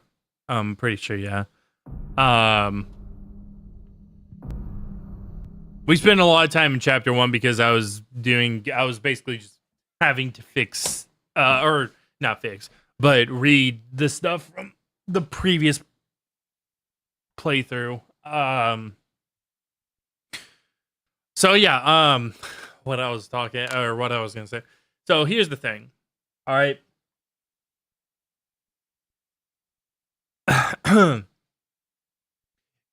It's pretty clear from the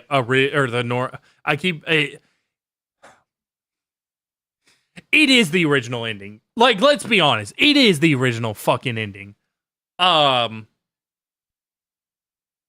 it's very fucking clear that the ending that you get during the first playthrough is the ending that they wrote for the goddamn game.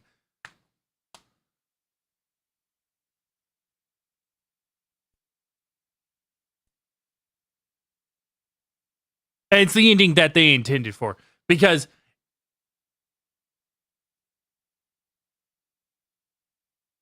taking the whole, like, drug aesthetic, or the whole drug thing, despite being a terribly layered in aspect of the story, on the second playthrough, it shows it's like, why does Shu keep disappearing? Well, probably because she's on drugs. It's like, well, why does Rinko constantly flip flop between being normal and being crazy? Probably because she's on drugs.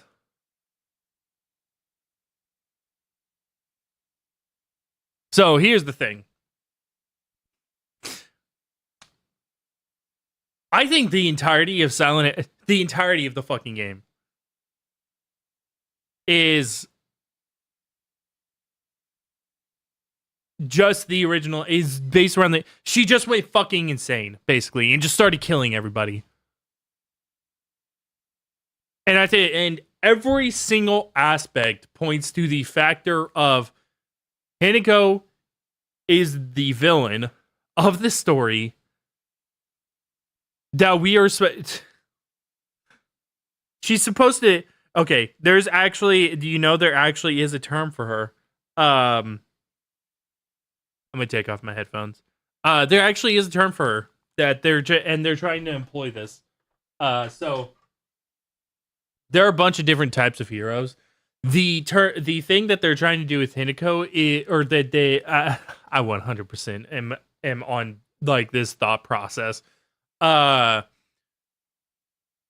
That with the original ending is that they were trying to make her a tragic villain. We know what a tragic hero is, you know, a hero that has one major flaw that ends up being their downfall, right? And it ultimately gets them killed.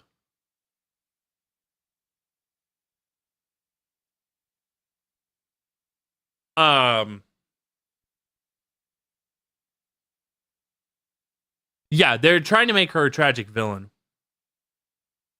But she's not likable. That's the fucking thing. She's not likable. Like, I think actually a really good example is his name? Yeah, his name's Two-Faced. Harvey Dent, though.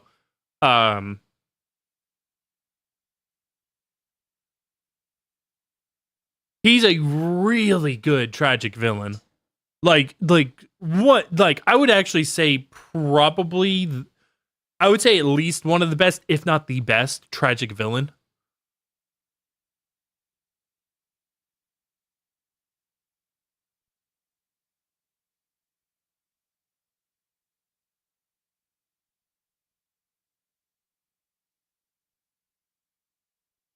Because, you know, he's the DA, he's a really good guy, you know, he's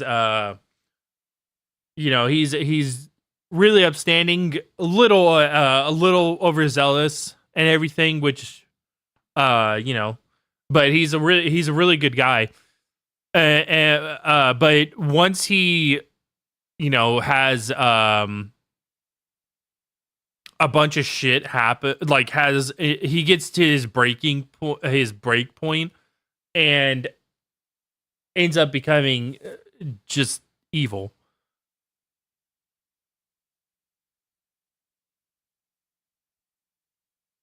Joker movie, Arthur Fleck, not even really a villain until the end of the movie.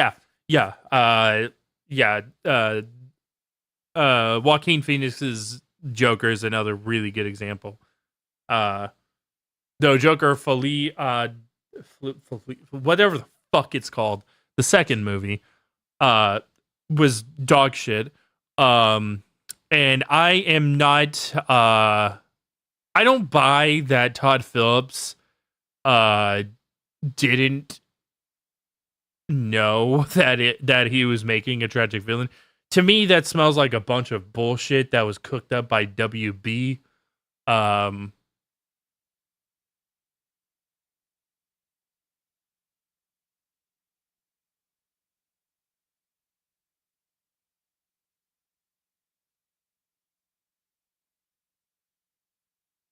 but yeah, no, so they tried to make Hinako a tragic villain. Again, the things with Arthur, the Joaquin Phoenix's Joker, Arthur Fleck, and Harvey Dent is that they're generally pretty good people. At the end of the day, that just hit a breaking point.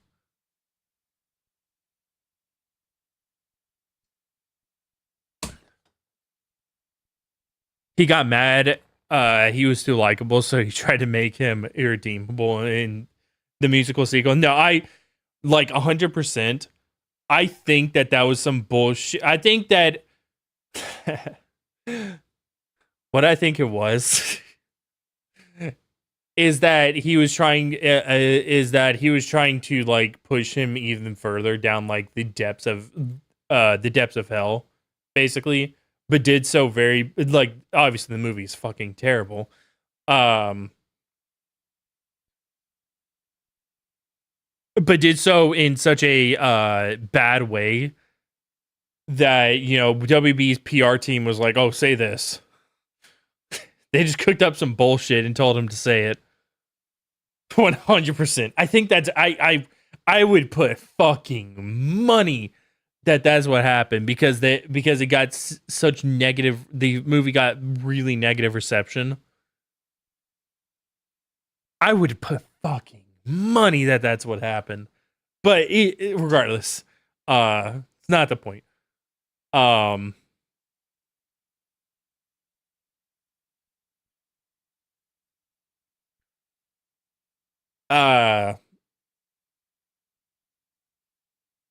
So they're trying to make Hinako a tragic villain.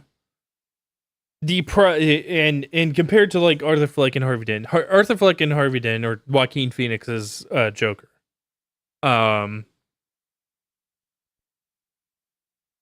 they start off in both aspects. Harvey Dent pretty much every single adaptation that he's like had, and Joaquin Phoenix's Joker, they start off as generally good men. They have a couple of flaws, but I mean, yeah, sure. They're just Arthur has that thing where he laughs uncontrollably. I don't remember what it's called off the top of my head, but it's like it's like a condition. And he suffers from audio. I don't know the actual term of this, but I think it was if I had to apply it, I think it's audiovisual hallucinations.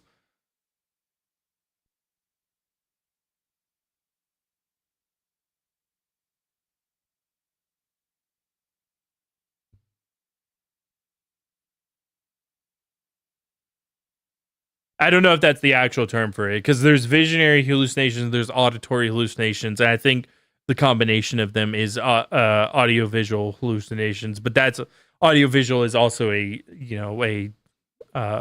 sound term. So I could be wrong.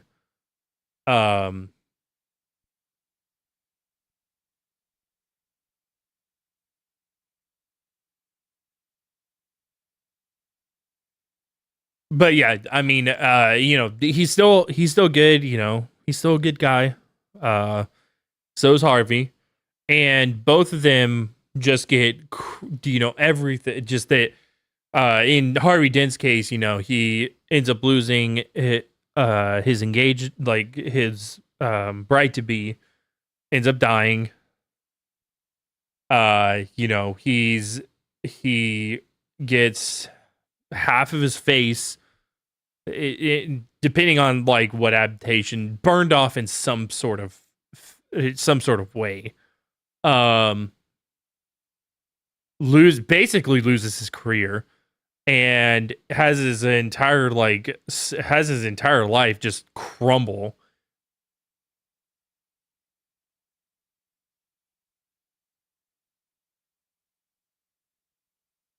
And then, of course, with Joaquin Phoenix's Joker, Arthur Fleck, it's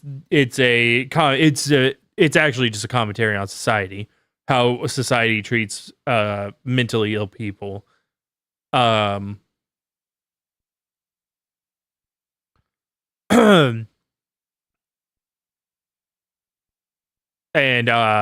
really good satire, well, actually, no, it is satire. It is satire. I was like, it's maybe it's not, but no, it is satire. Really good satire on that kind of stuff, and it's just like how constantly it keeps pushing and pushing and pushing and pushing until he cracks. He just fucking loses it.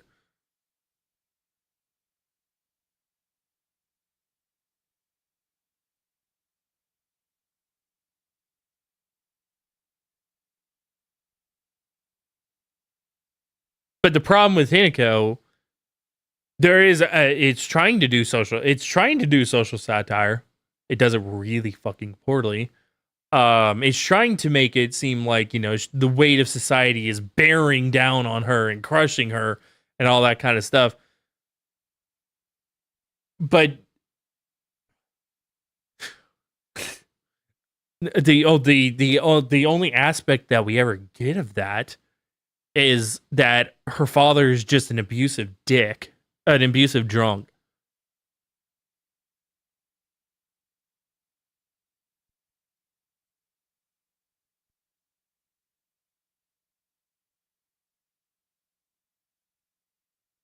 But not only that, and it's made pretty clear from the very beginning that she's always been an insufferable person.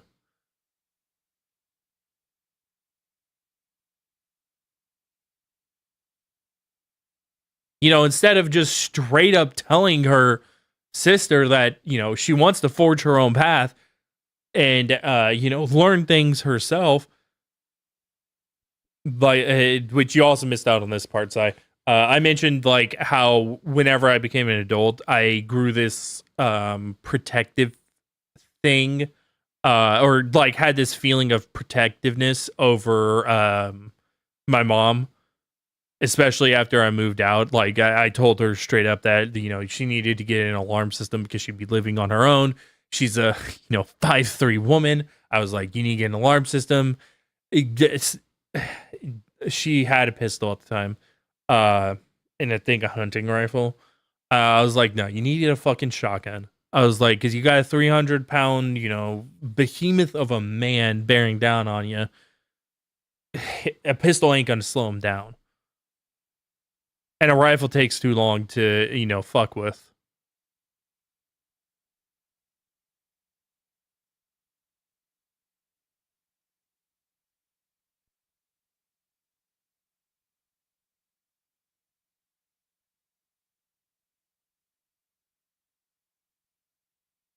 So yeah, whenever I was like, I'm not kidding. I was like, because I won't be here anymore. I was like, I want to make sure that you're safe.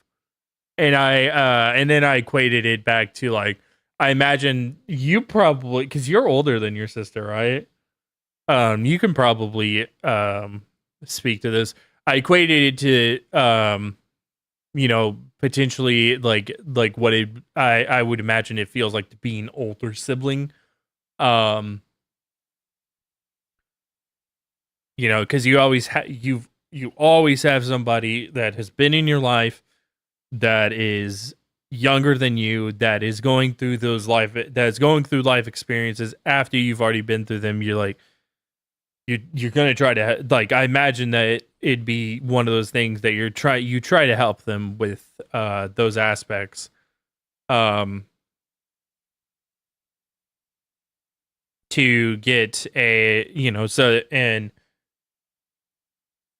then I also said that if Hinako just told her, I want to forge my own path, figure things out on myself, I imagine that an older sibling would respect. But instead, she sits there, she festers, she lets it boil, and then whenever Junko goes and decides to do her thing, get married,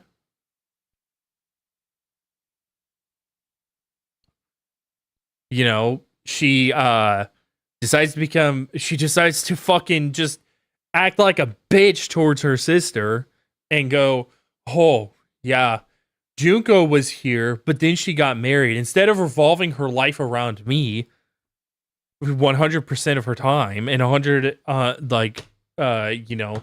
the fucking time, she actually decided to have a life of her own. It's like, bitch, ain't nothing. Somebody needs to fucking smack. That's that farmer that smacked you for walking on his right foot. He need to go back and smack you again. Ain't nobody revolving their entire fucking world around you. It ain't work like that.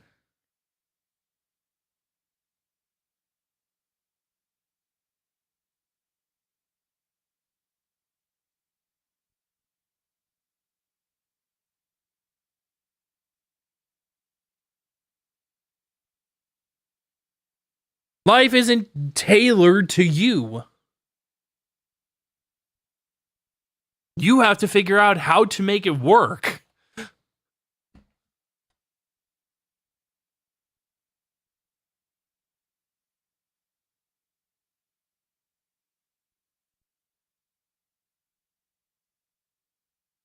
But anyway, that's so yeah, it's one of those things that she's just not likable enough to be a tragic villain.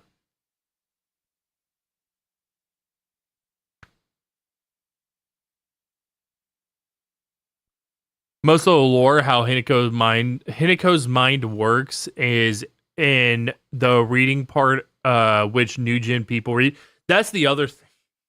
Yeah, so a lot of her extremely negative attributes are like in the text and stuff. But here's the other thing. They got so close. They got so close with that little bit of like character development that she has in her that is written in her journal of like how she, not listening to people goes for a lonely life. I want to become somebody who's able to truly listen to people, but ultimately I will make the right decision. It's like, holy shit, that's actually what character, that's like, why didn't they fucking show this part of it?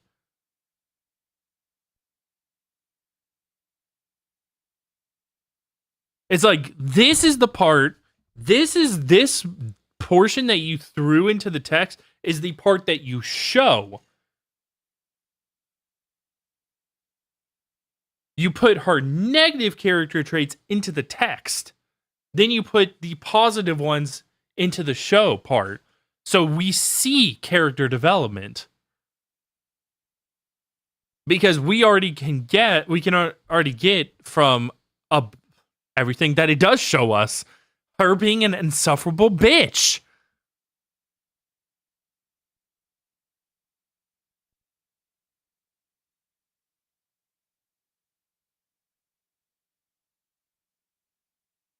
And it leads to the aspect of where film is like, where I'm gonna like pull out a lot of my film knowledge. Listen, and games aren't 100% like one-to-one with film.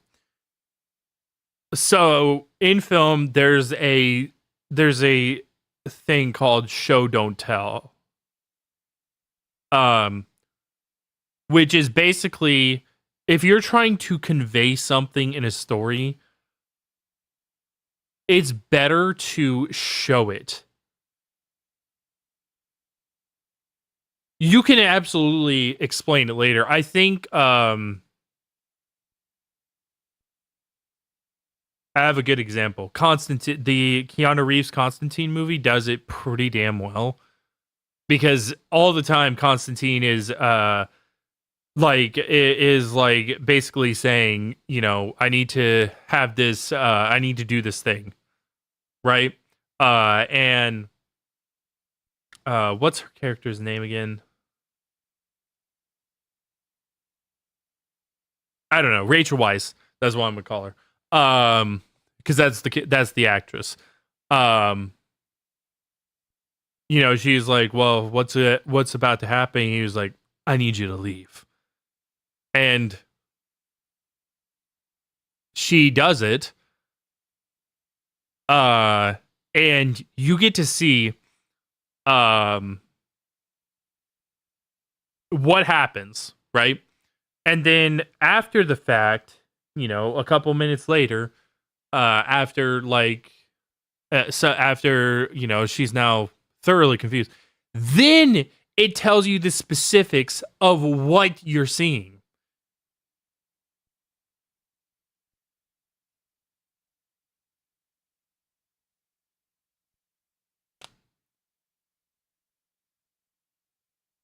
Show don't tell is also used in writing. You just write X was quick to anger.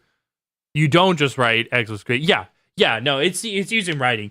But it's almost to a, so the reason why I said that it's a thing in film is because film is a visual medium,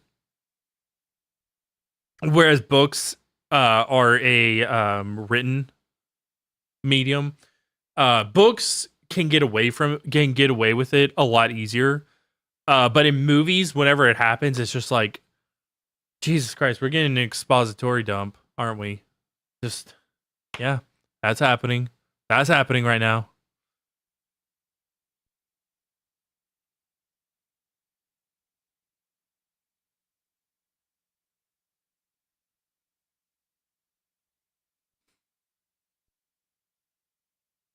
So yeah, books can have a little bit of. Actually, let me rephrase. Books have a little bit more wiggle room to it, you know. And I think that in, you know, um aspect of video games, there is because video games are actually an interactive visual written medium. They're all three of them, basically. Video games are the culmination of books and movies, and as well as well, toys, honestly, because toys are an interactive medium. Uh, don't get it misconstrued. Video games are not toys, but they are a culmination of those three things. Um,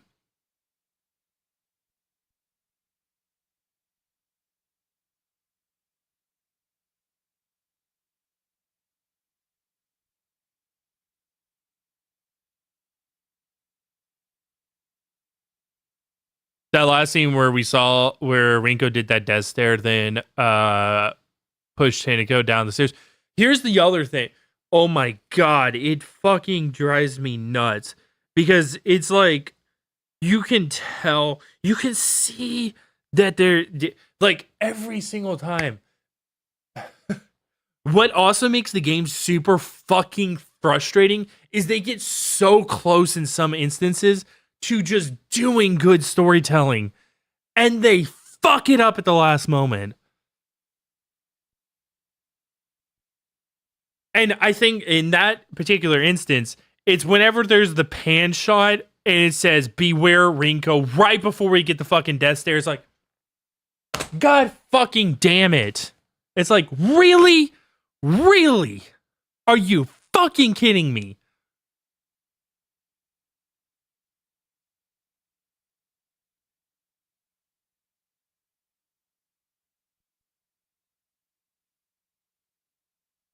That scene would have been 10 times more effective if that shot just didn't fucking exist. If we just saw the little like creeping over the shoulder look from Rinko, and then they slowly walk down the stairs, and then we keep getting this bored look at into, and here's an actual aspect that actually would actually I'm actually gonna backtrack saying that shot doesn't would be more effective if it didn't exist. I'm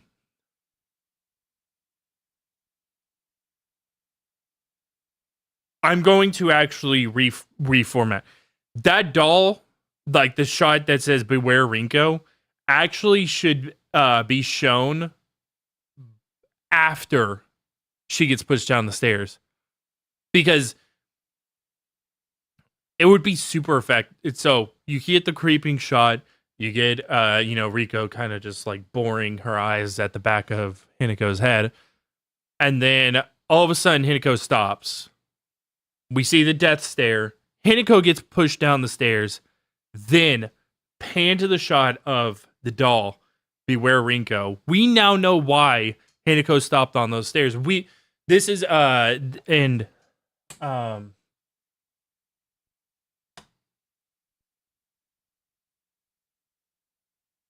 on, I'm looking something up.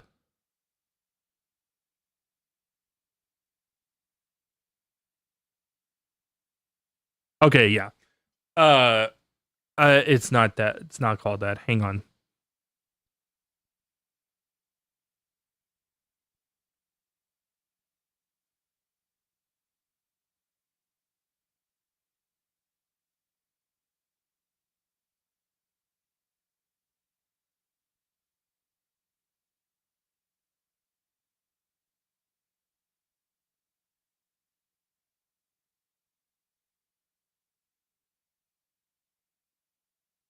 Okay, it's called character. It's actually called character superior irony.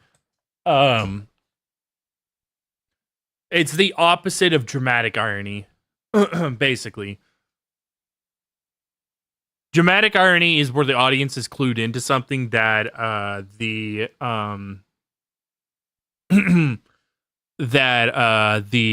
characters aren't, and it can be used very effectively.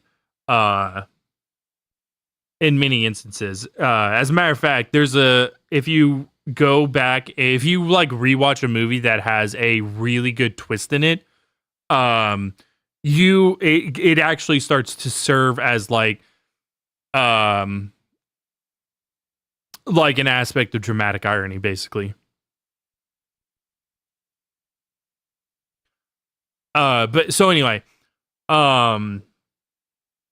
oh yeah, so after she gets put down the stairs, then the camera pans and we see the Beware Rinko on the floor. We would have now known why Hinako stopped on the stairs and why she was like kind of acting a little strange. It would have been a great, it's just 10 times better like that. It's better.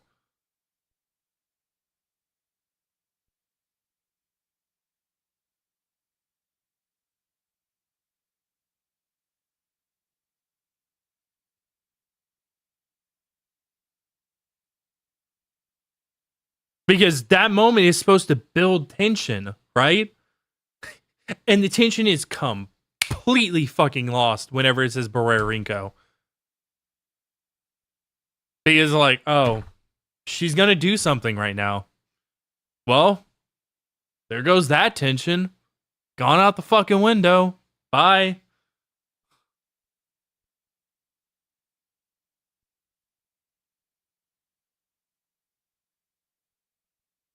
Doll is really more of a thing. This is just happening in her head, I think.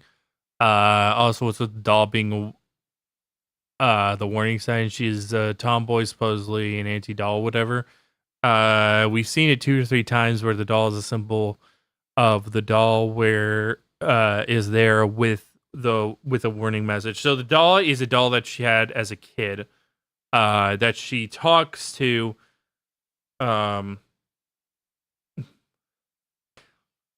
basically just fucking Vince too. I'm not gonna even fucking lie. She Vince to it. So the doll is actually, yes, it is a part of like it's happening in our head. Because she inherently trusts this symbol of herself.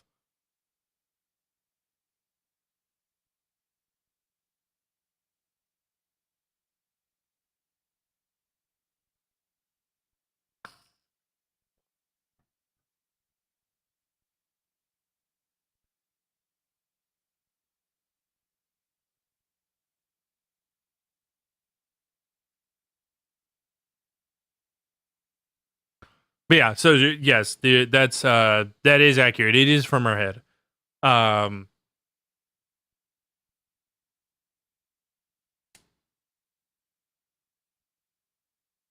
But yeah, so one other thing about it is that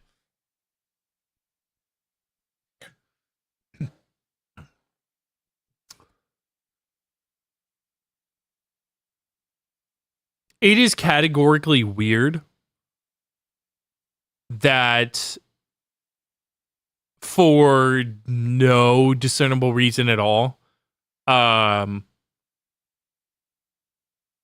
she leaves in the school whenever you go in and there's a piece of paper that says, you know, face it, that and it goes dead. And again, following the path of what I'm now considering the original ending, yeah, it's just her hallucinating shit.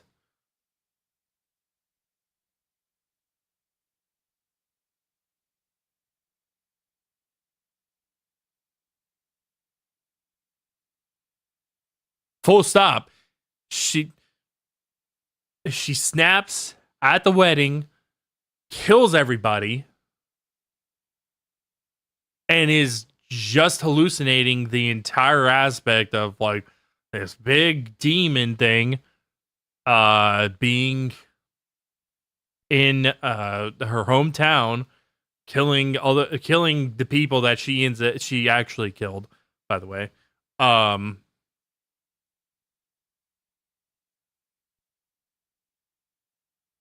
Yeah, it's like it's one of those things where it's like, oh, so just all fake.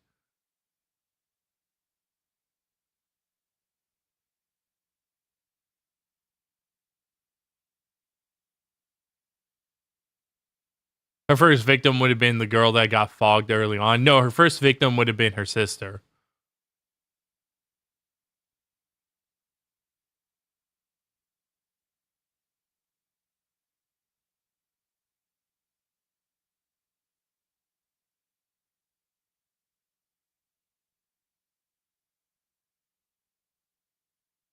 But again, and I know some people are going to be like, oh, well, okay. On the this is where I got to the point. This is where this is one of the big reasons also why I said that people who are going to enjoy this game are idiots. One of the reasons why there's so this is what I call surface level complexity to a story. Because on its surface, it looks super deep, complex. You know, it talks about like this whole entire thing. Here's the problem, right? The twist comes out of nowhere. Well, the drug twist. The drug twist is not. It is not set up very well. The fact that she's actually the monster twist is like I kid you, I don't even remember if it may have been it was in the first stream. I know that much. I think it was within the first 30 minutes though. I called it immediately, basically. You know, it's very obvious that that's going to be the twist. that they're going to go for. And the last thing, yeah, is Hinako the villain? Yeah, literally. It was in the first stream. I guessed the twist from the start.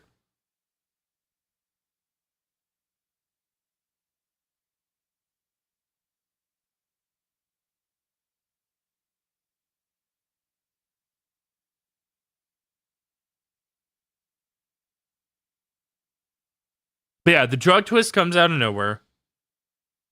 And I know people are going to be like, oh, well, you're saying that when you go back and see all this kind of stuff.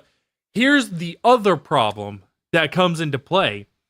Because there's no setup for the drug twist, it comes out of nowhere. It only makes sense on a second viewing or on a second playthrough. And the only reason it makes sense is because you can just write it off. Oh, drugs.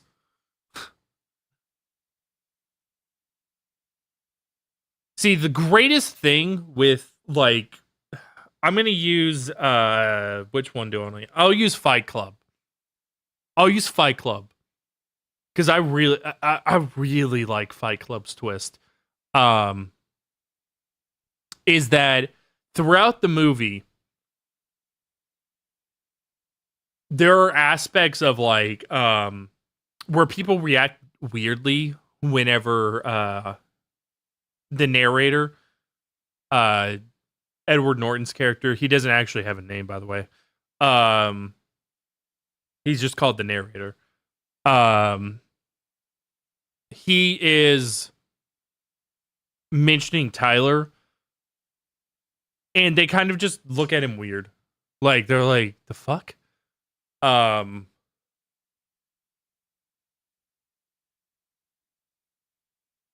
So whenever the twist happens, like, oh, we're the same person, you're like, that's why people were acting so weird.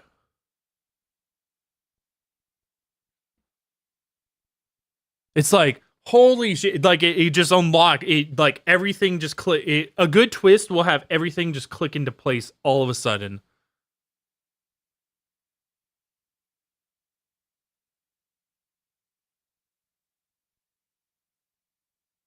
And then whenever you rewatch it, you get to have the experience of, like, oh yeah, hey, look at that. You notice more and more and more and more and more stuff, and it makes it more and more interesting, right? The drug twist has no build up at all. There's a text document that shows up that says, you know, so the first thing is the first note from Shu is like I think the reason why you're getting headaches is you're I don't remember if he said clinching or grinding. Either way, something with her teeth, clinching, grinding, whatever, due to stress. So here's, some medicine for you. Later, it's shown that he developed a healthy alternative that was natural, basically. So she didn't get addicted. And it's like, oh, okay, that's good. And then never fucking mention again until the end. Zero times is it ever fucking referred to again. His name is Robert Paulson. What, the narrator?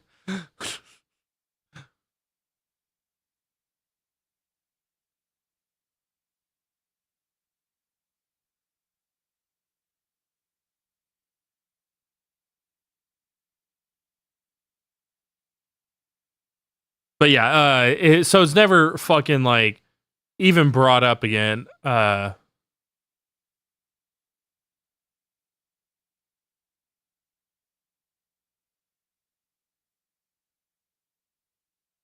the guy that dies, anyone who dies is Robert Paulson.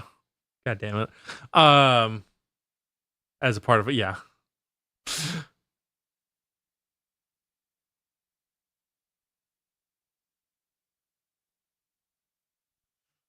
Um,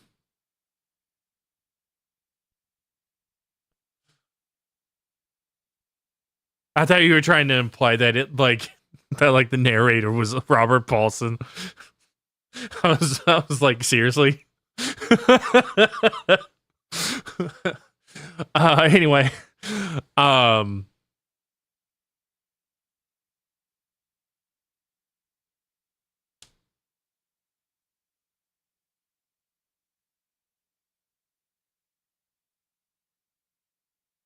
oh yeah, so it's never like fucking mentioned again. But I can tell you how many times it's like pretty like clearly shown that people react very oddly whenever the narrator mentions Tyler in the third person. It's done 20 different times throughout the movie.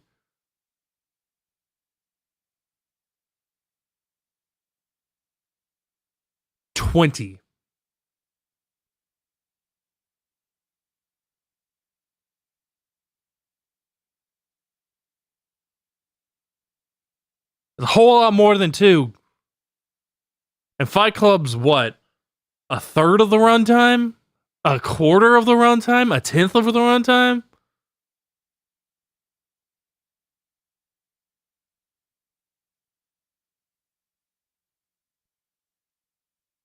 Split personality, but somehow aware of each other as separate entities. Yeah, that's a pretty common. That's actually a pretty common trope in movies, where split personalities are like aware of each other as different entities.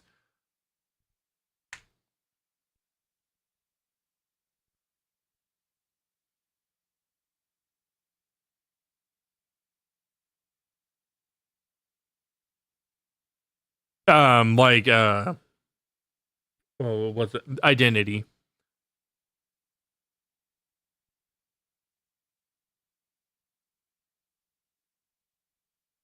Also, really good twist.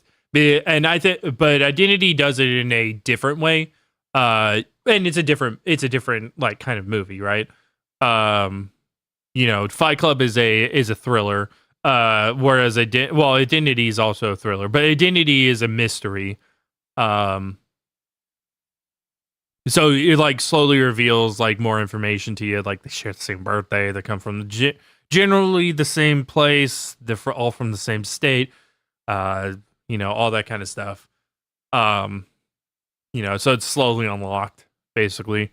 Um, so that's a different kind of twist. We can get into that. I can get into that, but it would take a long fucking time. But it's just a different kind of twist. Fight Club, Sixth Sense, those are more the twists that are like what they tried to do with Silent Hill F.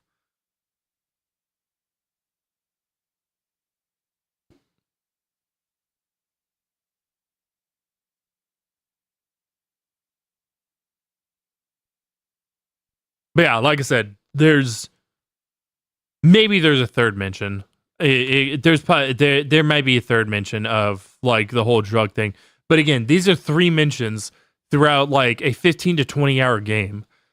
And again, like I said, Fight Club has 20 different separate instances of people specifically reacting to the fact that the narrator refers to Tyler Durden in the third person. They react strangely. Now, there's a lot more than that, as you like, like rewatch the movie. Like, for instance, people, whenever the narrator comes back from being somewhere, and everybody kind of looks at him like, what the fuck? You know,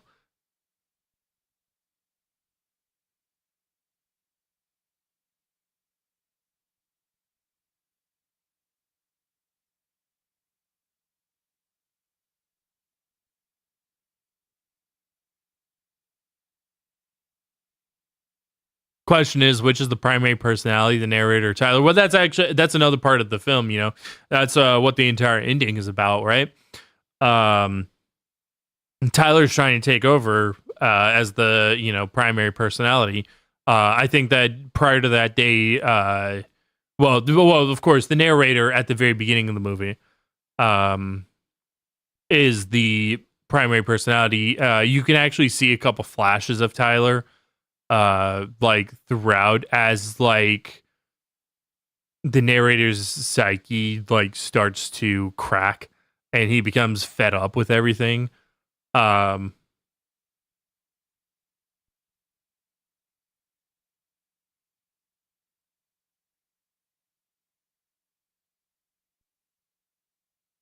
Like they're blinking the old miss it flashes. Um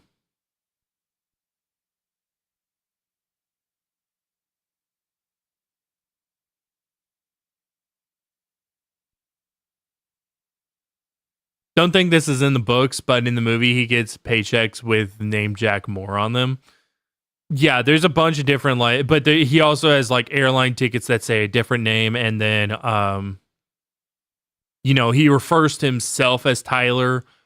So it's like none of this can be, and I'm gonna be completely honest. I think David Fincher did it on purpose, so that there were people would constantly be like, what's his name? Is it Tyler?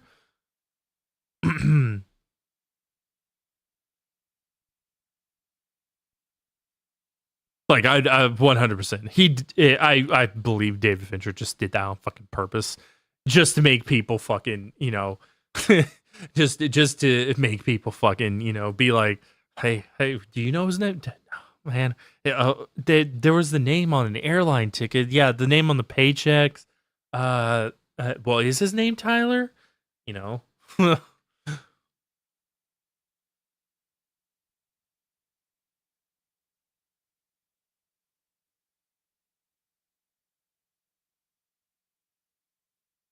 But again,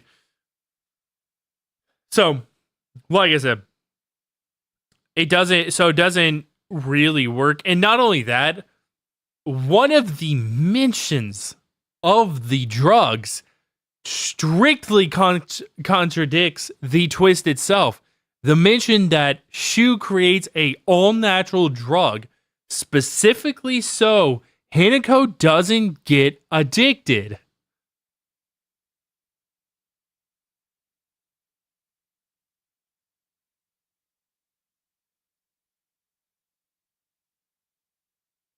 It directly contradicts that.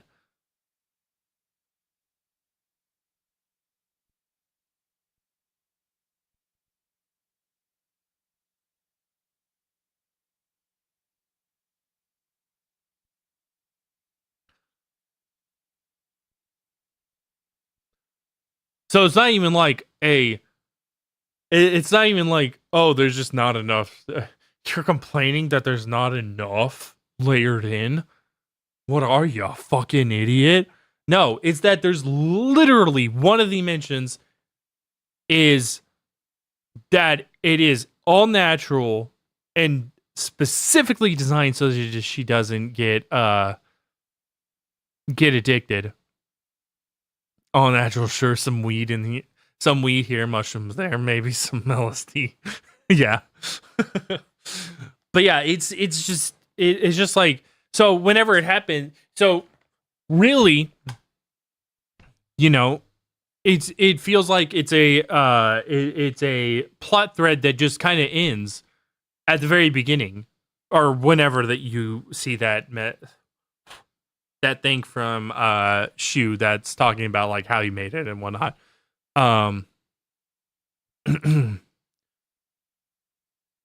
It's a plot that effectively ends. It's like, oh, okay, that's good. Don't want to fucking have bad shit. And then all of a sudden out of nowhere, it's like, oh yeah, by the way, she's actually addicted to drugs. It's like, huh?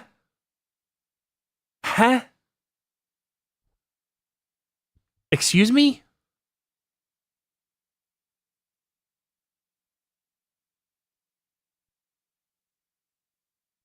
So your first reaction is going to be, what? Because it doesn't click everything into place.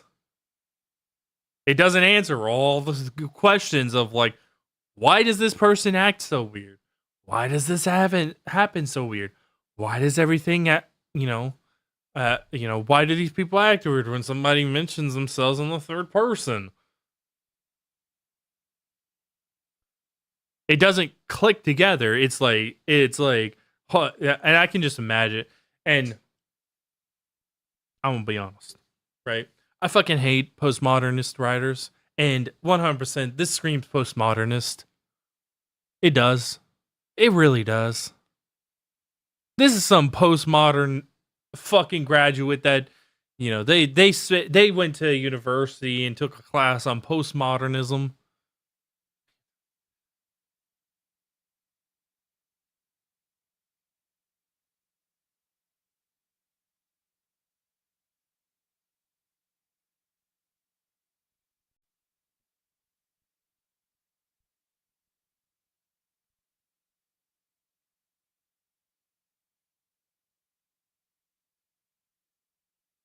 So yeah, so that's the biggest issue with, the twist is that it doesn't click everything back. It doesn't click everything into place the first go around. It's like